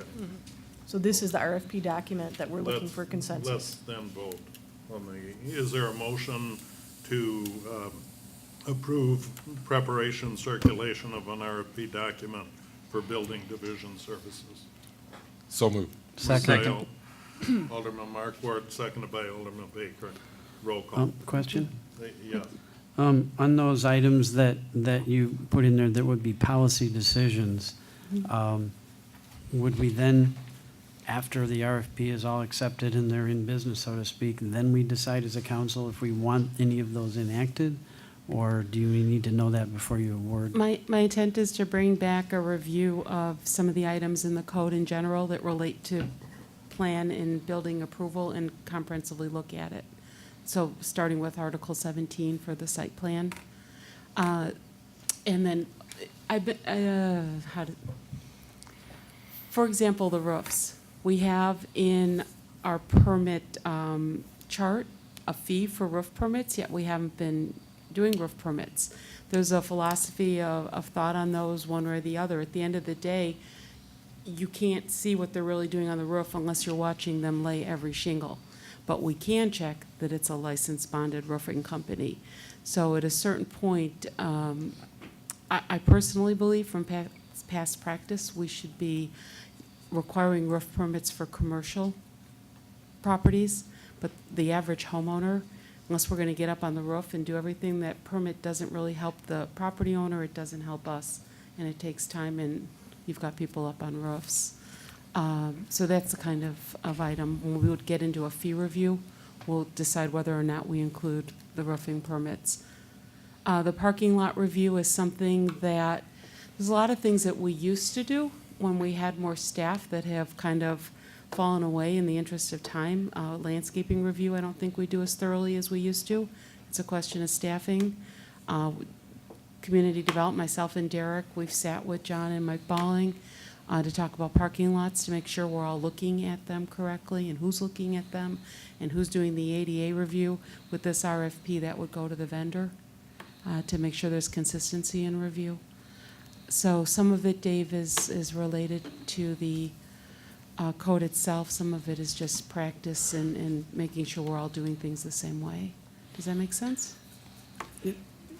It does. I mean, I've done dozens of projects and put new roofs on, and I can tell you that when I was getting bids for my house after the hail damage, there was a huge variety of expertise or lack thereof, and not everything that needed to get done was in everyone's bid. So I would almost encourage you to reach out to the local roofing contractors and see what their input might be, because they might welcome a required permitting process to make sure that apples to apples are being taken care of, making sure that, for instance, the bathroom roof vents were vented properly, things seemingly obvious, but the flashing is done in a certain way. I'm not going to try to figure out if it's necessary, but if they, if you reach out to half a dozen of the locals and they all want it, then certainly it'd be something the council would want to go along with. There would be some good input. I agree. Okay. Other discussion? I'll ask for a roll call then. Snow? Yes. Noriko? Yes. Baker? Yes. Jacobson? Yes. Fanouken? Yes. Markwart? Yes. Ray? Yes. 7 yes. Thank you. Motion carried. Elected officials' compensation. We have before us compiled information from Illinois communities on compensation of elected officials.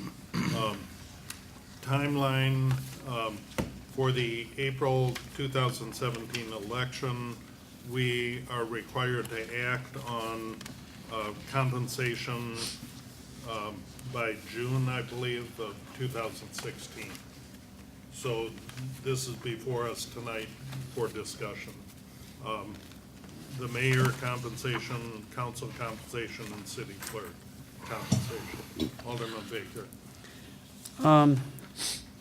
I want to give a little bit of background as to why I wanted to bring this forward, and I appreciate all the work that's been done.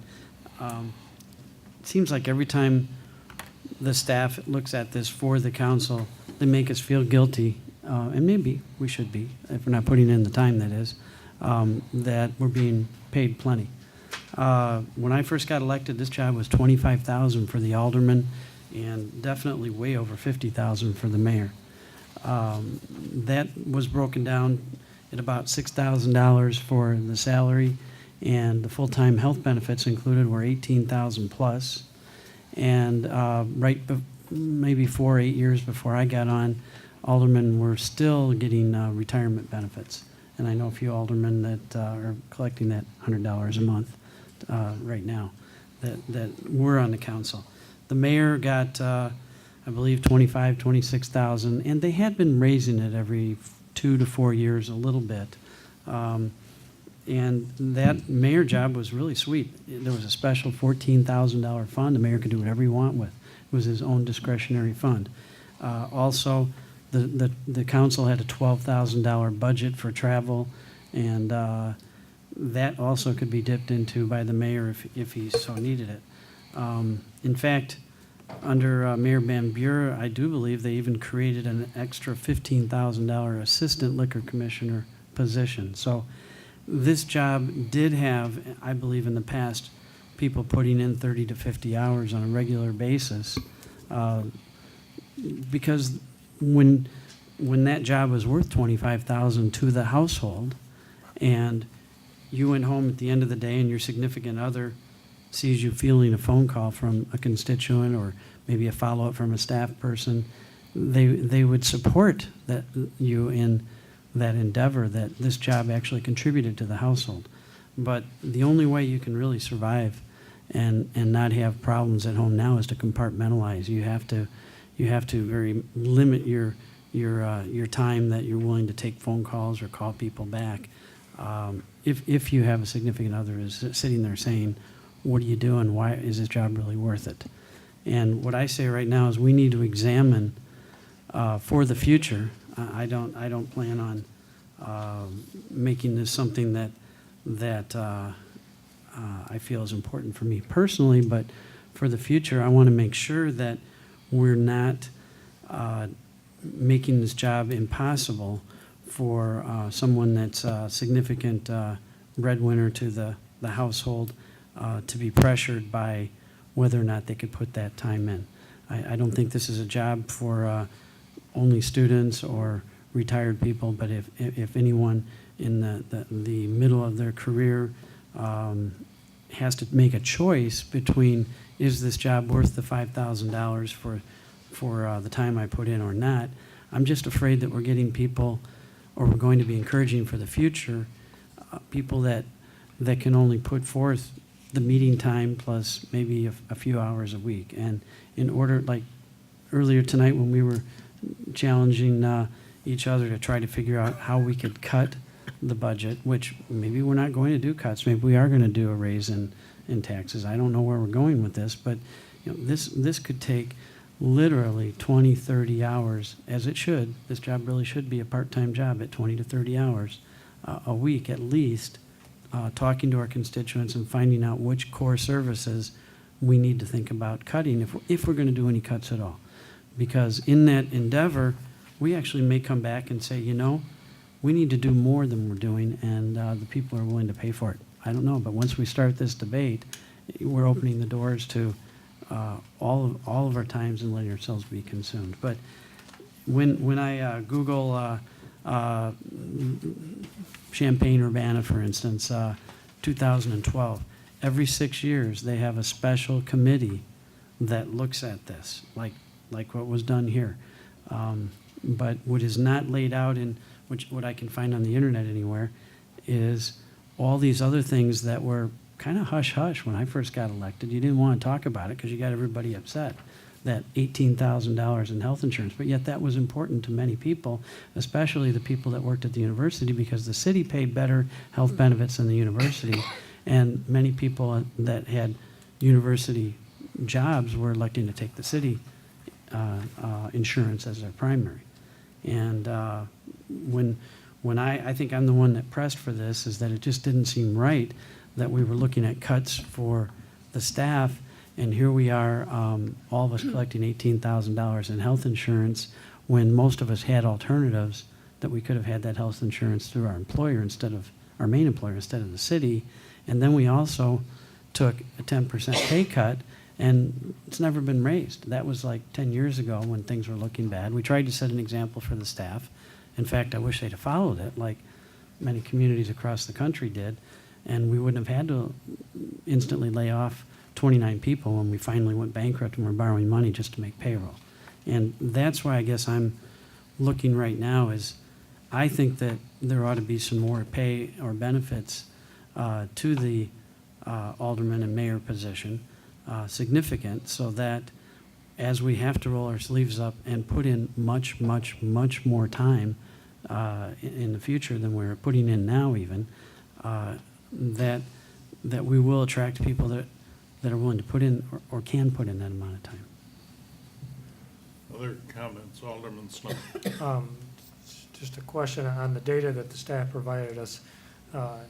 As Alderman Baker said, compensation used to include a lot of benefits. Do we know what these other communities provide in benefits and/or funds available to aldermen? I mean, if we're going to compare compensation levels, we need to look at any benefits that might be offered too. I don't believe we have that data. Any particular requests that you have, we would be happy to go back and get additional data and bring that back to you. I think that'd be interesting data to have, is to know what benefits perhaps some of these other communities offered. And I might just suggest, I mean, tonight by itself, I know I'm going on about 6 hours already devoted tonight, and I'm sure I won't walk out of here for another hour. And besides the time you're on a camera, for every hour you're in a council meeting, you're probably spending at least 2 hours outside the council meetings working on city stuff. That's kind of the rule of thumb for teachers. I know if you spend 15 hours in the classroom, you're spending probably 30 hours outside the classroom, either preparing or meeting with students or things. So, I mean, I have no strong feelings one way or another, but I think it is worth a discussion to have, and I think we need more data, though. Okay.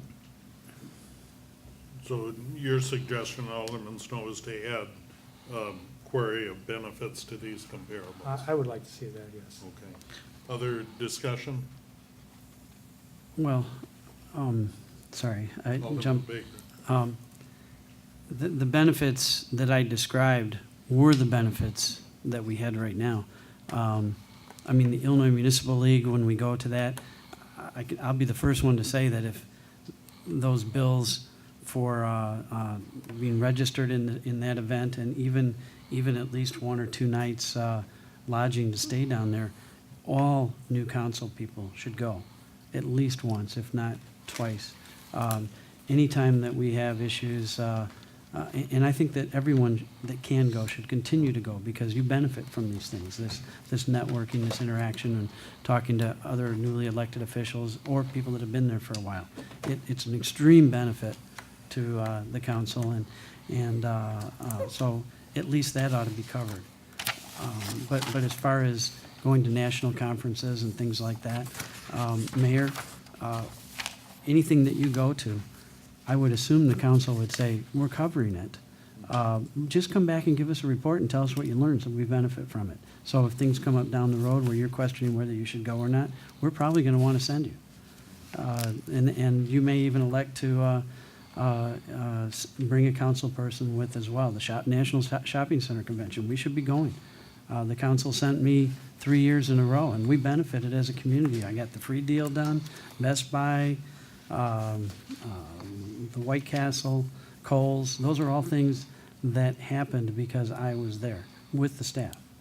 But I, as a developer and builder and had knowledge of everybody and everybody's property in town, I was a benefit to go at that time. I didn't go anymore when it seemed like we'd basically planted all the seeds we needed to, but that needs to be cultivated from year after year. If there's somebody on the council that wants to go and they have the energy and they're gonna walk the floors right with our staff, with their briefcase and their suit and tie, then I encourage that we should be able to still do those things. But, you know, is that a benefit? I don't know, maybe not. But certainly, I'm sure that many communities provide cars, many communities have offices for their aldermen so they can meet there. We're not the city of Chicago where the permits get approved by the alderman. I can't tell you how many times over the years people have come out to DeKalb and thought they had to meet with me and get my seal of approval before they went down to get their permit. And it does happen. And I tell them, no, that's not my job. But certainly I would like a complete comparison of not necessarily just the communities that are on this list. Well, you did hit Bloomington, Carbondale, Champaign.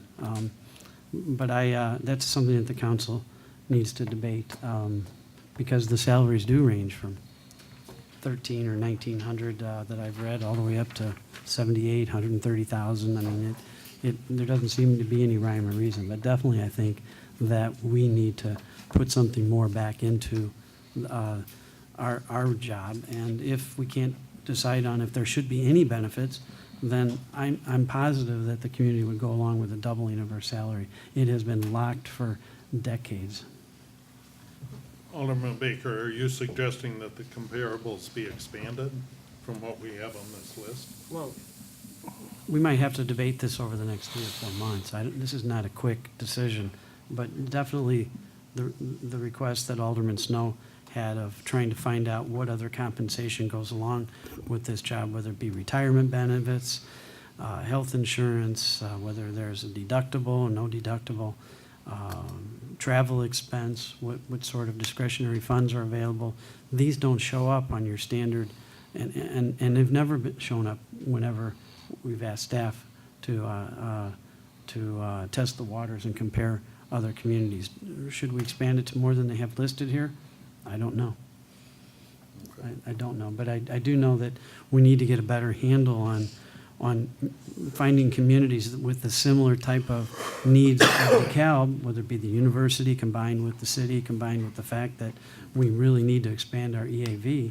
Are we going to be able to compensate our aldermen enough to be able to roll up their sleeves and dig in? It should be understood by council that the comparables presented this evening are those same communities that were included in the pay and compensation study that Sikich prepared for us. And Emery, I believe they were looking at similar communities.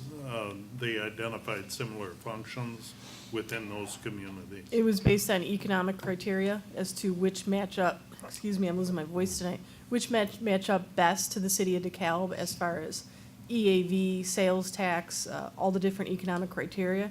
But also keep in mind, in addition to the ones that were as part of the pay, compensation, and classification study, we also included the college communities and neighboring communities. So if there's any others you want included, let us know. We'll gladly collect the data for you. I mean, just as a note for anybody at home that's listening, and correct me if I'm not reading this, we're not at the bottom. We're not anywhere near the top. But you've got down a median salary of $7,370, and DeKalb is at $5,000. But as Alderman Snow pointed out, we don't know how this really compares because there's all the extras that may not be listed here, or lack thereof. That we really need to look at the whole picture because until I actually got elected and found out that I could even get health insurance if I wanted, I didn't know. And certainly if we have some benefits besides the salary that we're all comfortable with, that should be part of what's known going into the next election. Okay. Further discussion this evening? Alderman Jacobson. I'm not gonna comment to the salary level. I'm gonna leave that alone for now. there's two schools of thought on it, and I think we're plenty compensated enough. We ran for the position knowing how much we were gonna make, and it is what it is, as far Well, as I'm concerned. worried about the next election. We can't adjust our salaries. In terms of insurance, though, obviously, before my council came in was the last determination that the aldermen should have insurance. Again, being in some situations that some aldermen may often be in, whether they're younger or pre-retirement, I think the aldermen should have access to the city's health plan if they're willing to pay 100% of the cost. I mean, there are some, especially small business owners or something, that it may make sense for them if they want to pay 100% of the cost to jump into the pool as a reduction to individual or individual family health insurance. Again, I think it's a benefit that the city can offer at no cost to the taxpayer, at no cost to the city. That would be my only inclusion of something to think of. Whether it's feasible or not, I have no idea. That would be something obviously research would bear. But again, I think if it's a benefit that someone can use or can need in the case of, the reality is our salaries don't really pay for much, especially insurance with insurance costs.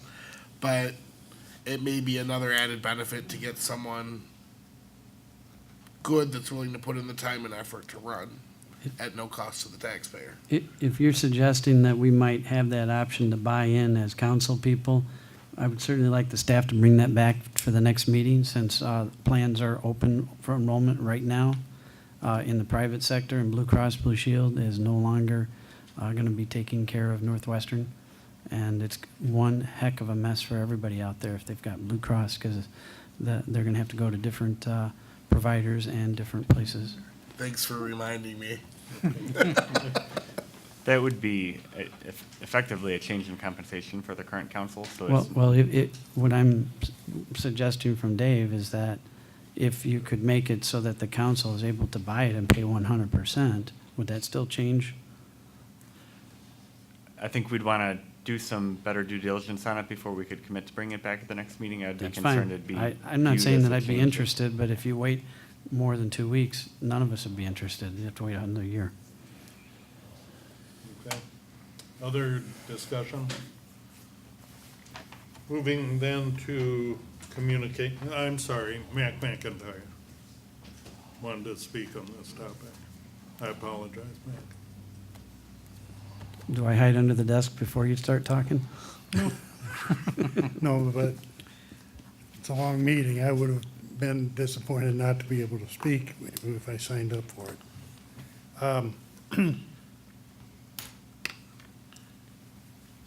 I was on the Finance Advisory Committee when the city council voted to take away their health care, and I was in a minority. I was against that.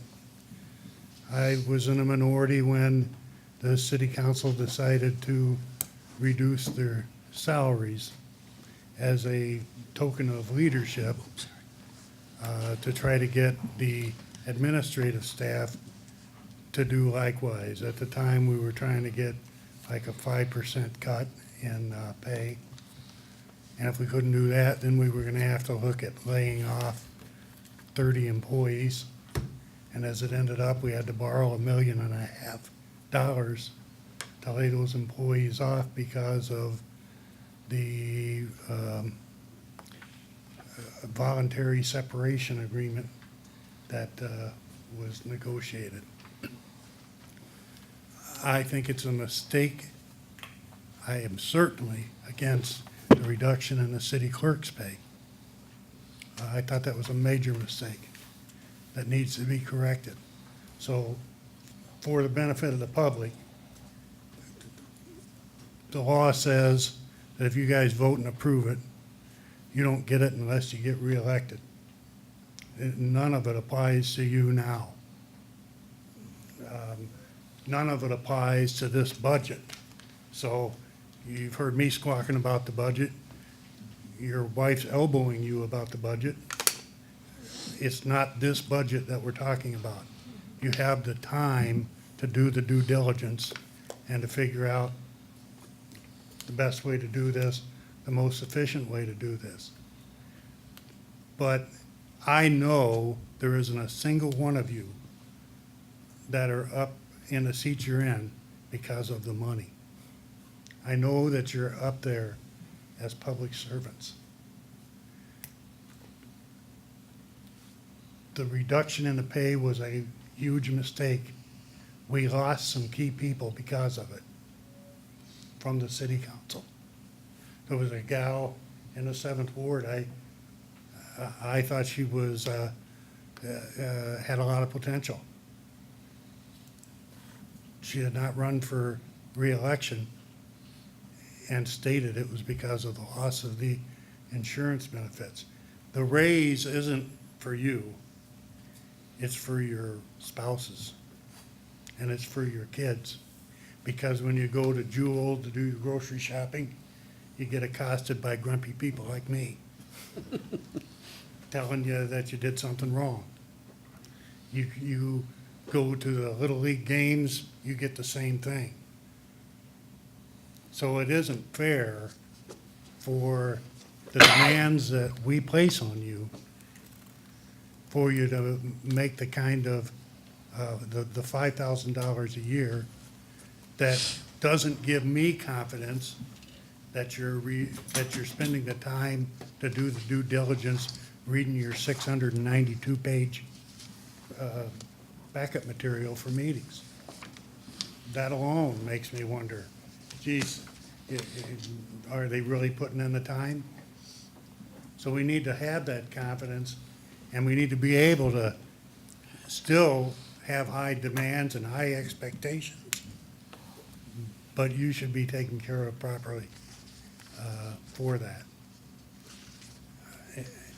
But I want to make it plain that I will oppose and gripe and complain about any effort to increase the city council salaries without an increase in the city clerk.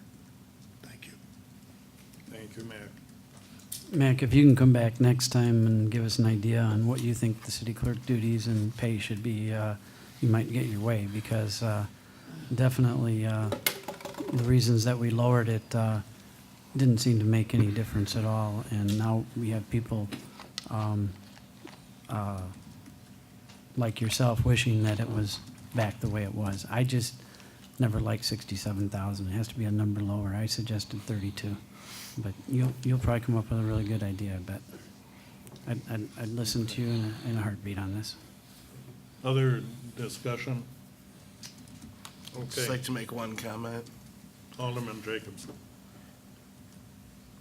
It's refreshing when a group of public servants recognizes that they're public servants and there's no gripe about morale or about compression or about any of these buzzwords that we keep getting attacked with every time someone wants to raise their salary.